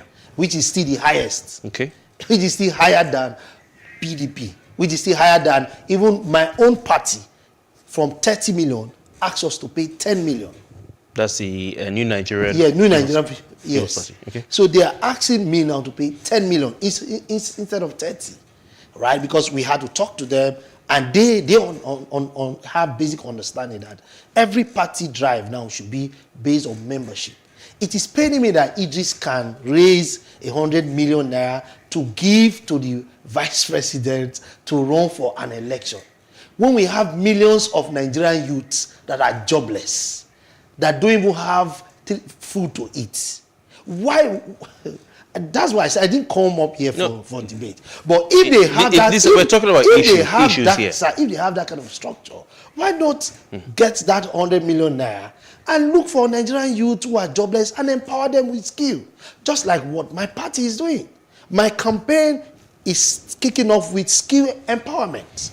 I can't spend that kind of 100 million naira giving to vice president. But you're spending 10. Crowdfunding, sir. And our campaign is kicking off with skill empowerment for the youth and women. But why do you have a problem with the young progressives group? I have a big problem. Contributing money to support a candidate they believe in. Sir, with due respect. But you're asking people to support you. With due respect, sir. Are we not going after the wrong thing? We have youth who are jobless. You are raising money, you are giving it to a man that have embezzled a lot of money from this same country. Victor. You may differ because Victor. Yes, Anila, you please, may. Okay, please. That have earned. Okay. When you say embezzled, I've checked my records and I haven't seen that the vice president has been convicted by any court for embezzling. So I think it will not be fair. I think if you want to say he has earned a lot of money, or he is well-to-do, because he's vice president, he gets paid well. But embezzle will not be fair. Whatever you say, Nigerians know what is going on. Whether we come here, see, sir, I will be a stupid person if I come up here and start sounding very naive. We know the facts. Let's face it. You cannot tell me that what you see. If you want us to ask Idris to give us the statement of account, how they generated that fund, he might not see it to provide. Let's not go that route, sir. Are you sure? We can ask him. See, my crowdfunding that we are about to launch, every week we'll be giving updates. We can ask him. Idris, are you there? No, see, I'm trying not to make this because it seems Victor. No, Victor, it seems you're saying that automatically any group that comes out to contribute money for any presidential candidate who is seemingly Nigerian youth as at today, excuse me, sir. Okay. Who is seemingly well-to-do, it automatically means that it's just a smokescreen. That he must have given them the money to just so that Nigerian youth as at today, we no raise 100 million naira. I can bet for it. Really? I will not raise 100 million naira for a politician they believe in. Allow me to finish my statement. Yeah. We not raise 100 million naira and give it to these same old incompetent politicians. They will rather support a visionary leader like myself. All right. If Idris had told me that money was raised to buy nomination form for him as Idris, I would have applauded that. Not to give it to the same person you are raising money for is the chairman of the Economic Council of Nigeria. Is it taking money out from the economy? And today, no.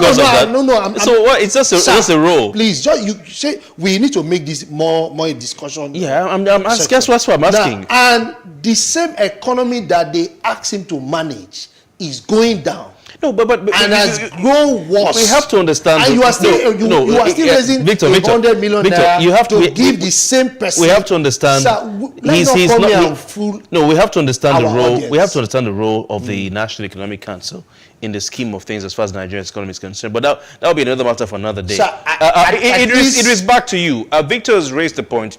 What Victor is saying is simply that groups like yours that raise money for people like the vice president, probably who has an office. Victor says he has so much money and that he would like to see your group account. Show us where the money is coming from. And probably he says it's already, everybody knows that such things are just Nollywood scripts that are being acted out. Well, sentiment aside, Victor being a presidential aspirant should actually learn to keep his sentiment aside and speak based on facts. And I think it will go a long way for him, considering the fact that he seeks to lead this country. Let's put things in their right perspective, please. You see, we understand that everything rises and falls on leadership. I know Victor made a statement that with 100 million, you could do a lot of youth empowerment. With a single proper policy, over millions of people's lives will be affected. And that is why we care about who lead us. We're not talking about throwing any youth just because he's a youth and on the seat of power. We're talking about people who have the capacity, who have demonstrated this capacity to lead us at this particular point in time. If I feel it is just because we want a youth at the seat of power, I would have thrown in my hat in the ring. But that is not the case. Let's have the proper people there. Let's have square pegs there. People who can do better than us, and not because we are youth. You understand? And this fund we're talking about are funds that were generated from crowdfunding, because we believe in the capacity of the vice president. Whatever Victor is saying about you want to see the company account and the rest, we can actually show him the source and everything, and none of us hold any official appointment with the government. None of us. We are individuals, students, traders, professionals across different fields coming together to donate this money because we believe in the capacity, and we've been able to communicate this vision to ourselves. And we've been able to share this vision to see that the vice president is the right person to lead this country. All right, gentlemen, hold the thought, Victor. Yes, Victor, yes, yeah. Hold the thought. Hold the thought. We want to go for a break. We'll come back after that break to continue. You're still watching Plus Politics on Plus TV Africa. Stay with us.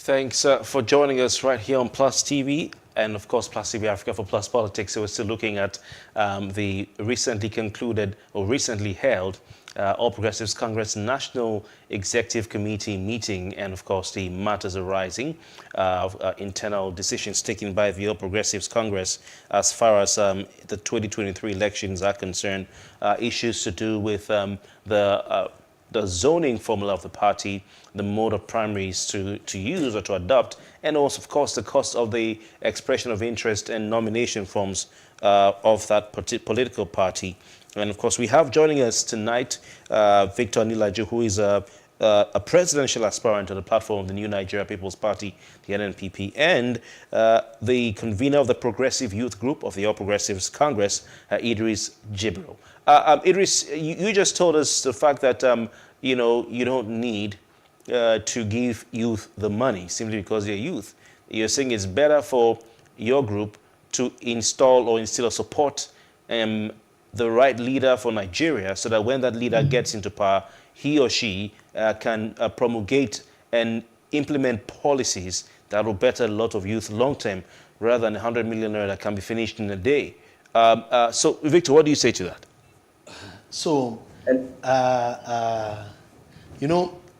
like I always say, we are here because of the audience. We are here because of the people. The reason why I'm on this race to become the next president of Nigeria come 2023 is to bring help to the people. It would be wrong for me to sit here and be encouraging error. You are raising 100 million naira to give to the same person that is the economic chairman of the same country that is going down economically. That doesn't add up. And let me state this so that the Nigerians will know. Buhari had good intention for this country.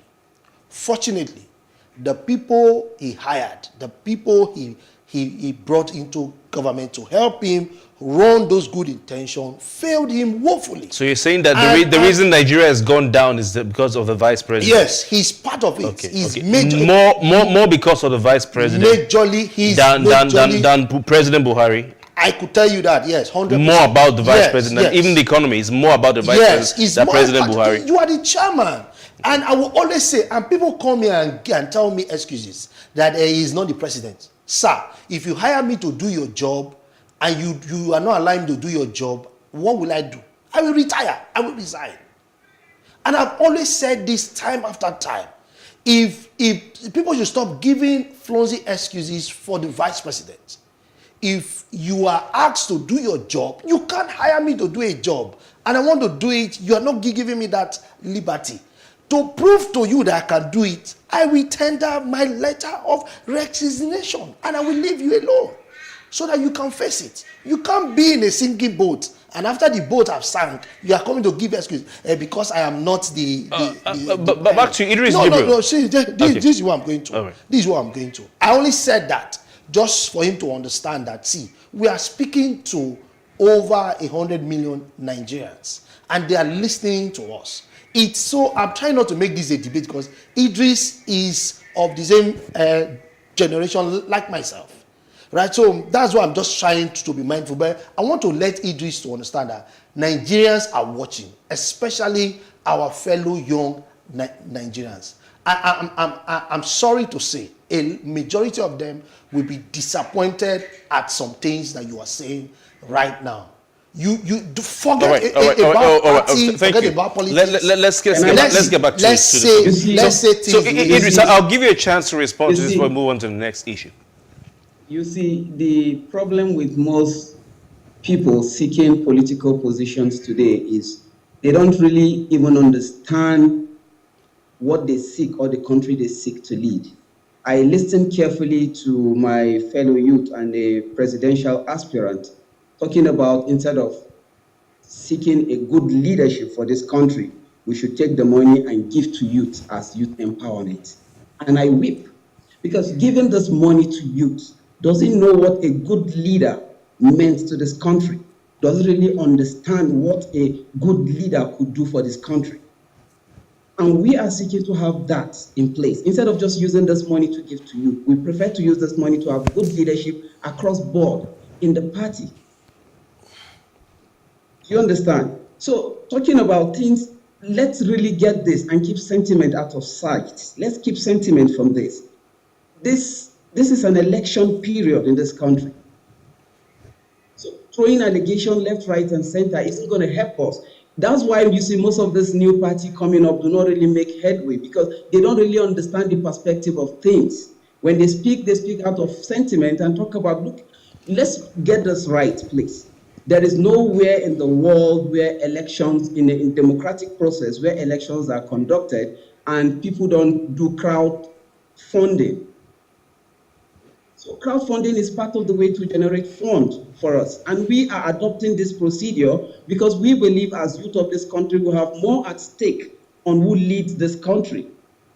I don't want to join issue with my fellow brother here. Okay, so let's look at the point that Victor raised, which is that I think, Victor, you said that, you know, no youth in Nigeria who is earning legitimate money will be able to sink even 50 million naira or raise 50 million naira to contest for the presidential to get nomination forms. And you should know that nomination form is the least when it comes least expenses you make when it comes to election, because there you have to make yourself available for inter-party campaign, which will lead to primaries, which you have to spend so much. But you're saying that no young person will be ready to spend all these monies. What I'm saying here is that if you spend 50 million, for example, now to get the form, how much are you going to spend to campaign for making sure that the delegates they are going to vote for you? All right. How much are you going to spend? So you're saying that no young person is going to want to spend 50 million to get a form, the forms? That the money he or she make to get the primaries, I doubt. Okay, so is this what you find? I mean, you're also a young Nigerian and this deeply in politics, Idris, that it will be impossible for any young Nigerian politician to raise that 50 million just for the forms, the nomination and expression of interest forms. You see, I don't think Victor lives in this country and understand how things work here. The fact is that if Victor lives in this country, he will see how people lavish money in clubs, in hotels, on social media, and there are a lot of donations and giveaway. People give 50 million like it is 50 naira today. And these are happening all over. It's happening here and there, and it's being carried out by youth, not the adults, not the older generation. It's being carried out by youth.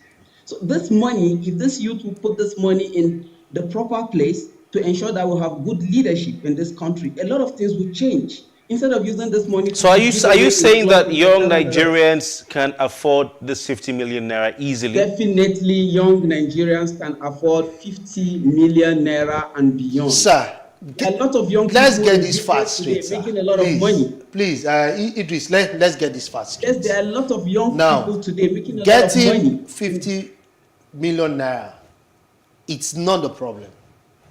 The issue here is putting that 50 million naira for a nomination form. That is the problem. And even for me, I'm not going to advise a young Nigerian. I'm not talking about somebody, a former governor, a former senator. No, I'm talking about a young Nigerian that have worked very hard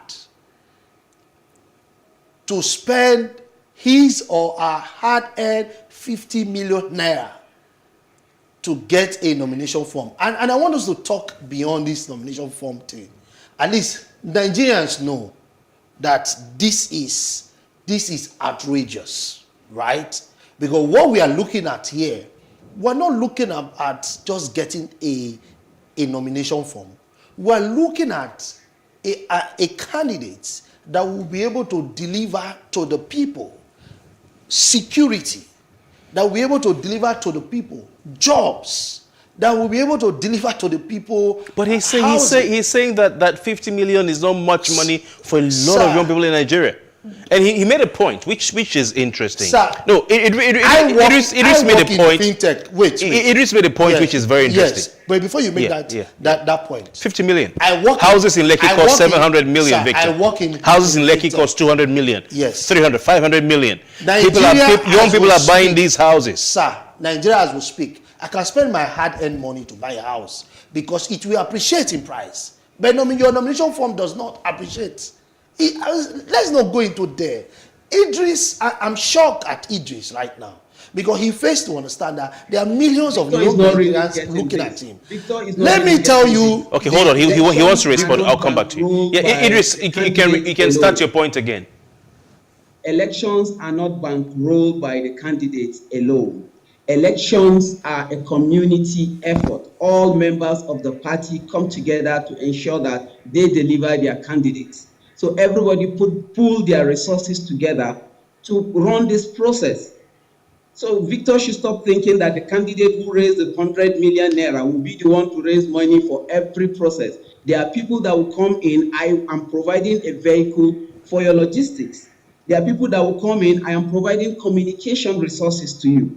There are people that will come in. I'm providing one or two things that you need for this campaign period. So Victor should not get it that the single person who raised this money for the nomination form will also be the one to bankroll the electioneering process. That is not how it works. It is a community effort. All members of the party put their resources together. What do you say to Once a candidate has The truth about it is there is two basic issues here that I want us to address, and that's where I'm finding difficult to respond to. No, because he is saying that it is a community effort. Yes, it's not a one-man business. I will get into there. Yeah. That is after the primaries. That is after the primaries. The primaries need you and your team to work yourself out to get into the primaries, and after that time, you can now get the party to support you, right? But what we are saying here is two things that Idris have said that I'm not in line with. You cannot tell me the young people, you even mentioned students. Nigerian students at home. That's why I don't want to discuss that length. To say Idris is telling us that the same students who are at home are the ones who contributed money for them to give to the vice president to buy nomination form is out of place. Idris, what do you say to that? Idris, do you understand what I'm saying? I mean, this student that's at home, you are asking Idris, them before I move on to my next point, can you quickly respond to that? I mean, students at home. Excuse me, Mr. Victor. Excuse me. I'm not here you see, thank you, Victor. Please. Okay, thank you so much, Mr. Victor. You see, when we say students donating this, our crowdfunding, some of them donated as little as 100 naira to this process. These are people who believe in the candidate we are selling to them.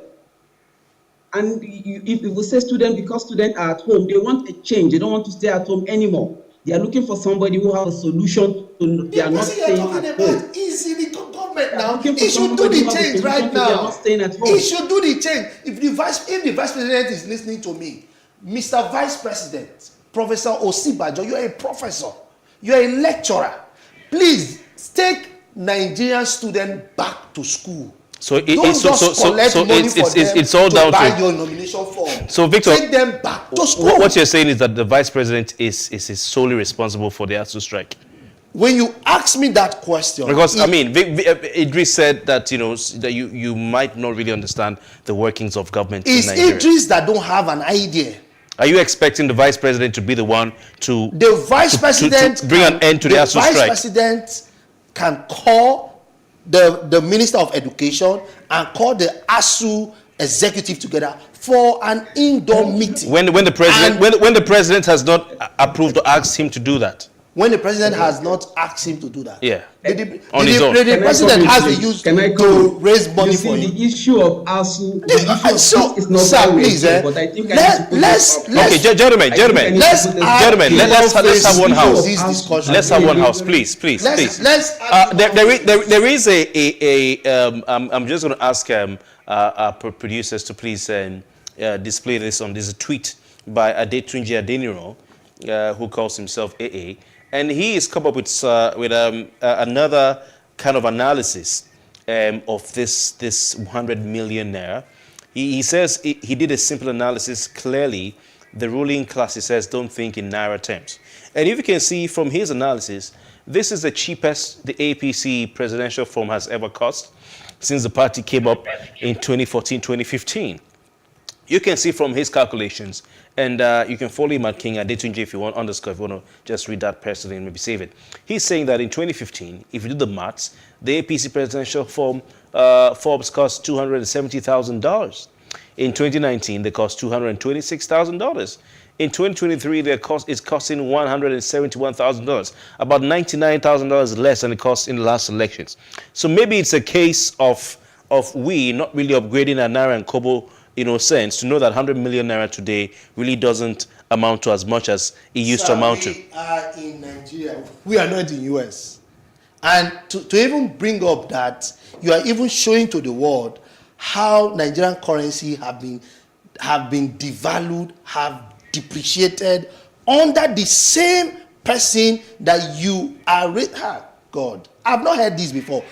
You are raising money for the vice president of the country from the same students that we moved on from the vice president. Do you understand? No. I mean, to be on the 100 million naira. Back to the 100 million. What this guy is saying is that it actually, in real terms, costs less. That's what he's saying. That is what you are showing us, Adeniroy is saying.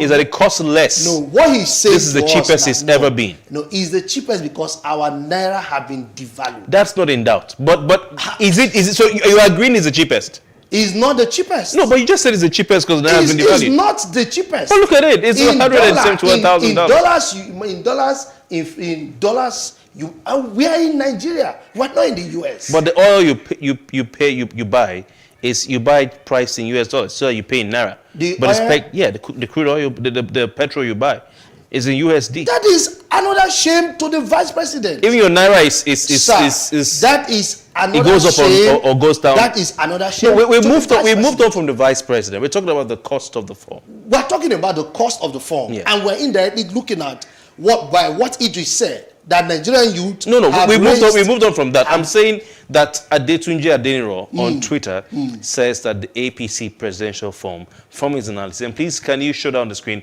costs less in 2023 than it did in 2019 and 2015. More than 100, about $99,000 less. We are Nigerians, sir. Let's talk this figure. But do you do you agree that is the fact? In naira, it is higher. In naira, it is higher. Right? Really? Because you have depreciation. Our people, sir. That you would have to. Let us educate our people. See, sir, I'm in this political space. Politicians will do everything to change the narrative. But when it comes to what this is not a narrative. This is the fact. It's there. That is not the info. Fact. You can go online. Sir, no, that is not. What is the naira to dollar today? Okay, let's allow Idris come in. That is not the fact. Okay, thank you so much. Thank you so much. I think this discussion has been clouded by too many emotions and trying to drag the name and character of the vice president into the gutter. And I think I'm not going to toe that part with Mr. Victor. Yeah, but we've moved on from that now. We moved on from that. No, Victor, please. Adetunde Adediran for thinking globally. As much as we actually admit that, yes, the Naira has lost its value, but this analysis is apt. It is correct. It is accurate when you are thinking globally. And come to think of it, no party's nomination form has remained the same from 1999 till date. So the party nomination form keeps increasing, and this has been the value of things across. I don't think Mr. Victor here will want to sell a land he bought. It seems we have a bit of an issue with the connection to Idris. Are you there, Idris Jibril? Okay, we've lost him. Victor, before you go, why do you think some people are asking, that, candidates like yourself, other Nigerian politicians who are young, and even the young people of the country who are screaming about the 100 million naira, there are there's 17 other political parties that are available for people who have a problem with this to go and join. Now, you yourself, you've taken a decision that will mean that you don't have to go take ibuprofen tomorrow, which is you are in NNPP that says instead of 30 million, bring 10 million. So why do you want to give yourself an additional headache? This is how they want to do their things in APC. So you have chosen your path. Shouldn't other people also look for where they can go and have peace of mind? Sir, and allow them do the things the way it is their party. Sir, it's the pressure that they put into the political system. Even if I am in NNPP right now, New Nigerian People's Party. So why you? It's like being an Arsenal fan and then you are worried about Sir, Manchester United. See, I am worried because it doesn't show that the people leading us as of today are sincere to the problem that we are facing as a people.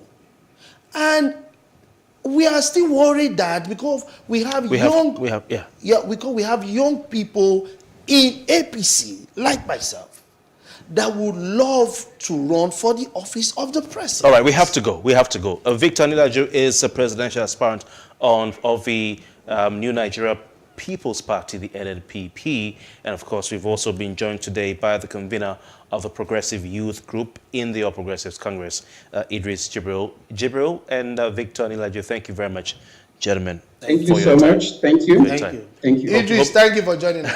Thank you, Victor. I hope to see you someday. Yes, we'll hope to have you guys again. And that's the much you can take on the program. That's the size of our show. My name is Kofi Bartels. Thank you for watching. See you tomorrow.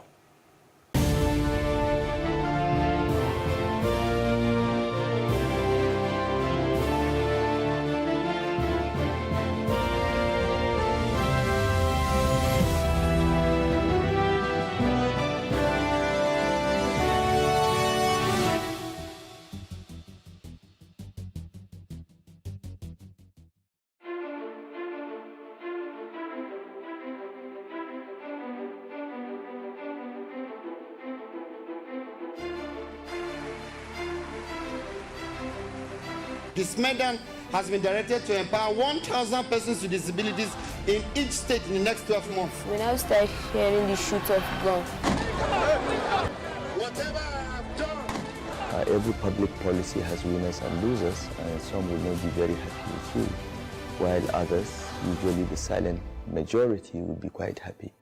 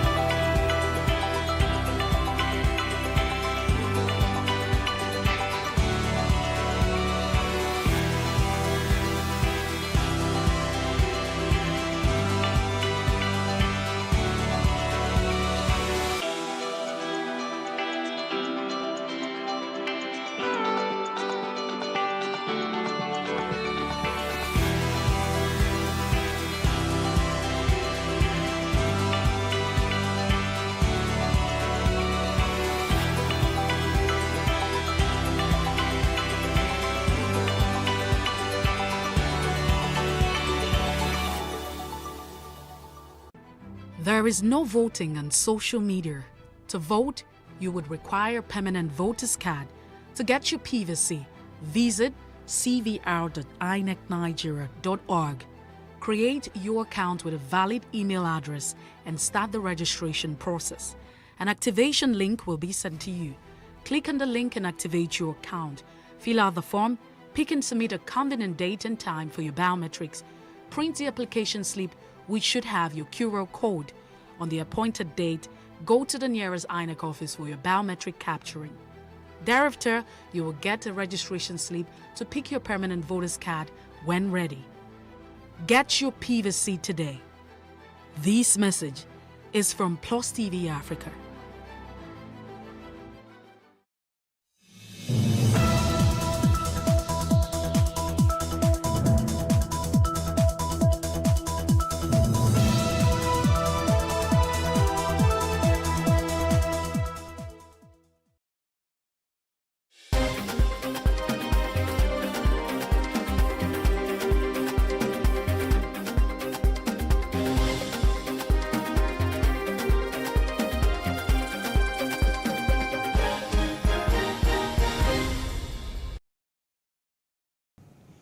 Good evening and welcome to Plus News Update. I'm Loretta Chiogo.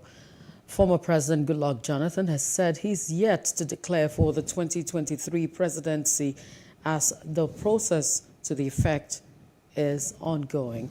He spoke while playing host to a large crowd of supporters, mostly youths and women, on Solidarity March to his office in Abuja, persuading him to declare for the 2023 presidency. Leaders of the placard-carrying supporters took turns to ask the former president to return to office in 2023, promising to work for his victory at the polls. And the Independent National Electoral Commission, INEC, has maintained its stance on conducting the 2023 general elections despite the security challenges in the country. INEC's chairman, Professor Mahmoud Yakubu, stated this at a public presentation of the 2022-2026 strategic plan and the 2023 election project plan. Yakubu explained that the documents presented were the third in the series of strategic election plans since the era of deliberate planning of elections started in 2012. According to him, the 2023 polls will be governed by the new Electoral Act, which contains provisions that would enhance the capacity of the Commission to better manage the electoral process. He pledged to ensure the safety of electoral personnel and materials, accredited observers, media practitioners, and voters. He then called for the support of all Nigerians to successfully conduct the polls. Suspected herdsmen have killed farmers in Waya, Datuaka, Turankwande local government area of Benue State. A member of the community, Lawrence Akeriba, said about 10 corpses of victims of the attack have been recovered so far. The chairperson of Kwande local government area, Tarto Chiason, also confirmed the recovery of 8 bodies, which she said have been deposited at the mortuary. The police command in Imo State has arrested a suspected member of the Eastern Security Network ESN, one Simon Onibo, who is alleged to be a bomb manufacturer for the group. In a statement, the Commissioner of Police, Mohammed Bade, said that the suspect had since confessed to the crime and promised to reveal the hideouts of the terror group. The statement alleged that Onibo produces locally made bombs used in attacking police divisions and other government facilities in Imo State. President Muhammadu Buhari has once again issued fresh directives to security agencies to rescue all those in captivity across the country and advance the acquisition of intelligence. The National Security Advisor, Babagana Mungunu, told State House correspondents after the Security Council meeting that the president was not happy with the prevailing security situation. According to him, the last straw was the recent attack on the Abuja-Kaduna train, leading to the killing of some passengers and the kidnapping of scores. The threat has to be contained. It has to be contained collectively by both the armed forces as well as the constabulary forces, the Nigerian police force, the civil defense, but the intelligence agencies also have been directed to enhance the acquisition of intelligence. And I need to make it very, very clear. I have to be very honest. Unless the wider society, right down to the local governments, are willing to give the type of information that is needed to block the activities of these criminals, this situation will continue to linger beyond whatever time frame we're looking at. Chinelo Nwando, one of the victims of the Kaduna train attack by terror groups on March 28, has been laid to rest in Lagos. The 29-year-old medical doctor had tweeted the catastrophic moment before her death. Her correspondent, Paul George, covered the very emotional burial service. It was a solemn moment as family, friends, and well-wishers from far and near thronged Shepherd Hill Baptist Church, Obanikoro, to pay their last respect to the Megafools for the sudden death of their daughter, Dr. Chinelo Nwandu Megafoo. Engineer Ifeanyi Megafoo, the father of the late Dr. Chinelo Nwandu Megafoo, played his saxophone in a tribute to her daughter.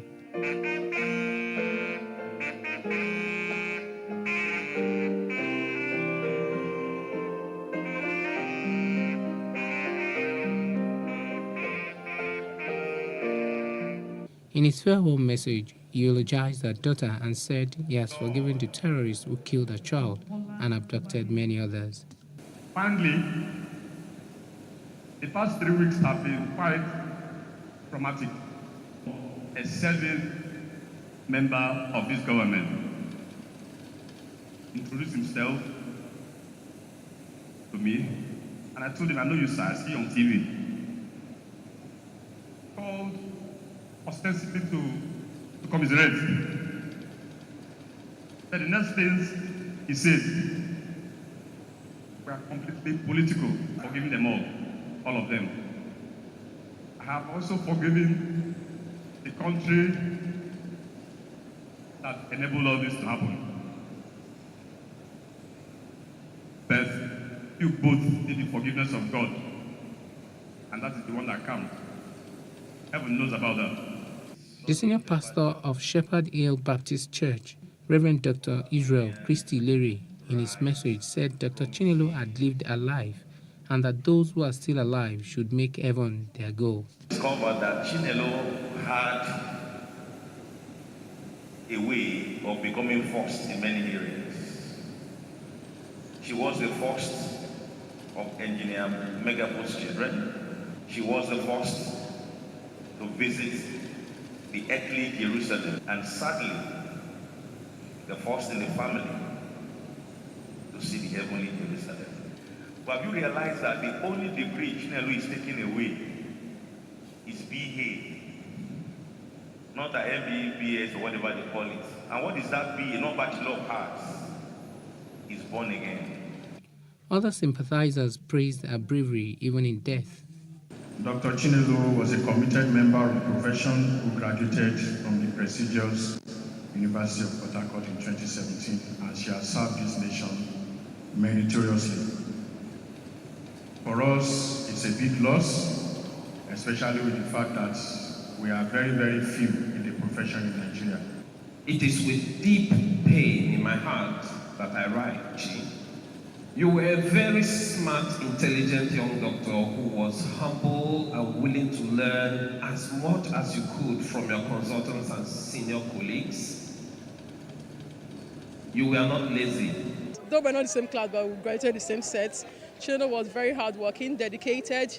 She was never punished. She was always punctual in whatever she was doing. She always kept a smile, diligent and dedicated. So basically, this loss is a very big loss to us and to our set as a whole, and we pray and that God will comfort the family and give them the courage to bear this loss.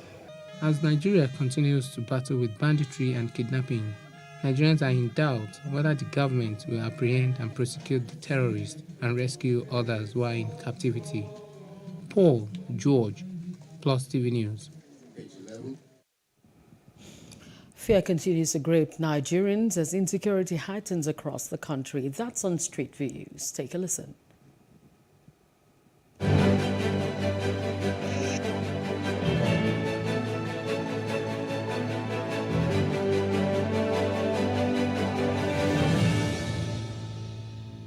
We're concerned. We've seen constant attacks here and there from Abuja, Kaduna, and even Bauchi, Maiduguri, and it's extending even beyond the northern part of Nigeria. So yes, we are concerned. We're worried. We also feel that perhaps some of these issues should have been sorted, but I mean, the reverse is the case as what we have today. I'm very, very disappointed. I was hoping that by this present time that our state of security will be improved, but it's getting worse. So really, I am disappointed. if you look at the whole thing, you will understand that the insecurity in this nation is giving us a kind of a bad name in this nation. For a long time now, for more than 4 years, every day when I wake up in the morning, when I look, especially if I'm going to work, I look at the things that happens. On the go slow, you could see that a lot of people are being even robbed. And people are dying every day. I do not know what government is thinking about it, but to me, the insecurity is too heightened that no one is safe wherever you are. I'm tired because we just hear about bad news every day, and you're not even safe from. You can't even enter Uber, BRT, anything. Like if you're even going out, you have to tell people where you're going to because the insecurity is just crazy right now. The security situation in Nigeria is not pleasing at all. We need to improve on the security system in Nigeria. It is disheartening to see what is happening presently in the country. So we need an improvement. So barbaric is nothing to write home about. We are insecurity in this country is something else. Because we need a good leader, somebody that can flush all those bandits or terrorists, just to flush them out, because the rate the people are dying is too much.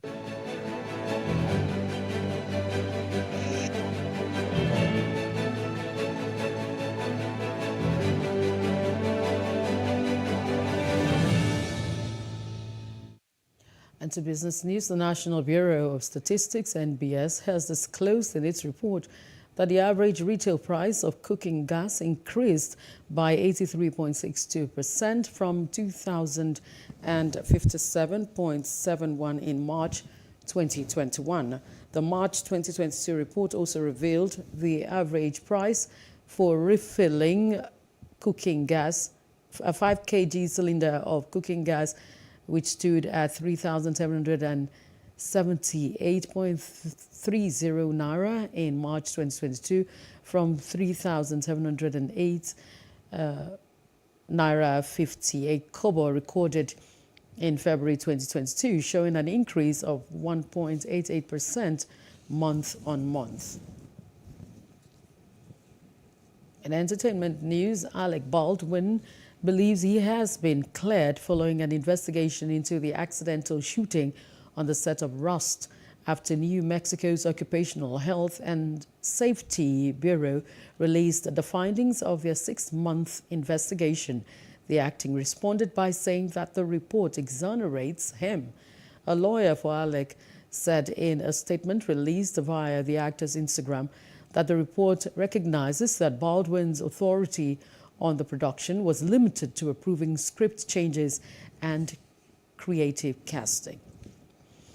And in sports news, Gillen Balog has said that Borussia Dortmund striker Erling Braut Haaland is very close to reaching an agreement to join Manchester City.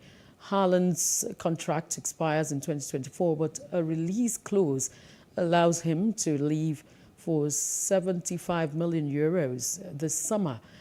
Balak believes City have sold the Norway forward, the 21, the idea of joining now before moving to Real Madrid.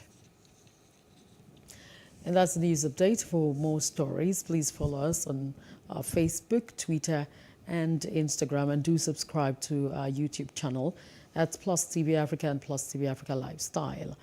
I'm Loretta Chogo. Thanks for watching. I'll see you again.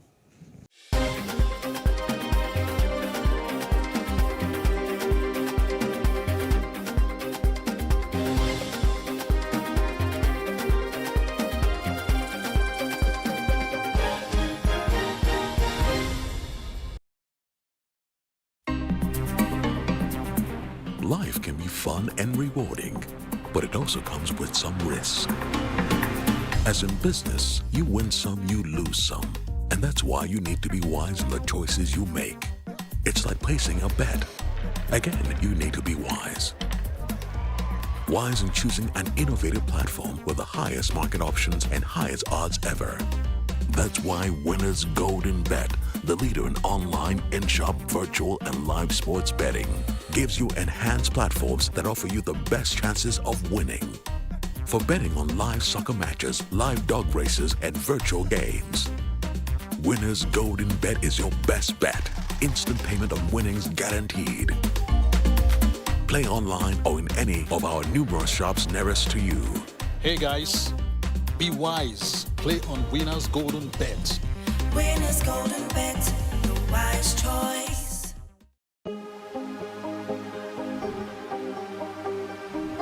This is it for upcoming artists to blow in Nigeria.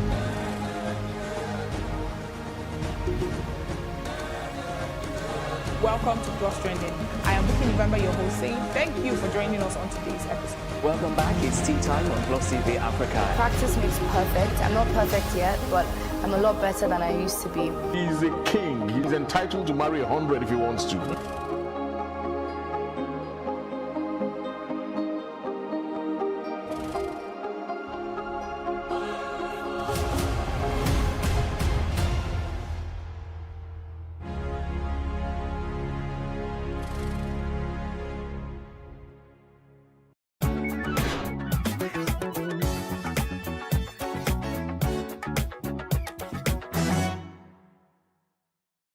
My leg represents my hand, you know. God is a miracle worker, and nobody's useless. It's only when you want to make yourself a useless person. God sees that I cannot make use of the hand, so He gave me the opportunity to be making use of the leg.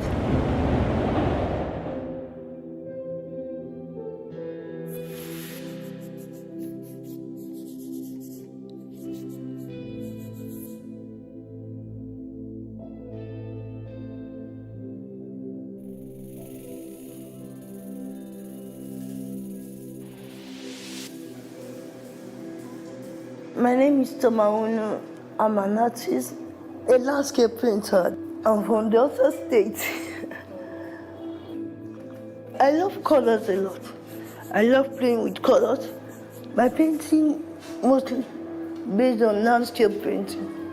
So since I love colors, I will just think how to mix the colors together to bring out the stuff that I have in mind.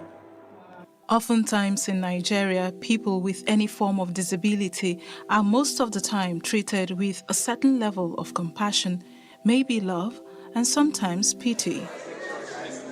Today, I meet Toma, differently abled person, and she shares her story of strength, of courage and resilience with me. My leg represents my hand, you know.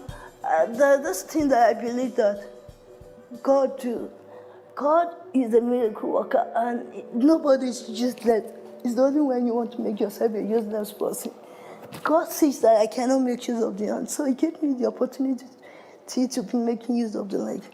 So I use the leg to feed myself. I use it to operate my phone. I use it to do so many things that I can do. Toma is not defined by her situation, but fiercely and graciously uses her gift to express herself. Painting is just like my voice. Majority of my painting is just expressing yourself through colors, just appreciating the nature. So. This is her work. She used this leg to paint, but she didn't use the hand. I'm telling mo dúpẹ́ lọ́wọ́ Ọlọ́run gidi gan pé ọ̀pọ̀lọpọ̀ mi gan tó ń lo ọwọ́ gan. Tó máa better than 100. Kò kí ń ṣọ̀lẹ, bó dẹ̀ ṣe kò kí ń ṣọ̀lẹ, kò dẹ̀ kí ń ṣọmọ tó yẹ pé bó ṣe wọ́n máa ń rí iṣẹ́, ó máa ń sá sẹ́yìn. Kò kí ń fi iṣẹ́ ṣeré bó ṣe wà yìí. Iṣẹ́ kò kí ń fi ṣeré. Ó tẹ́ lọ́rùn kó ná last kọ́bọ̀ lórí iṣẹ́ yẹn.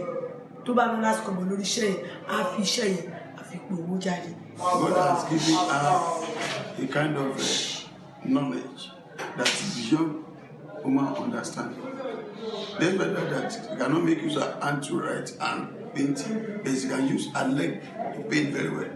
And by the time she has finished the painting, people just be looking at her that you see the one that has done it. Therefore, majority normally argue, especially the visitor, that they don't normally believe that she's the one until when she started doing it in their presence.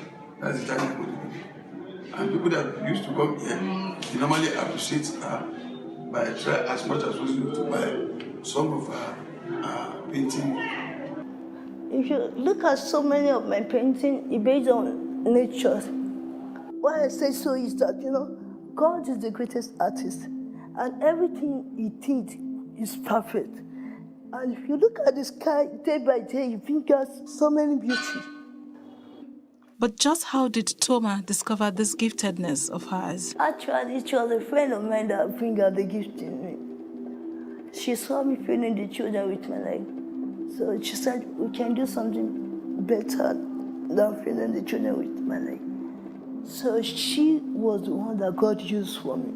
With the help of an assistant assembling her painting tools, Toma demonstrates her painting skills while sharing the emotions and relief painting brings to her. Sometimes I don't believe that I was the one that did it. It's a little bit difficult for me to believe that the works are done by me. My own painting gives me an assurance that I can still give back to society. Why I say so is that, when I was still much younger, I thought I'm not useful. Let me use it, because I could not use the art and every other thing. So I was just thinking that, how are you going to do this? Toma shares her challenges, not focusing on it as a stumbling block, but she sets the tone on the positive as she reveals the hurdles of her life's journey. According to a proverb that said, no pain, no gain about life. Life is full of challenges, and the one we live, the one we see them around. Talking about the challenges, the first time in school, I will never forget it. The first time in school, I went to Akoka Junior High School, or junior school. But the first time I went to that school, when I went to go meet the principal, that I went with some of the staff here, and when we got there, the principal does not know that I understand Yoruba. He said something that, why do they bring someone like her to school? And that she's not supposed to be in school. All she needs is just for you to put her somewhere to be eating until God says. I have to say something that, sir, may the good Lord have mercy on you. He was shocked. He could not believe that I heard what he said. I just thank God for the owner of the challenges, because he holds the key to every challenge, and he makes a way when there seems to be no way. I give glory to God, because if not for him, I don't know what could have happened to me. So many challenges. And, there's this thing that keeps me going that time. If there's no challenges, there will not be testimony. I faced a lot. In spite of Toma's visible challenges, Toma has a positive outlook towards life and the people she comes in contact with. Her caregiver and one of her teachers reveal the other aspects of Toma. Toma jẹ́ ọmọ kan tó jẹ́ pé kọ̀ra mọ́yàn, ó dẹ̀ kó gbogbo ìyànjú, kò kọ́ra, ó ń bọ́mọdé ṣe, ó ń bá gbà ṣe, gbogbo àwọn òṣìṣẹ́ gan, ó ní ibi kọ̀ọ̀kan tó ti máa ń dùn wọ́n nú. Ó jẹ́ pé èèyàn tó jẹ́ pé bó ṣe wà yẹn kò mọ bó ṣe ń hide the feelings tẹ̀ tí nǹkan bá ti ń dùn bá ó máa sọ ń pé alágbádá bá ó dẹ̀ ṣẹ̀ mí o, ó dẹ̀ ti tán nínú ẹ̀, kò mọ bó ṣe ń báyàn yànjú. Ó jẹ́ ọmọ alálùbáríkà, mo gbàdúrà kó lọ bá mi pèsè ọkọ alálùbáríkà fún kó lọ iṣẹ́ kó má dìṣẹ́ mọ́ lọ́wọ́. She's the type that one just need to move closer because of behavior, attitude, characters, and the kind of love that she used to show to people. The way God has created her, we thank God because it's unquestionable God. I just thank God for her life because despite the fact that her disability, she can prove to the whole world that she can still do certain things as far as her condition is being concerned. She loves everybody because I recollect that yearly as a staff of this school, especially women, I don't know, maybe it's doing it with the women too, She used to present us a gift as men in this school, no matter how token it is. She tells me the place of God in her life, making her achieve more than she can imagine. God is my strength. You know, God is a wonderful God that despite what you're going through, you will surely find a way to make you smile.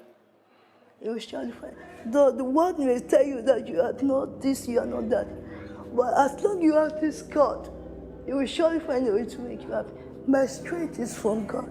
My joy is from God. Everything is from God. Despite everything that you're going through, everybody goes through a lot in this country, Nigeria. All you just need to tell yourself is that I can make it. I can do it. And just keep on smiling. By the time God works, you won't know. You will just be asking yourself, is it me? Am I the one? Just put your trust in God and try to do the little things that you know how to do. Don't give up on yourself. Don't give up on God, especially if you give up on yourself, people will give up on you. And what's more, this 28-year-old lady challenged once again the thought of entertaining self-pity. I used to feel pity for myself, but not anymore, because God has given me the strength. God has shown me that despite my challenges, I can still go places. By giving me the opportunity to paint with my leg, by giving me the opportunity to show that there is ability in disability. Well, not much is known about the condition data-wise, and so according to a 2018 article from The Guardian, there are more than 100,000 cases of cerebral palsy in Nigeria, with most affected individuals in need of care due to cerebral palsy effect on functional abilities. But more alarming is a recent data according to Benola Initiative, an initiative aimed at creating awareness on cerebral palsy in Nigeria. The condition affects 17 million persons worldwide and over 700,000 in Nigeria alone. Whereas that data claims a huge number of people live with cerebral palsy, what is more unnerving is that half that number may likely wallow in self-pity.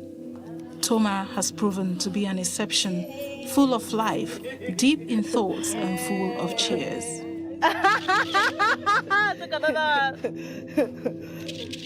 Wow. Emotional, she recalls her journey to education and how having a degree remained her most joyful day. Every day whenever I wake up, I always ask for something that God should give me joy. That's what all the challenges. The day that I finished my IC program, even before that day, I would just sit in the hostel, start screaming, start shouting, start singing. But on the day that I finished my IC, I was just like, are you sure that I finished? You finished? Are you sure that I finished? And when I said, oh, what Marika? I said, are you sure that it is Toma? She said it is you. So the day that I finished, I did my last paper. I said, do I have another paper? I was just asking myself, that do I have another paper? They said no. And since from the exam hall to my hostel, I was just shouting. I can't believe it that it was me.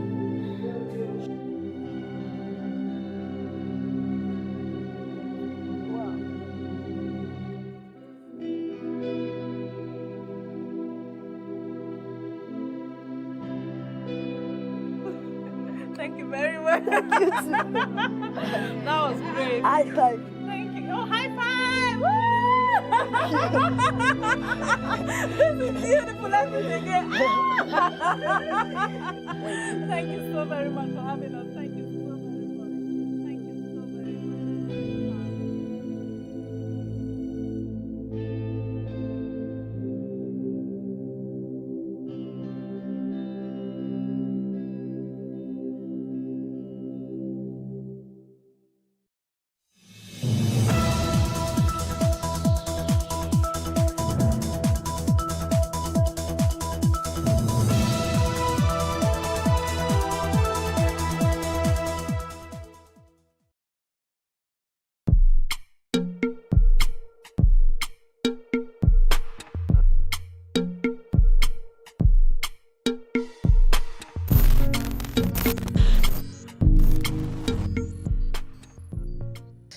Welcome to Plus Events, your favorite social diary show that brings you the best and biggest events to your screen.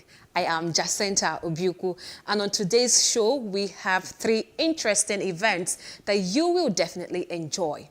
First is the event where the British Council Study UK, Alumni UK, has officially been launched in Nigeria. Take a look.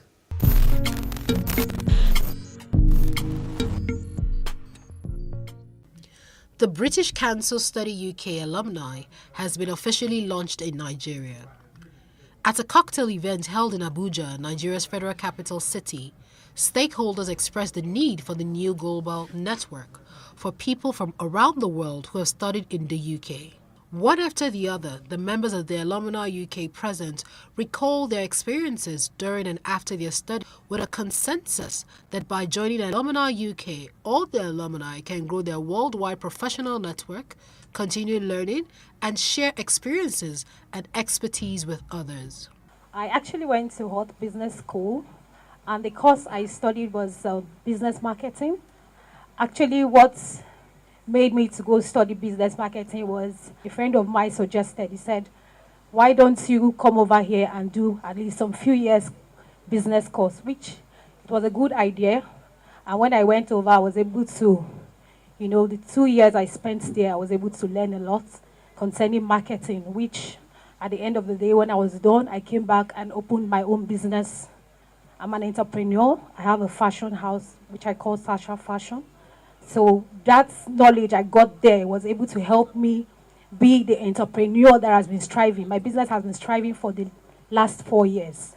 If you notice something, much as people have used different adjectives to describe the experience, if you listen to their stories, what you'll be able to find is that there is a thread in such a way that it almost draws the experience as synonyms of one another. Do you understand? So if you listen to networking and listen to his experience, you might also be tempted to describe it as life-changing.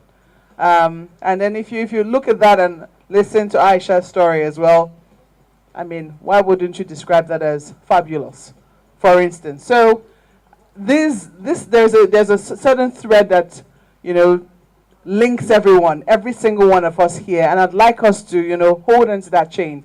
When I got back from the UK, I don't remember that there was any alumni link, organized by the British Council.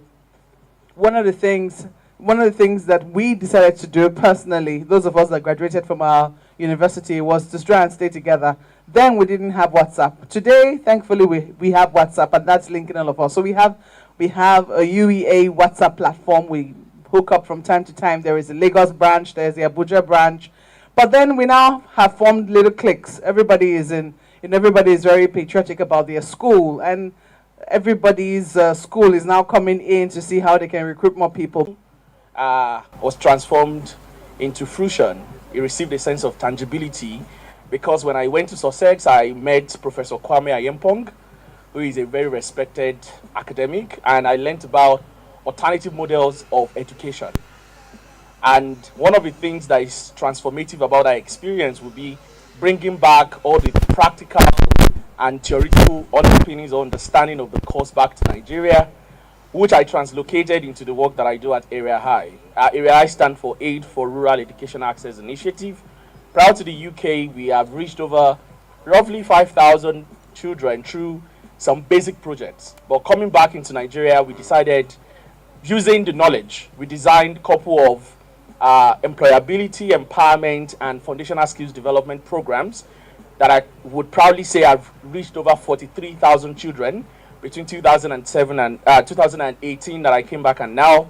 And we've been able to attract sponsors and donors like, interestingly, the FCDO sponsored me to the UK, Malala Fund, quite a number of organizations. Speaking further on the initiative, Program Manager, British Council, Daniel, said the program offers a partnership platform through which the alumni will be supported with their personal and professional development by making a positive contribution to the economic and social prosperity of their home countries.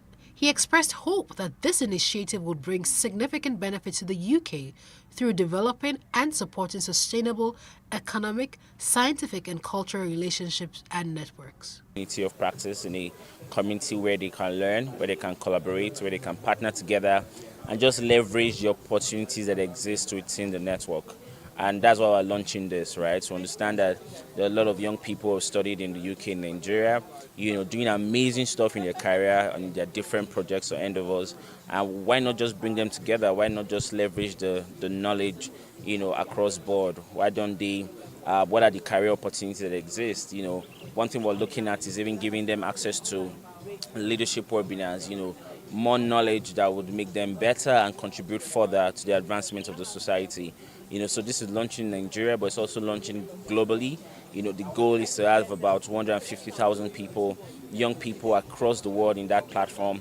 So we're calling out to everyone who was studying in the UK before, to sign up to join the Alumni UK program, where you learn, where you collaborate, where you network, and where you just improve yourself in your career and personal advancement. It is on record that the UK alumni are among the most employable graduates in the world, and 38% of Nobel laureates who studied abroad did so in the UK. All UK alumni are further enjoined to build a relationship with others who studied at any view to find out how their association can help achieve their global goals.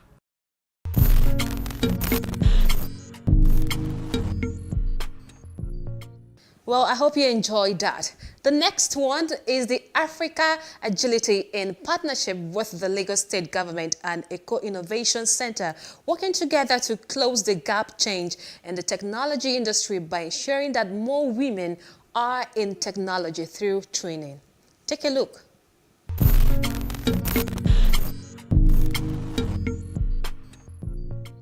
Women are an ever-growing part of the technology landscape.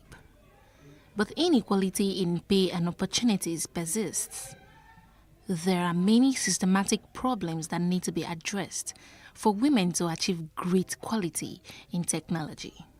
Deloitte Global predicts that large global technology firms on average will reach nearly 33% overall female representation in their workforces in 2022, up slightly more than 2 percentage points from 2019. The Girls in Tech program is organized to bridge the gender gap between men and women in the tech industry by developing more girls with agility, machine learning, data science, and web development. In 3 weeks, the girls have been able to work together and develop projects that use tech to solve life issues. Another election is around the corner, and it will interest you to know that we do not have sufficient information about our candidates and aspirants. Our team has developed a solution to this. Like my colleague said, information is liberating, and we hope to give you political liberation. So we've developed Political. And what is Political? Political is a web application that seeks to provide a comprehensive database of politicians in Nigeria across all levels, from the federal, state, and local government. I bet you a lot of us do not know the political holders of local government positions in this room. Express Wings is a logistics company driven by technology. Our objective is to provide unparalleled means of supporting our clients and also becoming an extension of our client's business. This way, that even if our client's objective is to provide excellent services, Express Wing will also extend that hand with their deliveries. You might be wondering, how are we different from the normal and from other companies that operate logistically? Express Wing, we have several competitive advantages. Number one, our rates are fair, and we also have a live track and trace solution. That way, you easily go to our website and input your tracking ID to enable you to see real-time data and real-time status of your package. You don't have to call the rider every time. Where are you? Where? You don't have to make up lies. You simply put in your tracking ID and you're able to check. A panel of judges at the event rated the project performances of the girls. So put your hands together for Connect 10. Come on. Good girl. Come forward. Put your hands together for them.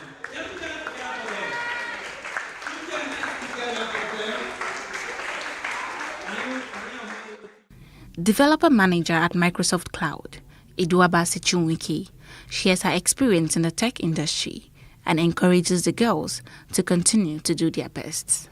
Today it's not about me, it's about all of you have been the biggest believer of having loads of women in the tech sector. So for some of you that know, beyond my Microsoft life, I run an organization called Wenters. And I do know that most of you are part of the Wenters team. Thank you, thank you, thank you, thank you. To the amazing Wenties that are here, thank you. And it's been because of my experience in the tech sector. So when I started on my career, I started on managing the cloud penetration in Nigeria. And what that really meant was, it was at a time when cloud technology was just a thing. So think of conversations that were happening between most of the corporate organizations. I was the one having this conversation. The good thing was that I was in Microsoft, right? Microsoft had a really good diverse background of men and women. So at the time, even when I had finished school and I had done a master's, I was very glad where I worked. But the interesting thing was, when my role was external facing. So in my external facing role, when I'm getting into conversations, I'm pretty much in a room with a lot of board members of IT, sort of just trying to say, the cloud is the way forward. And then you sort of turn around the room and realize you're the only woman. I didn't see that as a deterrent, right?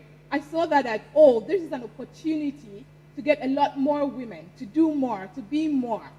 Anugo Poud, the founder of Africa Agility, says in the next 10 years, 5,000 female youth in the tech ecosystem will be trained. We want to launch the new CUDA Flutter Wave Pace Stack of Africa, and especially build, the founders are women, not just the men, because when you look at the top tech organizations in Africa, they are mostly male. But now Africa Agility wants to launch the women into the tech ecosystem so that they can compete with their male counterparts. So we are launching Girls in Tech Business School, and it will be starting next month. And this is not just for the girls that have gone through our programs. We are targeting girls across Africa that have great, amazing business idea, but they don't have the skills and the competency to be able to launch into the marketplace. So we are going to take them through ideation into launching their tech startup. And also we are going to work with investors and venture capital that would fund this investment for these girls, maybe by getting equity or whichever way that they want to fund it. Then we're also going to get grant for them as well, so that they can have enough funding to be able to launch a very successful, thriving tech business. For us, really, we are big on employability and enterprise development. So what we were able to do for them this year was to, even apart from just doing their coding programs, we're able to design for them an incubation program that give them skills on how to basically run a startup, right? The foundational skills about problem identification, solution development, finance, corporate governance, and so on and so forth. So, and even fundraising. So we're expecting that they will leave this program very well equipped with the tools and the skills to begin their own startup if they choose to go to that direction, rather than just going to the broad markets. And of course, as Eco Innovation Center, we are big on supporting startups. So the doors always open for them to come back to us with their ideas, and we will fund them, we will mentor them, and we'll provide them space for them to collaborate with all our seasoned entrepreneurs to be able to grow their products and scale their products and get them to commercialization. The young tech girls are super excited about this initiative. It has really been impactful, right? From the tutor, some of them are actually their student before that they hired, and some of them are not. So they are really good. If you don't understand anything, they will take you back. You ask questions, and there are Zoom meetings. You get to network with other people that are in tech, your seniors, people that have been in tech before, and there's community, the main community on Twitter and on LinkedIn, where you can just see anything that you want, and on Slack, anything you want that you don't understand, anything that is so vague, you just tell them and they will explain to you. So it's really, really impactful for someone like me that don't know anything about it. Now I can say I can do something. So let me just say now I'm a proud UI UX designer. It's been super amazing.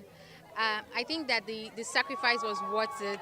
And during the course of the training, I imputed what I learned, and I got job offers in 3 places just last week. And it's all because of this, and I'm so excited about it. Yeah.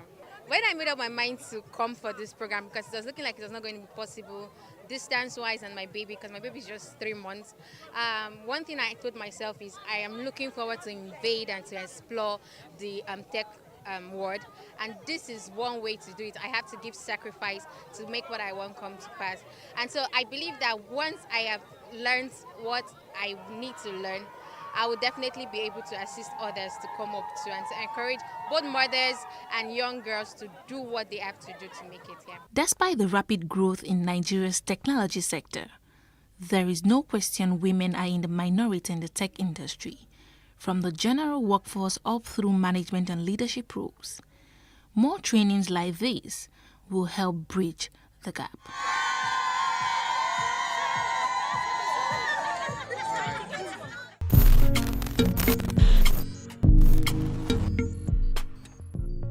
And finally, on this edition of Plus Event, we've got wedding between Grace Peters and Dixon Osage. Enjoy.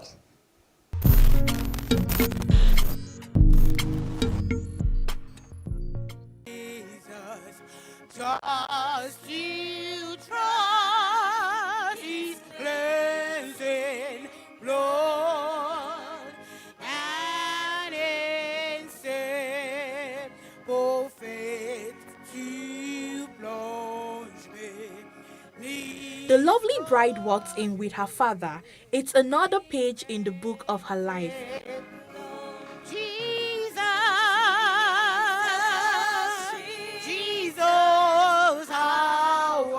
The church was filled with friends, guests, and associates who have come to witness the holy matrimony between Grace Peters and Dixon Osage at the Redeemed Evangelical Mission, Trem, Bagada, Lagos. What paraclete is where you get the word one who is your advisor. But you know the beautiful thing I love the word, helpmeet. It also means your sounding board. Grace and Dixon, Grace is your sounding board. That is when you are going through stuff and you need somebody to just sort of share your burdens and your pains. What do? You turn face to face. It was time to exchange their vows. Say to her, I, Brother Dixon. I, Brother Dixon. According to the word of God. According to the word of God. I leave my father and my mother. I leave my father and my mother. my father and my mother. And all my relations. And all my relations. From, I mentioned your village. From East and Southeast local government of Edo State. East and Southeast local government of area of Edo State. Yes. And I join myself to you. And I join myself to you. To be a husband to you. To be a husband to you. From this moment forward. From this moment forward. We shall be one. We shall be one. Please celebrate them. Put your hands together. I, Pastor Grace. I, Pastor Grace. According to the word of God. According to the word of God. I leave my father and my mother. I leave my father and my mother. And all my relations. And all my relations. From your village. From East and Southeast local governments of Edo State. From East and Southeast local government area of Edo State. And I submit myself to you. And I submit myself to you. To be a wife to you. To be a wife to you. Where you go, I will go. Where you go, I will go. Where you lodge, I will lodge. Where you lodge, I will lodge. Your people will be my people. Your people will be my people. And your God, the Almighty God, shall be my God. And your God, the Almighty God, shall be my God. From this moment forward. From this moment forward. We shall be one. We shall be one. And then to the signing of the marriage register. Hey! See what you have done for me. See how you set me free. Come and say it to the Lord in the highest. I say, who is greater than Jehovah, Lord divine? Oh, there is no one greater than Jehovah, Lord. Who is greater than Jehovah, Lord divine? There is no one greater. We call him Jehovah, marvelous. Yeah. Greater than Jehovah. They sealed it all as they were pronounced husband and wife. Been around the world, searching for a miracle, but I found no one like you. After the church service, guests proceeded to this beautifully decorated reception hall for the next chapter of activities.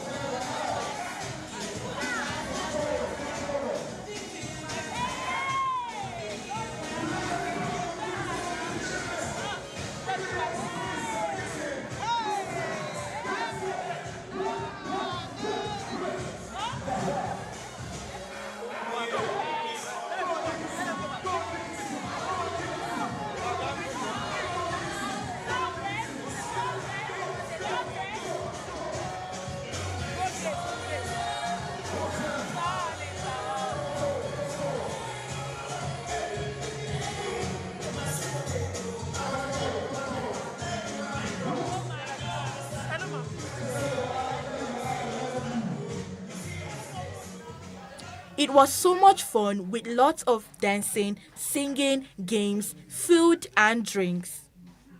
Plus Events spoke with the family members of the new couple. I feel very happy. I'm elated. I feel good because Grace is a large-hearted person, loved by everyone who comes around her. She has been wonderful, and it is my joy today that God has given her a man who is also large-hearted, kind, loving, caring man. That gives me joy. I feel fulfilled because I long for it, even late to marry. I wish him to have married for long, but now that he consider it possible to marry, I give them my blessing. Marriage is an honorable institution, instituted by God himself. As you have heard in the sermon in the church, without the woman, the man cannot fulfill the injunction of the Lord that says, be fruitful and multiply and replenish the earth. I feel great. I feel great. The Lord has honored me, and I return all the glory to him. Today is my joy. So for my son, this. So when they say, never mind. No, say God have it time. And today, Jesus has do it. And very time, God will join them together with happiness and joy. It started like a joke, like a dream. I think somebody introduced him to me. We didn't click at first. It took a year. I think we quarreled from the very beginning. It took a year before things started working out. And then, of course, it's been smooth, actually. Moving from executive bachelor to husband is very, very important, you know. Thank you very much. I'm very happy to find a good wife, you know. The Bible says who finds a good wife finds a good thing and obtain favor. So I've obtained my own favor, you know, it's my turn to shine, yeah.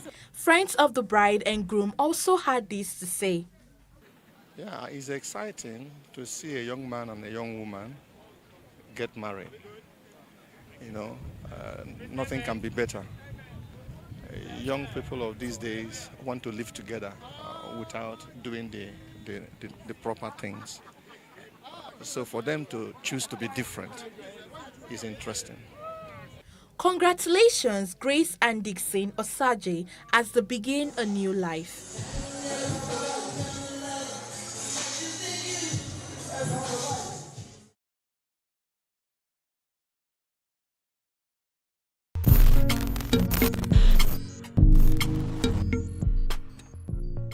Well, that's the wrap for today, and I hope you enjoyed the events on this episode of Plus Events. Remember, if you want to showcase your events to the world, Plus Events is the place for you. Subscribe to our YouTube channel at PlusTvAfrica Lifestyle. I am Jacinta Obiuku. Please stay safe.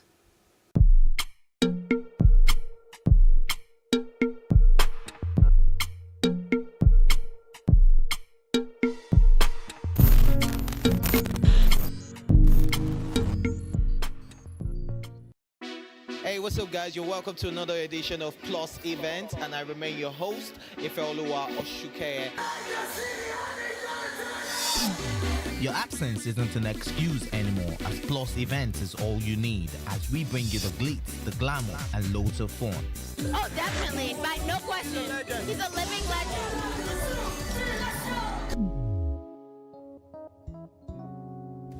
Oh, God forbid, Holy Ghost fire, no. I just want to be blown away. I want to be wild. This is 11 years of doing it.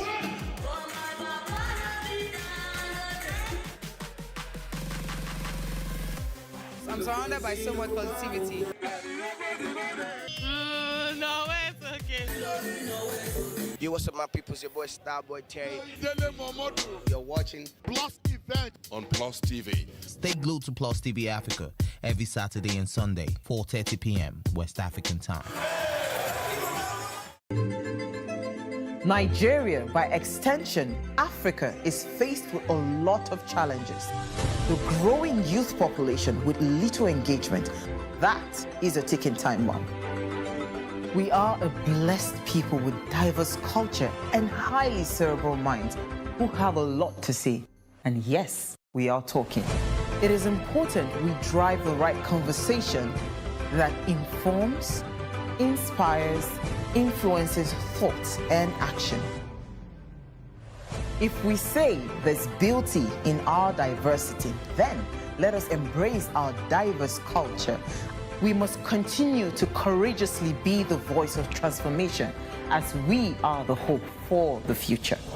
Yesterday's conversations shape today. What are you saying to shape your tomorrow? We know you have a lot to say, and we are here to hear you.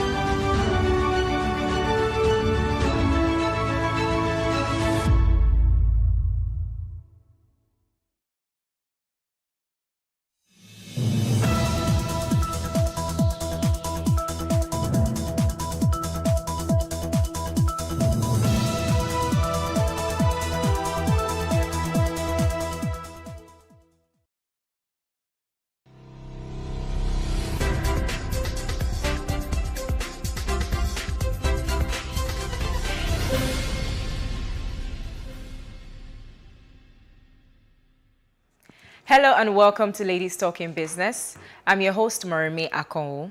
On today's episode, we will be discussing an interesting topic, retaining your femininity as a businesswoman.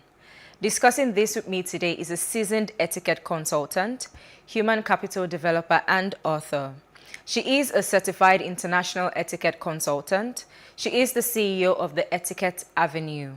She consults with corporate organizations and offers specialized training programs.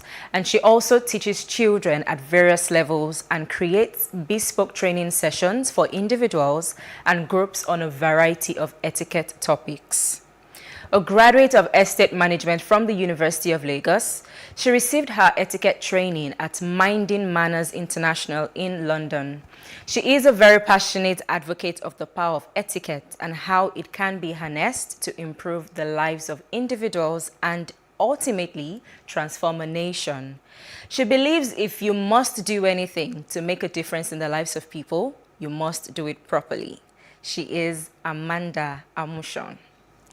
Delighted to have you on Ladies Talking Business today, Amanda. Thank you for having me, Maureen. And I'm looking forward to our etiquette talk today.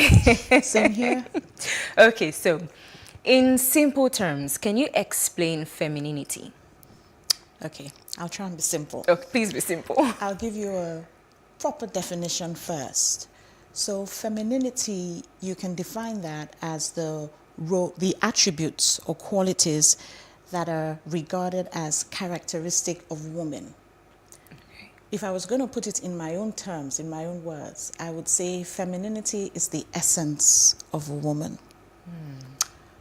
Everything that makes up her composition. When you look at her attributes, you're talking about her sensitivity, her ability to be emotive. A woman is a nurturer. She's a multitasker. She's warm. She's graceful. I can go on and on. But when you talk about a woman, I just think there's just something about us that lights up a room. So in simple terms, that's the essence of a woman. So what makes a woman a woman? So those attributes that make her a woman. Yes. Okay. So let's talk about running a business as a woman. Why is it important for women to retain their femininity while running a business? I know you have a lot to say here, so let's talk about it. Okay.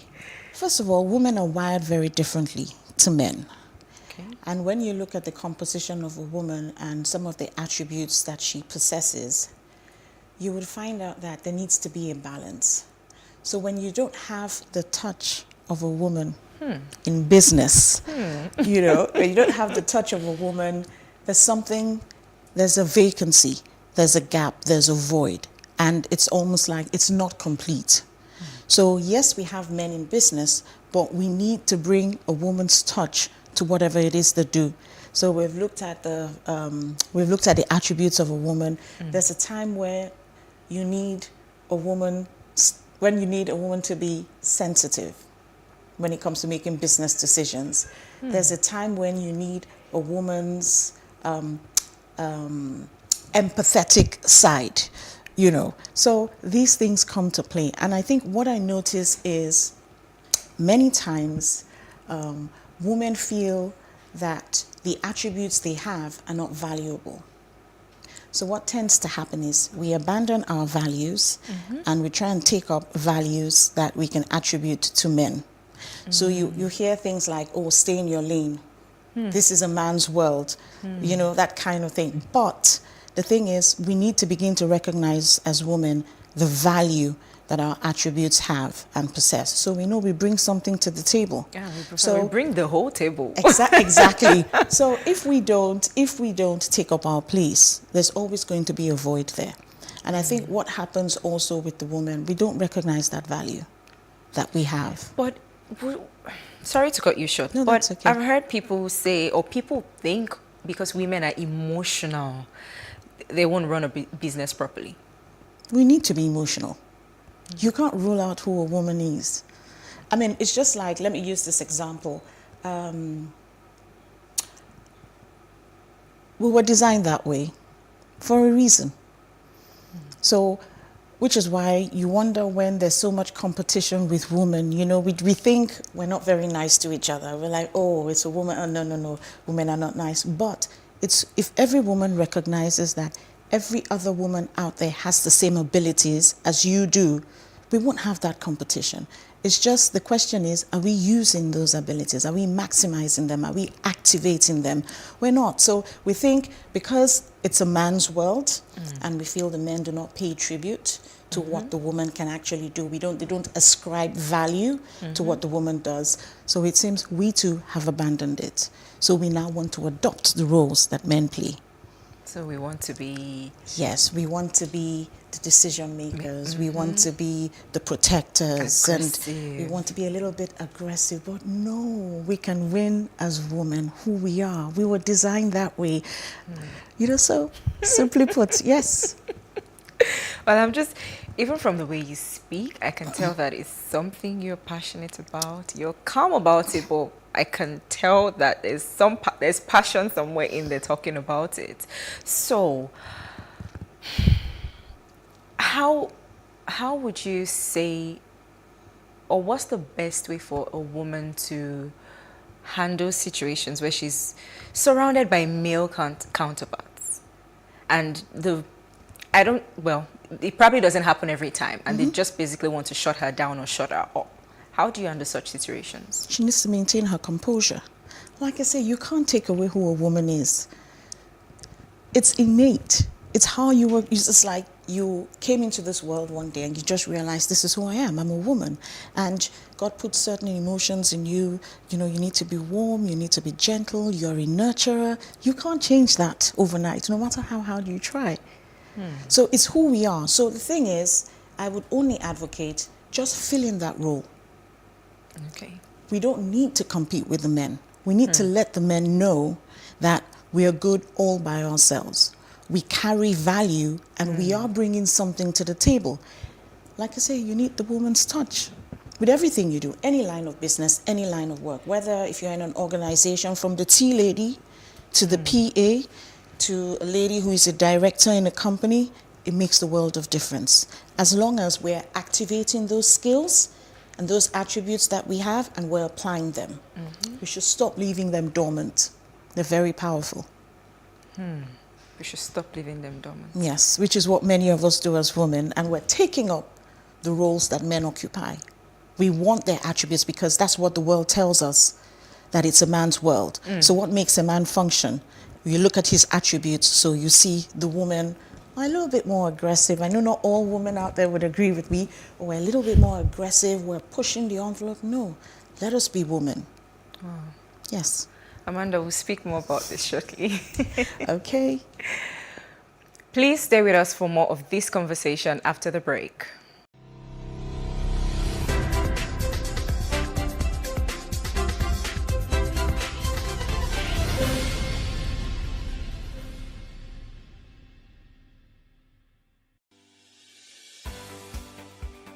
Businesses in Africa can be very challenging.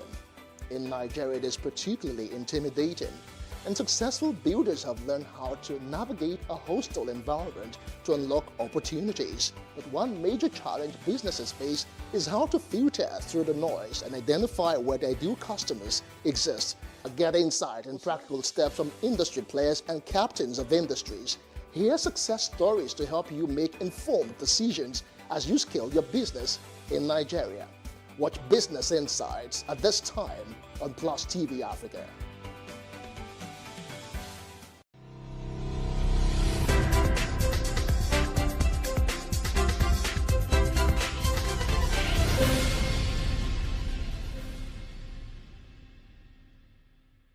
Thanks for staying with us. I'm still here with Amanda Amushan, an etiquette consultant, human capital developer, and author. I didn't want to interrupt you earlier when we were talking about it, but let's talk about the role culture plays in all of this. I believe culture, especially in the African setting, has its influence on how women behave generally, let alone at the workplace or running a business. So let's talk about the role culture plays, what culture basically has given we women. It depends on what culture you're talking about. And one thing I would tell you is culture greatly influences etiquette. And another thing about etiquette is it evolves over time. So when you try and put culture and etiquette side by side, you realize that even what our parents did or their parents before them did, it's 2022. Things are definitely going to be different. So how in the past maybe it would have been proper to write a letter, or a thank you letter, it was proper, you use the ink and the pen, nice cursive writing. Today, it might also be proper for you to send, a text message as long as your sentences are constructed properly. So things evolve, things change. Now, culture and women, we can't live in the past. Okay. We can't. And like I say, things evolve. So society has to give women the place that they have earned and they deserve. We can't live in the ages. So whereas in the past, it was traditional for a woman to be at home and look after the family, the home front, ensure the children are well, and her husband eats well, and she's looking after, the home. That was her job. The man went out, to work, earn money, and bring home. Typically, that was a cultural setting at that time, but now it's different. More doors are opening for women. Women are being educated. Women are pushing the boundaries further. So what are they going to do with everything that they have achieved? But there are men who still feel a woman shouldn't be working or be in a place of authority. There are men who feel women shouldn't even have education. Unfortunately, we're always going to have people who like think like that in society. There's really nothing we can do about it. And there are people who are, you would find out, what I've noticed is even amongst the young folk, you see young couples, when you listen to their beliefs, their values, and you're wondering, you sound like someone from 40 years ago or 30 years ago, and when you're so young. Values, they hold on to these things, pretty closely. But I think that we've come of age, give women a chance. There's nothing you can do about the mindset that people have that women should be in the kitchen or should be at the home front. No. Look at them as your equal partner. They're there to support you. They're there to help you. And like I say, I go back. A woman's touch. I'm going to be saying that quite often. A woman's touch. I know I'm going to be hearing that a lot. Yes, a woman's touch. We make all the difference. So, but just to summarize what you've just said, I believe that it's also the duty of the men to just let women be who they are meant to be. I agree with you. And I think before we take the fight out there as women, I think amongst ourselves, we need to have these conversations quite often to realize that what we carry is actually powerful. And if we can agree and have a loud enough voice, we can actually take it to the men. It's because they don't see us for who we are. They just don't think we're that powerful. And when I say powerful, I'm not talking about operating, in a man's world or doing what he can do. Whatever a man can do, a woman can do better. We've gone beyond that. It's honestly, I think it's more of as they are, with the attributes that they have, and in the times that we live in, the skill sets they've been able to, acquire, they're formidable. I agree. Let's give them that credit and work with them. Don't try and tell or make the woman feel that she's not like you. She wasn't created to be like you. Yeah, so recognize her power and what she brings to the table, and all would be well. So moving on, how can women maintain a family life balance while thriving in business? Good question. I think foremost, a woman has to look at her well-being. Okay. Like you said, in times past, our parents had the responsibility of mothers, actually, a woman, being at home, looking after the family, the home front. But today things have changed. Women are out first thing in the morning, dropping their kids off at school, and they're hitting their offices. They're starting their day, 8 a.m., and a woman has to be balanced. Her well-being has to be taken care of if she's going to juggle all of these things. So her mental state, she has to be healthy in her mind and her emotions and physically. And when you look at physically, of course, many women are very conscious about how they look now. So you're talking about diet, you're talking about exercise. You need the balance. Yes, you need the balance. And emotionally, when it comes, you have to be happy. You have to do the things that make you happy. I'm listening to more women now who are saying, it's going to be about me this year.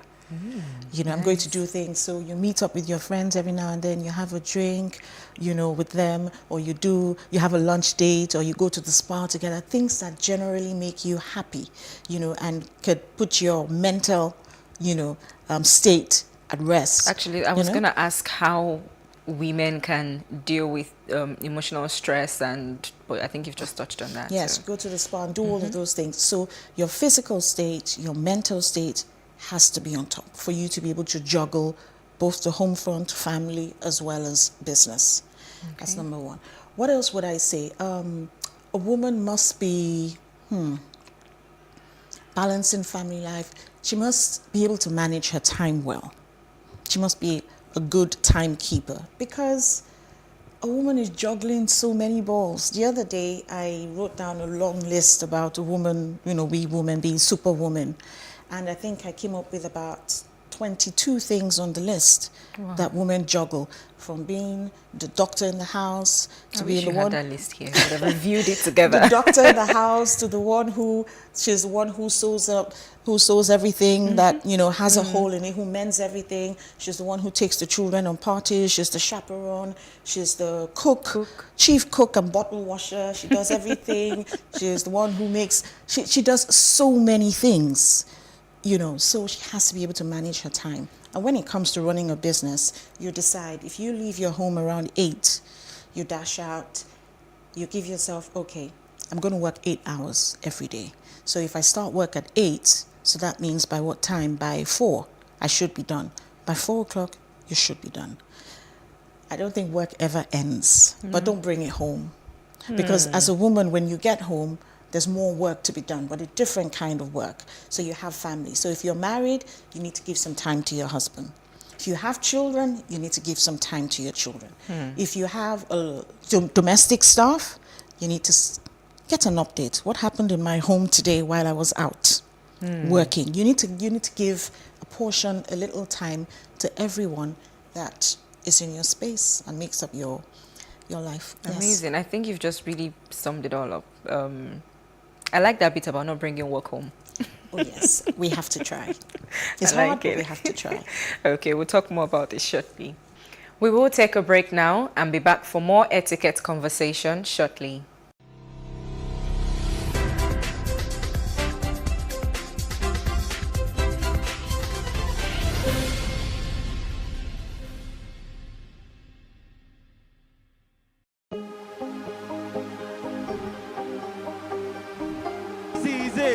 For upcoming artists to blow in Nigeria.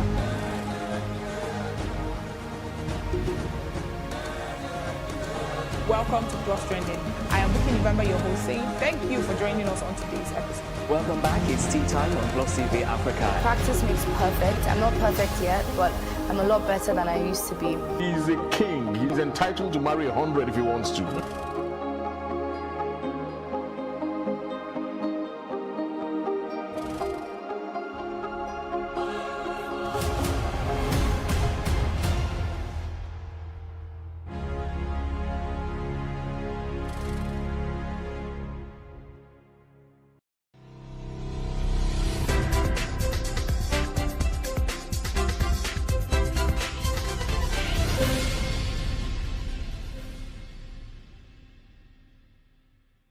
I'm still here with Amanda Amushon, CEO of the Etiquette Avenue.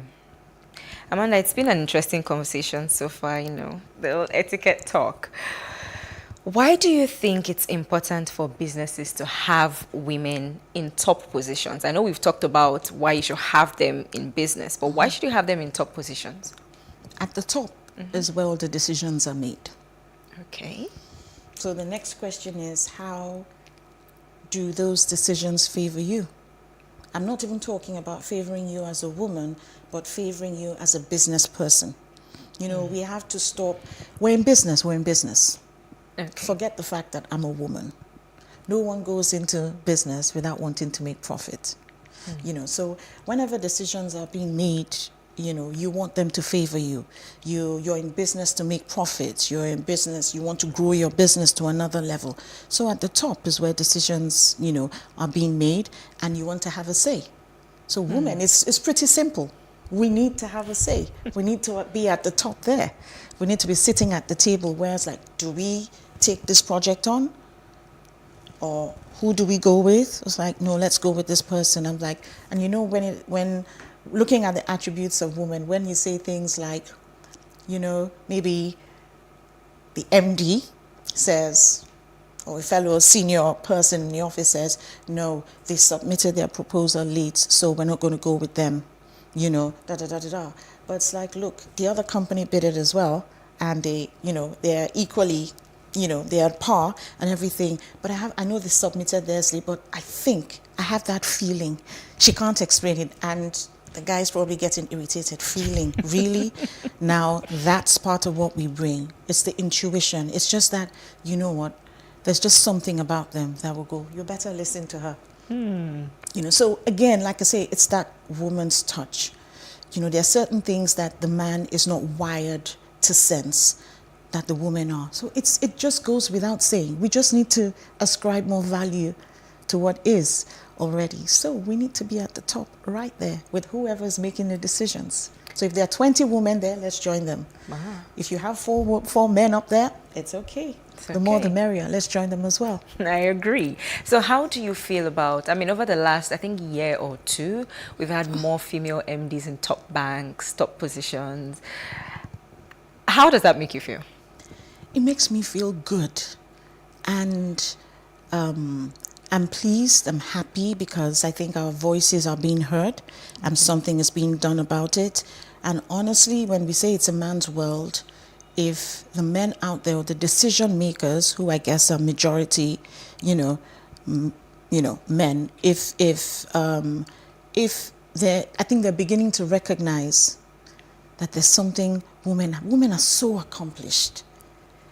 When you think women, and the thing is, they're improving on themselves while still running the home front, doing all these things. So someone has to stop and look, as in, are these women real? Are these human beings real? We're doing so much, so I'm really pleased that it's beginning to happen, and it would encourage more women to step up, and encourage the younger ones coming up to say, yes, there's a place for me, I can do it. But like I say, I would rather the focus be on letting women know how valuable the assets they have are before they go out there to compete. So they're going out there with the confidence that they should have.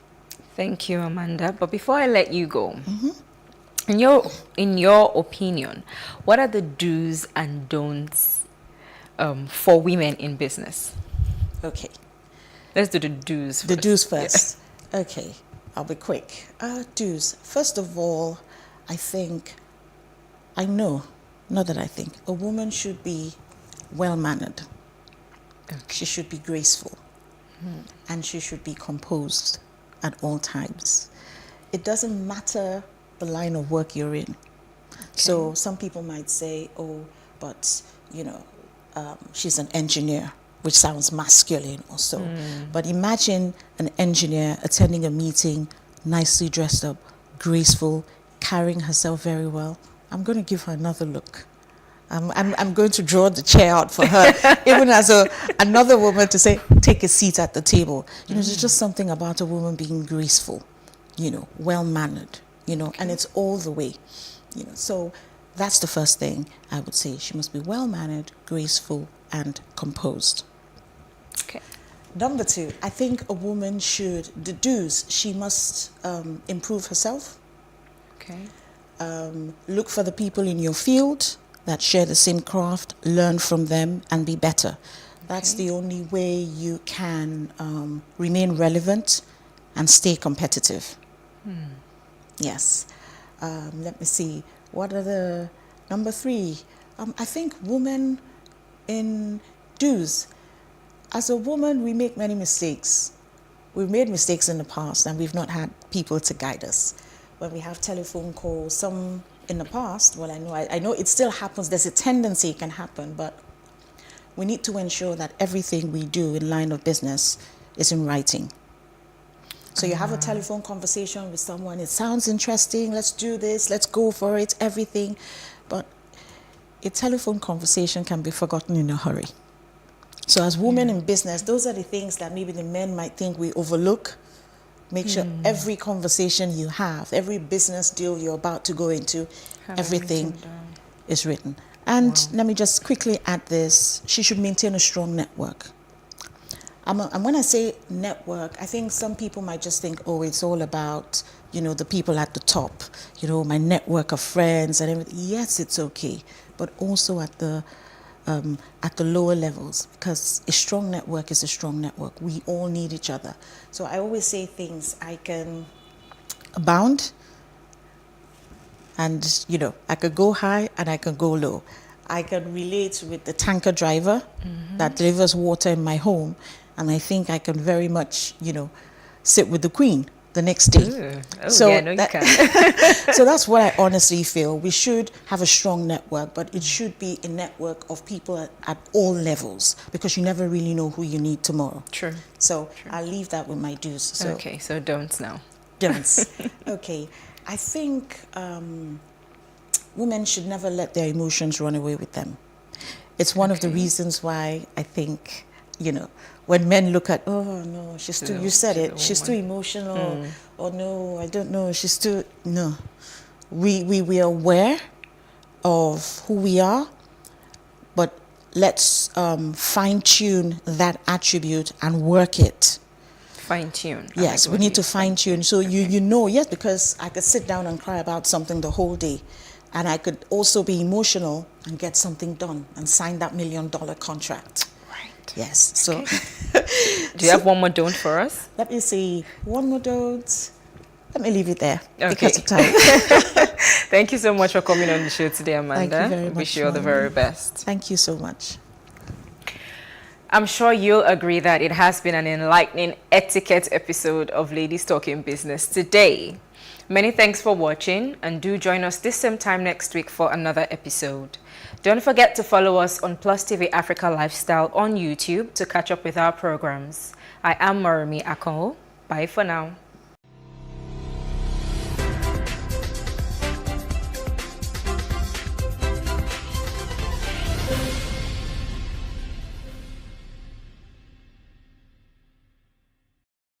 How can we have peace without justice? Plus Politics. It's not just another political conversation, it's about keeping you in the know. The relevant interviews, asking the tough questions to those that matter. Get the answers you need. Does it mean that the people who were injured, people who were shot at, those who were involved in that stampede are not going to get justice? It is unfortunate, it is sad that we have a government of deaf and dumb. Analysis from top experts. The last election was not really an election. We feel that Obasanjo has a very special place in his heart for hating Ijaw people. I think it really boils down to two things. One, trust and accountability. Plus Politics, every weeknight at 7 p.m. on Plus TV Africa. In raising our kids, parents should stop playing God. The internet is actually using the people. But when you are looking for money to help other people, then it becomes easy. Don't rush into marriage. I always say this. You rush in, you rush out. Family is the bedrock of every society and the essence of life. On Today with John and Helen, we dig deep into family values in every sense of the word. Join us every Saturday at 9:15 a.m. on Plus TV Africa, DSTV channel 408.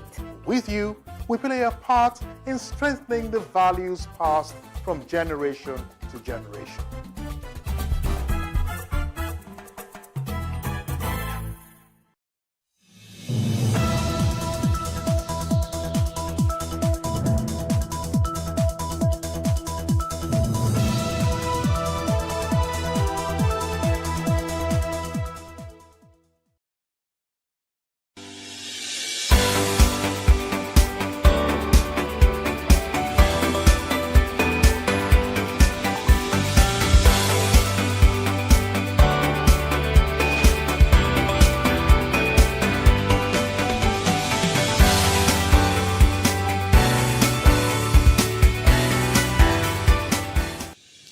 as the controversy surrounding the introduction of 15% national automobile cancel levy on imported vehicles lingers, some maritime lawyers have demanded court intervention as a way of resolving their matter. Now, the Nigerian Customs Service had recently introduced a 15% NAC levy on used imported vehicles, a decision which didn't go down well with clearing agents in the country's maritime sector. The agents have argued that the NAC levy is mostly meant for new vehicles, questioning the rationale behind the introduction of the duty on used vehicles. In a quick response, the service, in a statement by the National Public Relations Officer, Timi Bomodi, said the move was in compliance with the Economic Community of West Africa Common External Tariff. Well, that's our focus on the show for today. Welcome to Business Insight on Plus TV Africa. I am Justin Akadoni.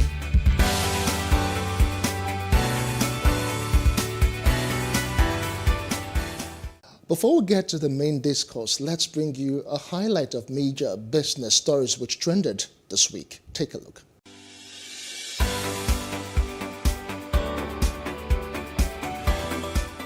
Telecommunication subscribers under the aegis of the National Association of Telecom Subscribers have said they are set to drag the federal government to court in May in a bid to temporarily suspend the government's barring of subscribers' outgoing calls.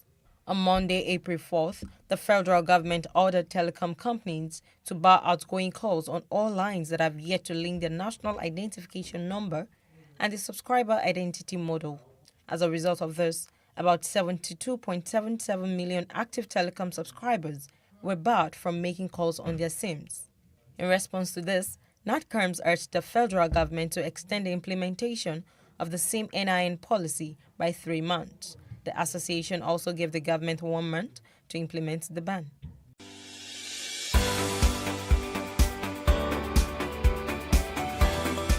As controversy continues to surround the introduction of 15% National Automobile Commission levy imposed on imported used vehicles by the Nigeria Customs Service, car dealers have threatened to close their stores this week. The NCS had recently introduced a 15% National Automobile Commission levy on used imported vehicles, a decision which didn't go down well with clearing agents in the country's maritime sector. The agent argued that the NAC levy is mostly meant for new vehicles, questioning the rationale behind the introduction of the duty on used vehicles. In a quick response, the service, in a statement by the National Public Relations Officer, Timi Bomodi, said the move was in compliance with the Economic Community of West African Common External Tariff.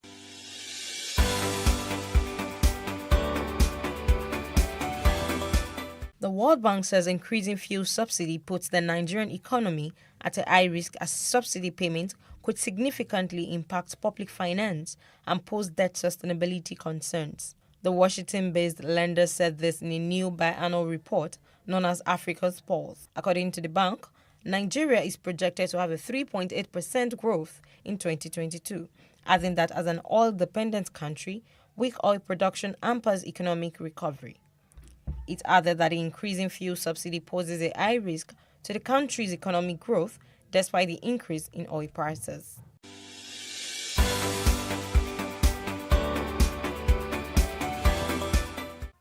The National Bureau of Statistics (NBS) says about 13 million passengers traveled through Nigerian airports in 2021.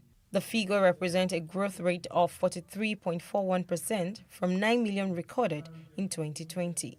The NBS disclosed this in its recent air transportation report for 2021 released on Wednesday. According to the report, the total number of arrivals in 2021 stood at 6.5 million, which was higher compared to the 4.9 million recorded in 2020.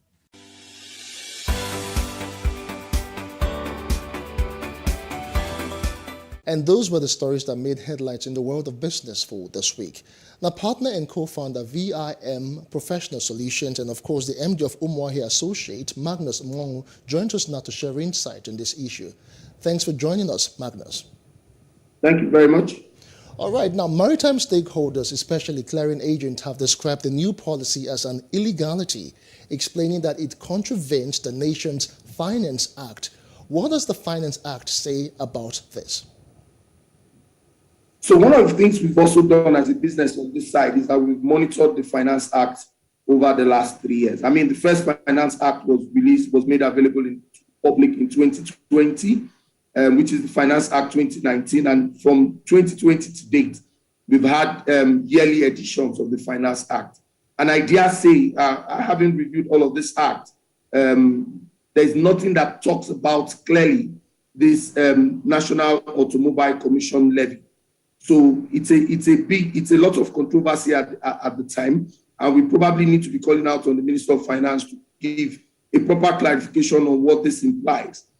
But chances are that there might be some publication or some notification by the government in partnership with the Nigerian Customs Service to issue such a legislation, but it's not contained in any of the Finance Acts that has recently made news. So we're looking at the 2020, which is the Finance Act 2019.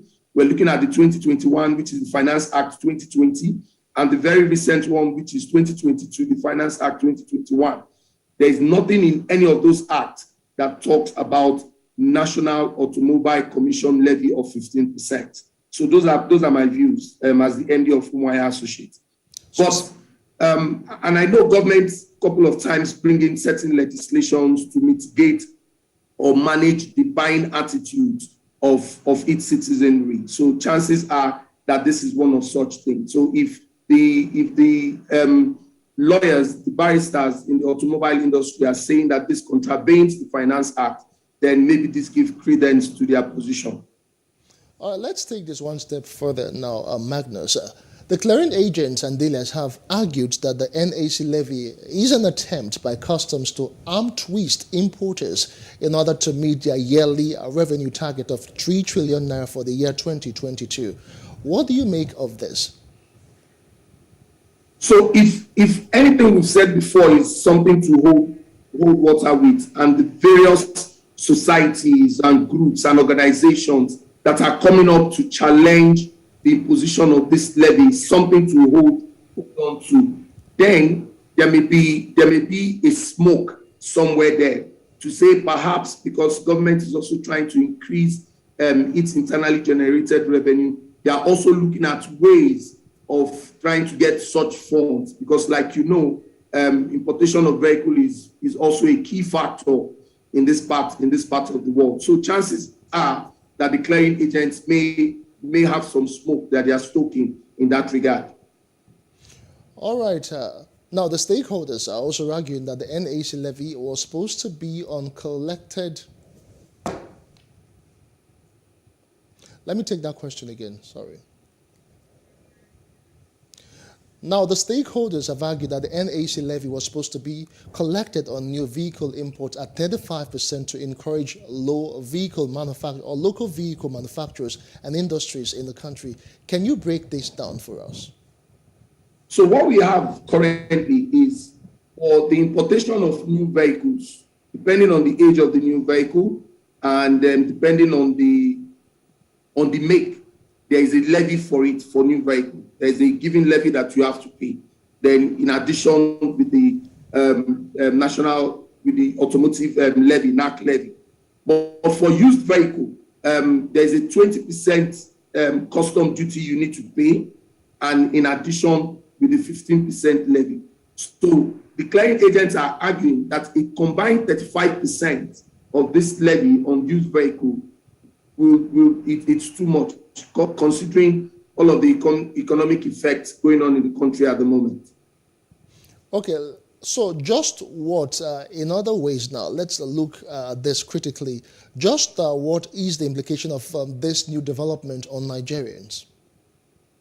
So the implication is that we'll begin to see a lot more increase in vehicle. As someone who's also involved in the importation of used vehicle into the country and knock down vehicles by way of parts, cost of buying these vehicles have increased because, of course, the FX has a lot to play in this industry as well. So your cost, you bring in your vehicles, you bring in your goods into Nigeria, you sell in Naira, and by the time you sell, you need to convert that funds back to US dollar to be able to, or foreign currency to be able to import these vehicles into the country. So you begin to see certain bottlenecks along the way. So there is the FX one, there is the increase in duties that you need to pay, which is now, put at 35%, except if the customs and the Ministry of Finance tend to reduce that. What we tend to see is that the cost of vehicles are going to go up, cost of transportation are going to go up, and it's going to have multiplier effect down the road. So even if you don't have a vehicle and you need to go show up at a client meeting looking tush, you probably will be ordering an Uber or a boat service or any of those other types of transportation. The cost of buying those vehicles to put in that line of business is going to go up. And for the owners of those business to be cool, they are going to have to pass on that bulk to the ultimate consumer. So what we see play out in the next couple of months or into a 12-month period, which is 1 year, is that the cost of buying vehicles, cost of transportation, cost of going from one place to another is going to go up. Okay, fine. There's a whole lot of talk that has surrounded this new development. But do you agree that by slamming this 15% NAC levy, the government was simply forcing people to tilt towards patronizing local manufacturers? Well, the school of thought would argue that how many local manufacturers we have and how durable are those vehicles. Do you want to spend about 10 million naira buying a vehicle, and in 2 or 3 years down the line, you're looking like you've not even started up anything? And the cost of making 10 million naira these days is not what it was 5 years ago. So while I would also encourage that if government puts in policies and policies in place that will support local manufacturers, they can clearly put in place certain policies to mitigate those of us who tend to buy used vehicles. So I agree, we may tend to begin to look at homegrown vehicles for our commuting, but we need to try as much as possible to make those vehicles a lot more durable. Because if you look at buying a used vehicle, say a Toyota Corolla today, a 2012 Corolla or a 2012 Toyota Camry, you can use that vehicle comfortably for another 6 to 10 years if you have good maintenance culture. But if you pick up a brand new locally manufactured vehicle, can you actually use it on Nigerian roads for the next 5 years without looking like it's been battered? So we need to put all of this into consideration so that we can begin to encourage homegrown manufactured vehicles. So in your opinion now, would you say that government policies over the time have not actually encouraged local manufacturers of vehicles in the country?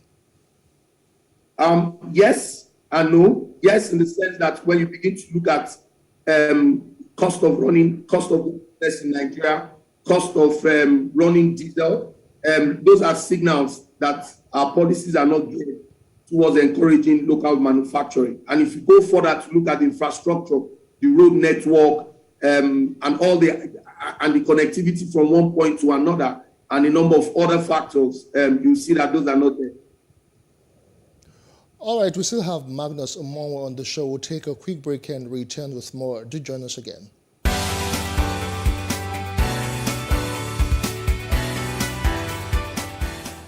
Welcome back. It's still Business Insight on Plus TV Africa, and we still have Magnus Umonwa with us, and we are looking at the NAC, the 15% for vehicles that has been imposed. But right now, let's just take it one step further and just do a bit of a critique of the Finance Act and how it has actually helped in revenue generation for the country. Thank you so much, Umonwa, for standing by. Yeah, thank you. All right, let's just talk about the Finance Act that is actually in force in the country. And Nigeria has over time talked about revenue generation and how they can diversify the economy. How would you rate the Finance Act, the recent one, and what contribution has it really done to the nation's revenue generation? So before 2020, we typically tend to wait for a minimum of 5 years or thereabouts before we can make certain legislative changes. But what we see happen with the introduction of the Finance Act is that it's looking like an annual thing. So over the last 3 years, we've had different amendments to certain legislation in the country. And the important role that the Finance Act plays is that it's issued and it's signed and it's made available to the general public, simultaneously with the budget of the federal government for that year. So the Finance Act is geared, it's a mechanism geared towards helping the federal government with its vision to raise the necessary internally generated funds with which it can execute its budget. And over the last 3 years, it's steadily progressed. Like we've seen, a number of things have been there. They've encouraged the growth of small businesses in the First Finance Act when it changed the threshold of the categories of small businesses that can pay taxes and those that and what needs to be paid. So there's a bit of clarity. It's becoming a lot more flexible. It's becoming a lot more interactive. So if government sees that a certain portion of the legislation is not yielding its fruits, they are able to change it in the following year and make necessary amendments. And the beauty as well is that it's not just government sitting down and designing the Finance Act. The citizenry, key stakeholders, business decision makers, a lot of consultation that go in. So it's citizens like you and I who are pulled together into a group that sit down, discuss, deliberate. There are discussions in various sectors and geopolitical zones of the country to agree as to what makes or what should be in the next Finance Act. So it's a welcome development, but we're yet to begin to see a lot more of this play, especially in the engine room, which is the small and medium businesses. We would like to see a lot more traction with government trying to ensure that those who they require to pay tax or pay certain levies, and when they do have certain features or certain infrastructure to keep running their businesses. All right, thank you so much. We have been speaking with Magnus Omonwo, and he has been sharing useful insight on all of these recent issues and that have generated a controversy. Magnus is the MD, Umuahia Associates. Thank you so much for your time. Thank you very much. All right, it is still Business Insight on Plus TV Africa. We'll now leave you with useful tips on how to write an informal proposal. But that's the size of the show for this week. I am Justin Akadonye. Many thanks for watching.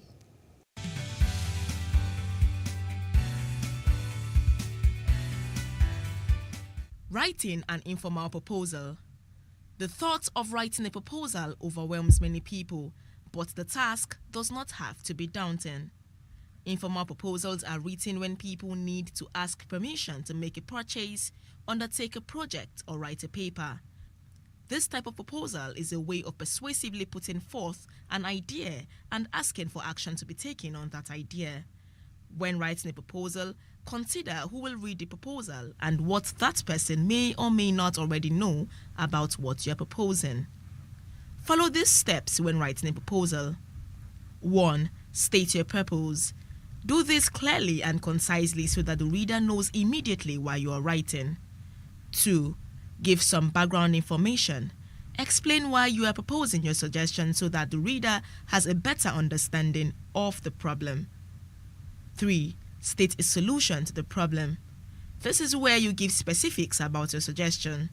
4. Show costs. Lay out any costs that will be involved. 5. Conclusion. Wrap it up by restating the problem and the proposed solution.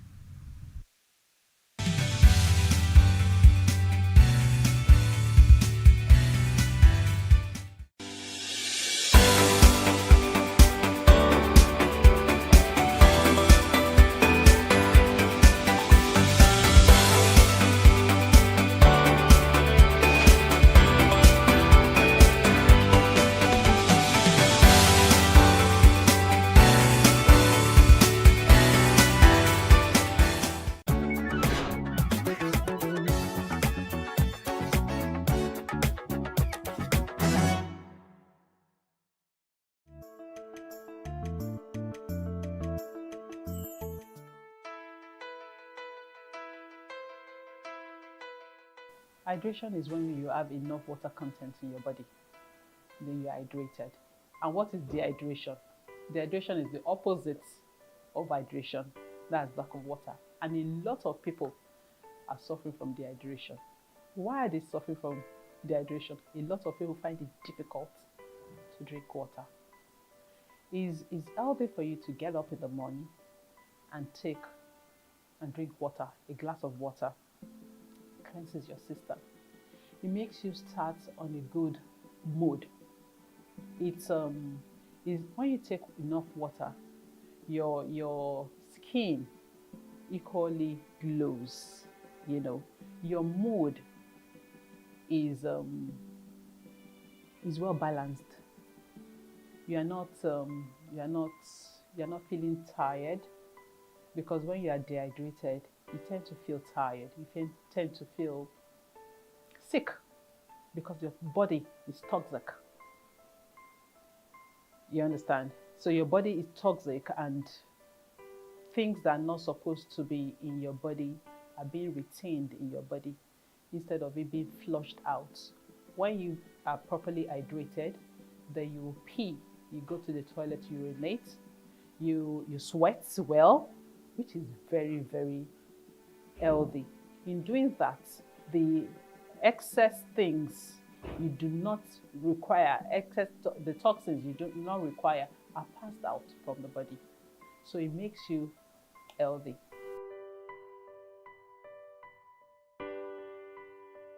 Watermelon is good. Watermelon has a lot of water. Pineapple is good. You know, you can take this fruit like cucumber. If you okay, let me just give you these little tips. You can do your mix your cucumber, blend your cucumber with watermelon, blend it with a bit of beetroot, add a bit of ginger to it. It will keep you very, very energized. It will keep you alert when you have your then add apple to it, because definitely apple is going to sweeten it up, but not too much. So you can add apple to it, but it's going to keep you energized for the day. Then another combination, like I said, is an addition to another combination that can give you enough energy for the day. You can have your kale, you can have a bit of pineapple, you can have a bit of so when I say a bit, it is now for you to come to us and ask us what the bit is. But so you have your banana, you have your kale, you have your pineapple, you can add a bit of chai seed to it. Blend is energy giving. Kale on its own is powerful. Is a power bank of veggies. Then banana is another. So you have your banana there, you have your pineapple, you have your kale, you have your chai seed. If you want, you can add a bit of ginger to it, depending on. But you're beautiful with that. Then you water, you're fine.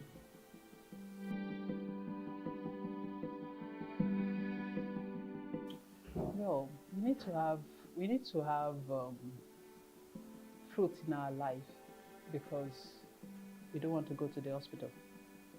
They help fight they help combat diseases in the body. So you derive vitamins from fruits.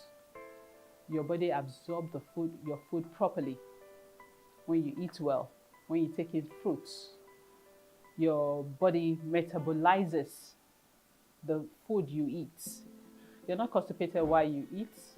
Your body metabolizes your food properly. When you take fruit, you have a very glowing skin. When you take fruits, you have vitamins, it helps aging. Some of us that are tending towards, and we don't want to look old, take enough fruits. You'll be fine. Your face, your skin, everything will glow.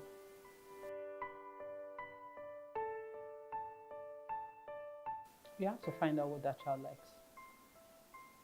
All children are not the same, so you need to know what that child likes. When you find out what the child likes, then you start mixing fruit together. Most children, not all of them anyway, they have sweet tooth. So it could be a combination of banana with some other things, you know. But the first thing is to find out what the child likes. When you get what the child likes, then day in, day out, you introduce it into their meals. You can make it into smoothies. You can make it into juice for them, because it's easier to take, when you make juices or you make smoothies, it's easier for them to take a whole lot of nutrients into their body within a short time.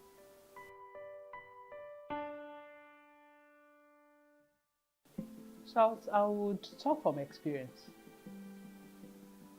If I want to, cucumber for example, not everybody likes cucumber because cucumber is tasteless. But for you to enjoy cucumber, cucumber has high water content and is really good for the body. But for you to enjoy cucumber, you can combine your cucumber with other fruits that you love to eat. Take for example, some people like pineapple, some people like apple.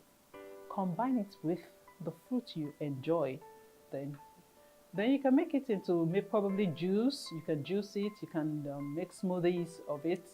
You can make your salad interesting. When I say interesting, make your veggies, add some fruit to it. Add your chicken and all that, then add some fruit to it.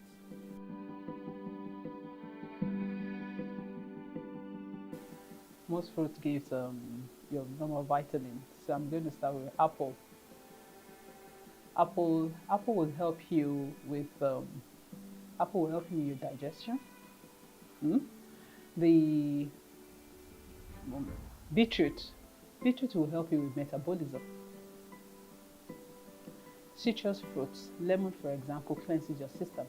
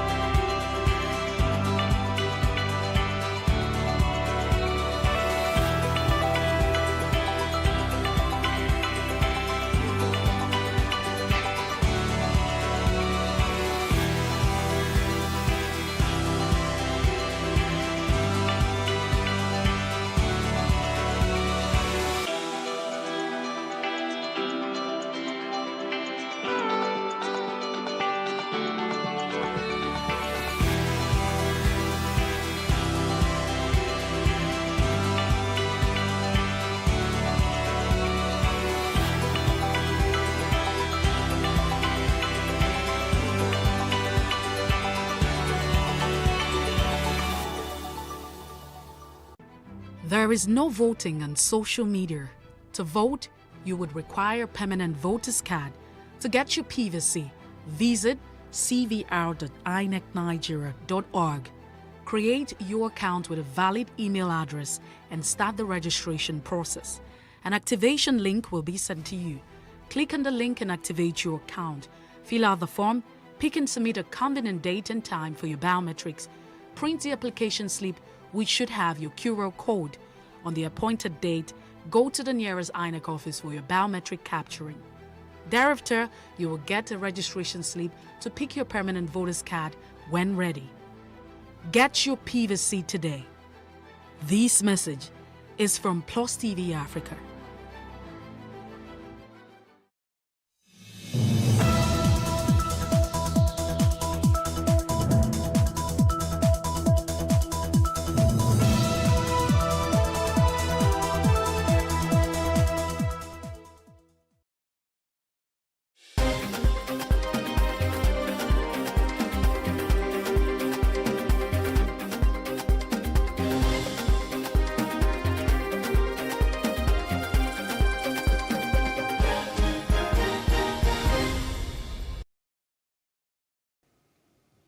Hello and thanks for joining us. This is Plus News Update. I'm Loretta Chiogo.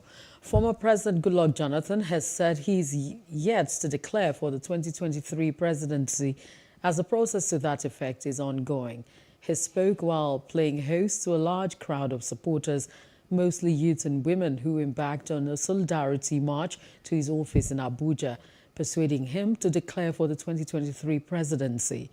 Leaders of the placard-carrying supporters took turns to ask the former president to return to office in 2023, promising to work for his victory at the polls. Suspected herdsmen have killed a family of 5 and others in Waya Jatuaka, Turankwande local government area of Benue State.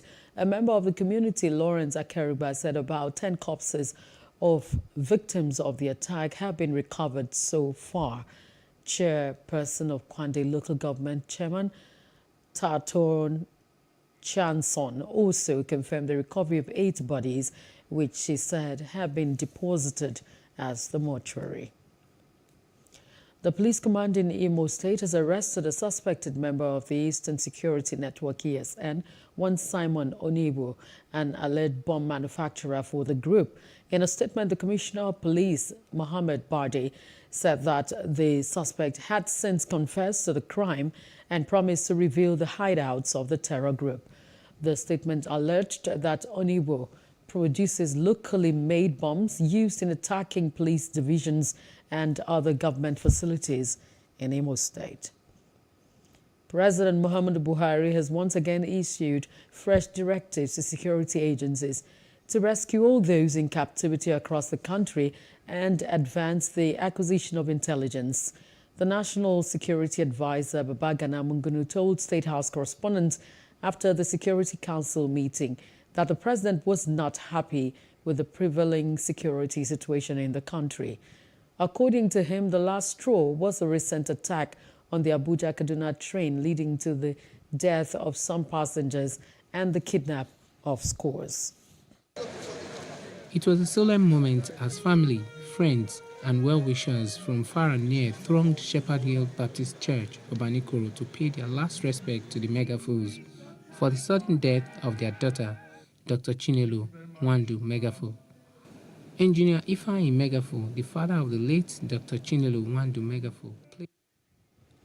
We apologize for that mix-up. We'll bring now the soundbite of the National Security Advisor, Babagana Mungunu, who told State House correspondent after the Security Council meeting that the president was not happy with the prevailing security situation. According to Mungunu, the last straw was the recent attack on the Abuja-Kaduna train, leading to the killing of some passengers and the kidnap of some others.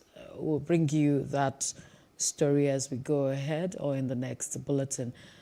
Chinelo Nwandu, one of the victims of the deadly Kaduna train attack by a terror group on March 28, has been laid to rest in Lagos. The 29-year-old medical doctor had tweeted the catastrophic moment before her death. Our correspondent Paul George was at the very emotional burial service. It was a solemn moment as family, friends, and well-wishers from far and near thronged Shepherd Hill Baptist Church, Obanikoro, to pay their last respect to the megafools for the sudden death of their daughter, Dr. Chinelo Nwandu Megafo.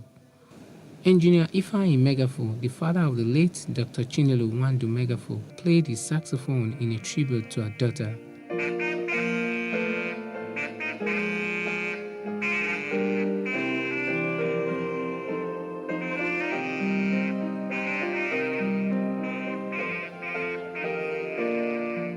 In his farewell message, he eulogized her daughter and said he has forgiven the terrorists who killed her child and abducted many others. Finally, the past 3 weeks have been quite traumatic. A serving member of this government introduced himself to me, and I told him, I know you, sir, I see you on TV. Called ostensibly to commiserate. But the next things he said were completely political, forgiving them all of them. I have also forgiven the country that enabled all this to happen. But you both need the forgiveness of God, and that is the one that counts. Heaven knows about that. The senior pastor of Shepherd Hill Baptist Church, Reverend Dr. Israel Christy Leary, in his message said Dr. Chinelo had lived a life and that those who are still alive should make heaven their goal. Discovered that Chinelo had a way of becoming first in many areas. She was the first of Engineer Megapo's children. She was the first to visit the earthly Jerusalem, and sadly, the first in the family to see the heavenly Jerusalem. But have you realized that the only degree Chinelo is taking away is BA? Not a MBA, BS, or whatever they call it. And what is that BA? Not Bachelor of Arts. Is born again. Other sympathizers praised her bravery even in death. Dr. Chinelo was a committed member of the profession who graduated from the prestigious University of Port Harcourt in 2017, and she has served this nation meritoriously. For us, it's a big loss, especially with the fact that we are very, very few in the profession in Nigeria. It is with deep pain in my heart that I write, Chi. You were a very smart, intelligent young doctor who was humble and willing to learn as much as you could from your consultants and senior colleagues. You were not lazy. Though we're not the same class, but we graduated the same set. Chinelo was very hardworking, dedicated. She was never punished. She was always punctual in whatever she was doing. She always kept a smile, diligent and dedicated. So basically, this loss is a very big loss to us and to our set as a whole. And we pray and that God will comfort the family and give them the courage to bear this loss. As Nigeria continues to battle with banditry and kidnapping, Nigerians are in doubt whether the government will apprehend and prosecute the terrorists and rescue others while in captivity. Paul George, Plus TV News. And we return to the story where we said that President Muhammadu Buhari has once again issued fresh directives to security agencies to rescue all those in captivity across the country and advance the acquisition of intelligence. The National Security Advisor Babagana Mungunu told State House correspondents after the Security Council meeting that the president was unhappy about the prevailing security situation in the country. According to him, the last straw was the recent attack on the Abuja-Kaduna train, leading to the killing of some passengers and kidnapping of scores. The threat has to be contained. It has to be contained collectively by both the armed forces as well as the constabulary forces, the Nigerian police force, the civil defense, but the intelligence agencies also have been directed to enhance the acquisition of intelligence. And I need to make it very, very clear. I have to be very honest. Unless the wider society, right down to the local governments, are willing to give the type of information that is needed to block the activities of these criminals, this situation will continue to linger beyond whatever time frame we're looking at. The threat has to be contained.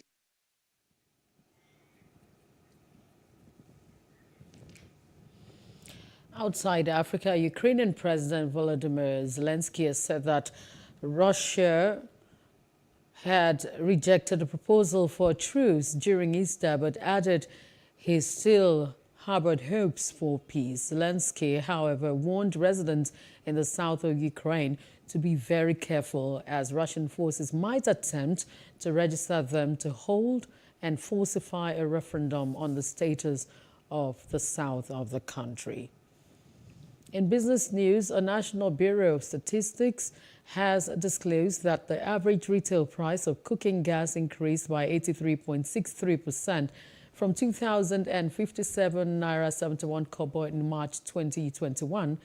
The March 2022 report also revealed the average price for refilling a 5 kg cooking gas cylinder which stood at 3,778 naira 30 kobo in March 2022 from 3,708 naira 58 kobo recorded in February 2022, showing an increase of 1.88% month on month.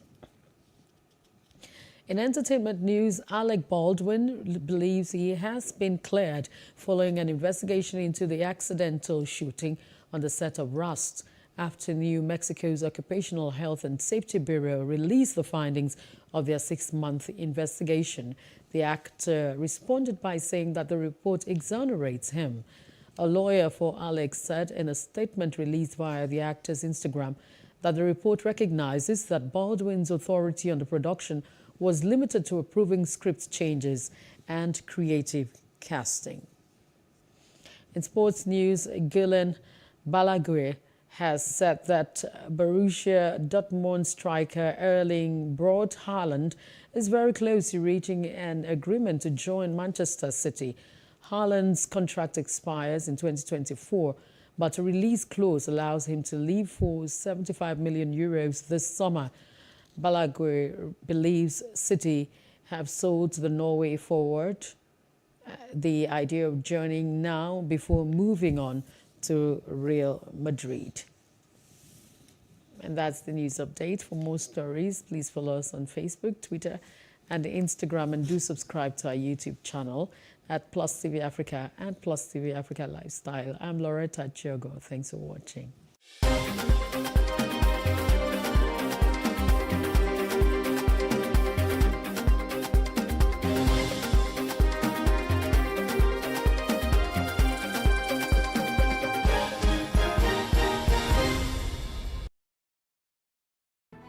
There is no voting on social media.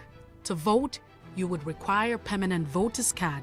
To get your PVC, visit cvr.inecnigeria.org. Create your account with a valid email address and start the registration process. An activation link will be sent to you. Click on the link and activate your account. Fill out the form, pick and submit a convenient date and time for your biometrics. Print the application slip, which should have your QR code. On the appointed date, go to the nearest INEC office for your biometric capturing.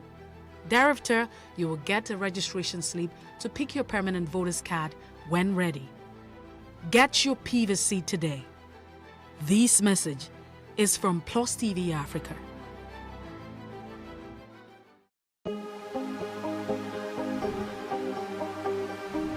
This is it for upcoming artists to blow in Nigeria.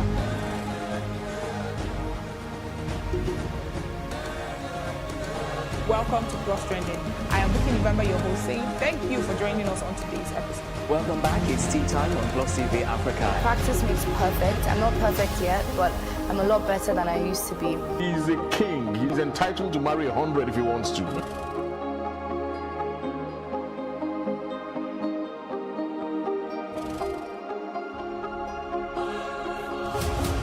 Financial literacy is an essential skill for the 21st century. The principles of debt.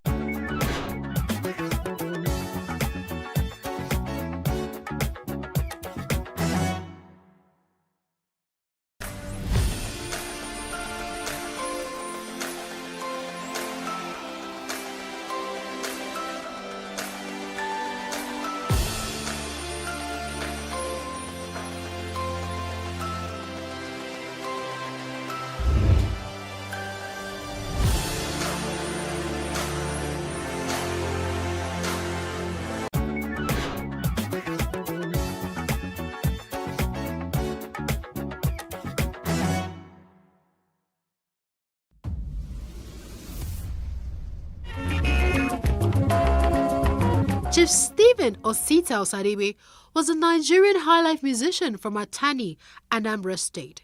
He was born in March 1936, though the actual date is unknown.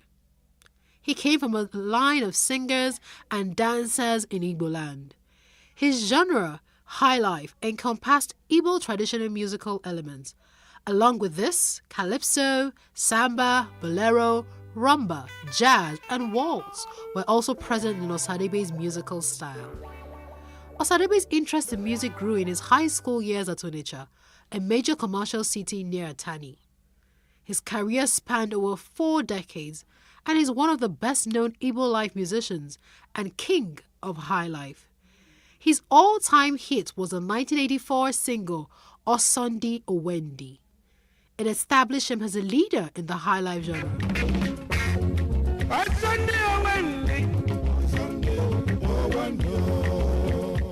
The song has been covered by many other musicians and remained one of Nigeria's most popular records ever. Osita Osadebe died in St. Mary's Hospital, Waterbury, Connecticut, on the 11th of May 2007, aged 71, after suffering from severe respiratory difficulties. Chief Oliver the Cork was born Oliver Sunday Akanite on April 14, 1947. He was a guitarist and a prolific recording artist. He started his music at the age of 11 when he learned to play the guitar under Piccolo, a Congolese guitarist living in Nigeria. He served an apprenticeship with Juju stars like Sonny Agaga and Jacob Oluwole. Oliver was regarded a star by his late teens and also considered as the most flamboyant Igbo musician. Since releasing his debut album, Messiah Messiah, in 1977, he recorded no fewer than 93 albums.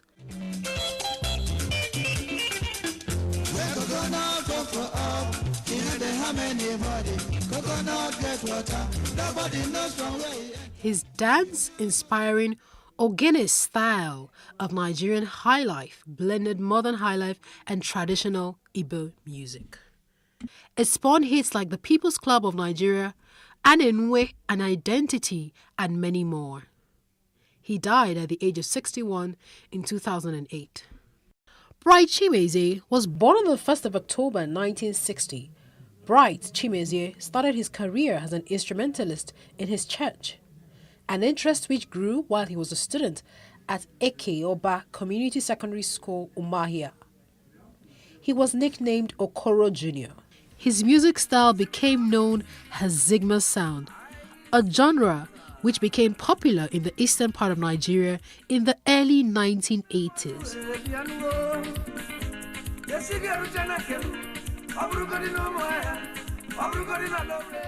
It is a mix of contemporary Nigerian music and Igbo highlife fused with chanted vocals. Bright Chimezie's lyrics focus on social issues of the country in a rather comical way. His hit songs include Ube Uwanne, Because of English, African Style, Okra Soup, and Oyibo Mentality. Our teacher come talk say anybody, we talk any vernacular, we talk any vernacular, we talk African language, we talk African language, we talk my people's language, we talk my people's language, we talk any vernacular, say good morning. His debut album, Respect Africa, in 1984, which thrust him into the limelight, was released on the Rogers All Stars label. We even say that black is beautiful. Oh, I got to prove it, you got to prove it, you got to prove it, you got to prove it, you got to respect mama. Africa, mama, we got to know her culture. Africa, mama, we got to be proud of her. Africa, mama, we got to respect mama. Africa, mama. An all-round performer, Okoro Jr. is known for his stylish dance steps, popularly known as leg walk. This peculiar delivery of excellent steps and a warring chant earned him the title, the Duke of African Music.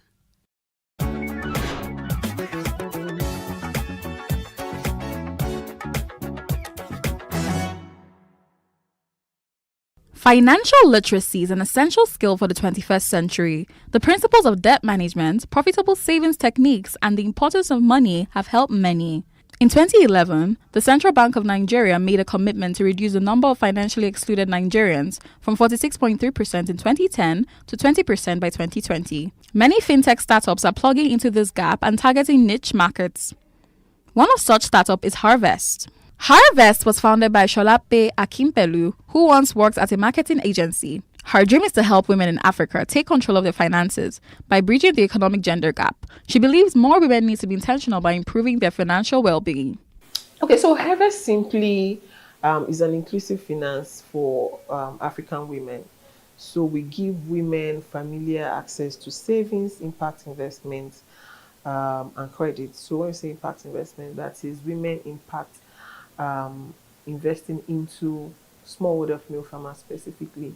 So that way yourself, right, we equip you with personal finance, insight, tools, platforms, right, to embrace savings, embrace financial wholeness, wellness, right? And then we don't limit it to you alone. We believe that the woman breaking her back in some far-flung village in Zaria, for instance, should get access to financial services too, because that's the only way we can prime her family, her community for better livelihood. So we extend our credit to, we extend our personal finance, considering the digital divide in language base. So that way you've equipped her and then she can participate in savings. And then, do you understand? So you're not managing poverty here for women, right? We are giving them, a platform, tools, insights that gets them swim upwards in the economy. Before launching Harvest, Sholape noticed a worrying trend that financial institutions were not targeting Nigerian women. Sholape teaches girls and women financial literacy through access to and use of financial services through knowledge. On my marketing days, oh, we want to do this campaign. Let's look at the demographics: male, female, female, male. Let's look at the top so clients, male, female. And I was wondering, because everywhere around me I could see women breaking their backs, right? From the woman in the urban areas to the rural dwellers. And I was wondering what's happening. Why are they not adopting financial services so much? Why are they not why are they on the fringes, right? So it was just important, and I've always been very impact driven. So it was just important that, I start, because I started doing a lot of research. So I realized a lot of research had been done. So people were doing research and dropping, oh, this is the number. Oh, Nigeria is the only West African country on the priority list of financial exclusion, right? That is for gender, right? Ghana was there before Ghana moved on. Then we are there with India, Bangladesh, and all of that. And we're wondering, why is Nigeria still here? So someone just had to do something, not just tell the story, not just state the numbers, not just quote the numbers or statistics, but do something to shrink that gender gap. Each startup has its challenges. First, poor state of infrastructure. So by infrastructure, talking about digital and physical infrastructures. Talents too, right? We're losing a lot of talents to the West. It's painful when you look at it, because we have amazing, like a wide, capacity as a country, raising talent, but then we lose the same talents in the same breath. But I'll say that tech is a great leveler. Funding is the biggest challenge. So, I'm sure that a lot of people would say, oh, well, that's about a major challenge for most businesses too. But I think it's twice hard for me personally as a female founder and a first-time founder, right? A lot of doors are just, shut when it comes to funding. But we believe that with the right stakeholders, with government, individual investors and all of that, we'll be able to crack the funding code. But it's been really hard funding the business. That is, funding the women, funding the business itself, building structures, building the infrastructures that we need to power the business. It's been so hard, quite tough. Sholape's goal in the next 5 years is to empower women in the Nigerian market. It's obvious that tech is hard, but with the right amount of resilience, women can achieve anything. Okay, so I'll just quickly add to that, our goal is that in the next 5 years, base case, right, would have served 500,000 women. So when it's 500,000 women, we're looking at 350,000 women on the supply side of a business and 150,000 smallholder female farmers. And we believe that that number is possible because our addressable market is 57 million working women in Nigeria alone, right? And that's just looking at the Nigerian market. But when we look at the other markets we're looking at, for instance, we're looking at, other African markets by next year. So it's possible, and this will be measured. And we'll be sharing with the public, our impact and its measurements. So I'll just say for upcoming techpreneurs, I keep telling them, I said, let no one tell an African woman that it can't be done. Let nobody look at an African girl and say, no, you can't do it. You're an African girl. Come on. The customs, everything is, tilted against you. Kick them right in the middle, right? Put a fist right in its face because we grew up, a lot of us grew up resilient, right? We had to clear away the thorns and make way for ourselves. So it's hard. It's double hard. So tech is hard, right? It looks glam out there, but it's really hard. Trust me, because I say, especially the infrastructure. You're working with a string of codes. That's why I tell people, right? Something can break somewhere. It works now. Then we all drive cars. A car takes you somewhere, and then you want to go home. It isn't working again, and you're wondering what happened. So much more string of codes from one point to another. Something is not returning, and you have to fix it. So you just have to also immerse yourself in the problem. It's important to walk in the shoes of whatever problem you want to solve. It's very, very key. I would say secondly, you just have to, the starter pack, you have to come in very, very resilient. So many days. There are some days I still can't feel like, where do I draw the line here? So many days, you have that feeling, but you got to keep going on. And then, thirdly, I would say that it's possible that you get to places where it looks as if, you're not wanted at the table. It's okay, but it's fine to create your own table, right? And, but whatever you do, be less concerned about the glam, be less concerned about the glitz, but be more concerned about the problem you're solving for. Be driven, be mission driven, be impact driven, and the rest, will come with it. Nigerian women are believed to care more for their parents and as such are in the best position to teach them financial literacy and retirement plan. Okay, so I would say that typically the Nigerian woman, of course, suffers from the black tax, more of that. I personally tagged it Ada syndrome, right? And that is, you see parents saying, I want more girls because girls take care of their parents. Men, when they take a partner or something, they don't, but the girls, oh my, and it's a good thing. And those are the things that we keep having conversations about in our community. Talk to your parents about money. What are their retirement plans? Do they want to live in with you? Do they want to, what's their pension? All of those conversations. Otherwise, what about your siblings? What do you want to do for them? How do you measure? Where do you stop? Because you realize that you just continue giving. You are trapped in that cycle where you can't even sustain yourself, and then you become dependent on another one. So all of these things are generational challenges that has plagued the African child, but more the African girl, because you are the Ada, you are the girl, you are the one who's supposed to be very nurturing always. But hey, you can do all of this with the awareness of knowledge, and that's why we say be grounded with financial in personal finance and in financial knowledge yourself. What's your net worth? That's how you can talk to parents, talk to partners, talk to people around you, okay, on making better financial decisions for themselves, for yourself, so that nobody becomes, they don't look, you know what they say about this thing that say, lean on me, no be press me die. So they don't lean on you, and then want to suffocate you. So you've just got to be financially sound, and those are the things that we teach in our community. Get yourself a tribe, like Harvest, and like I say, even if you don't use the platform, the insights, the tools that you gain from being a community member of Harvest is is mind shifting, and every African girl, every African woman needs such to do better.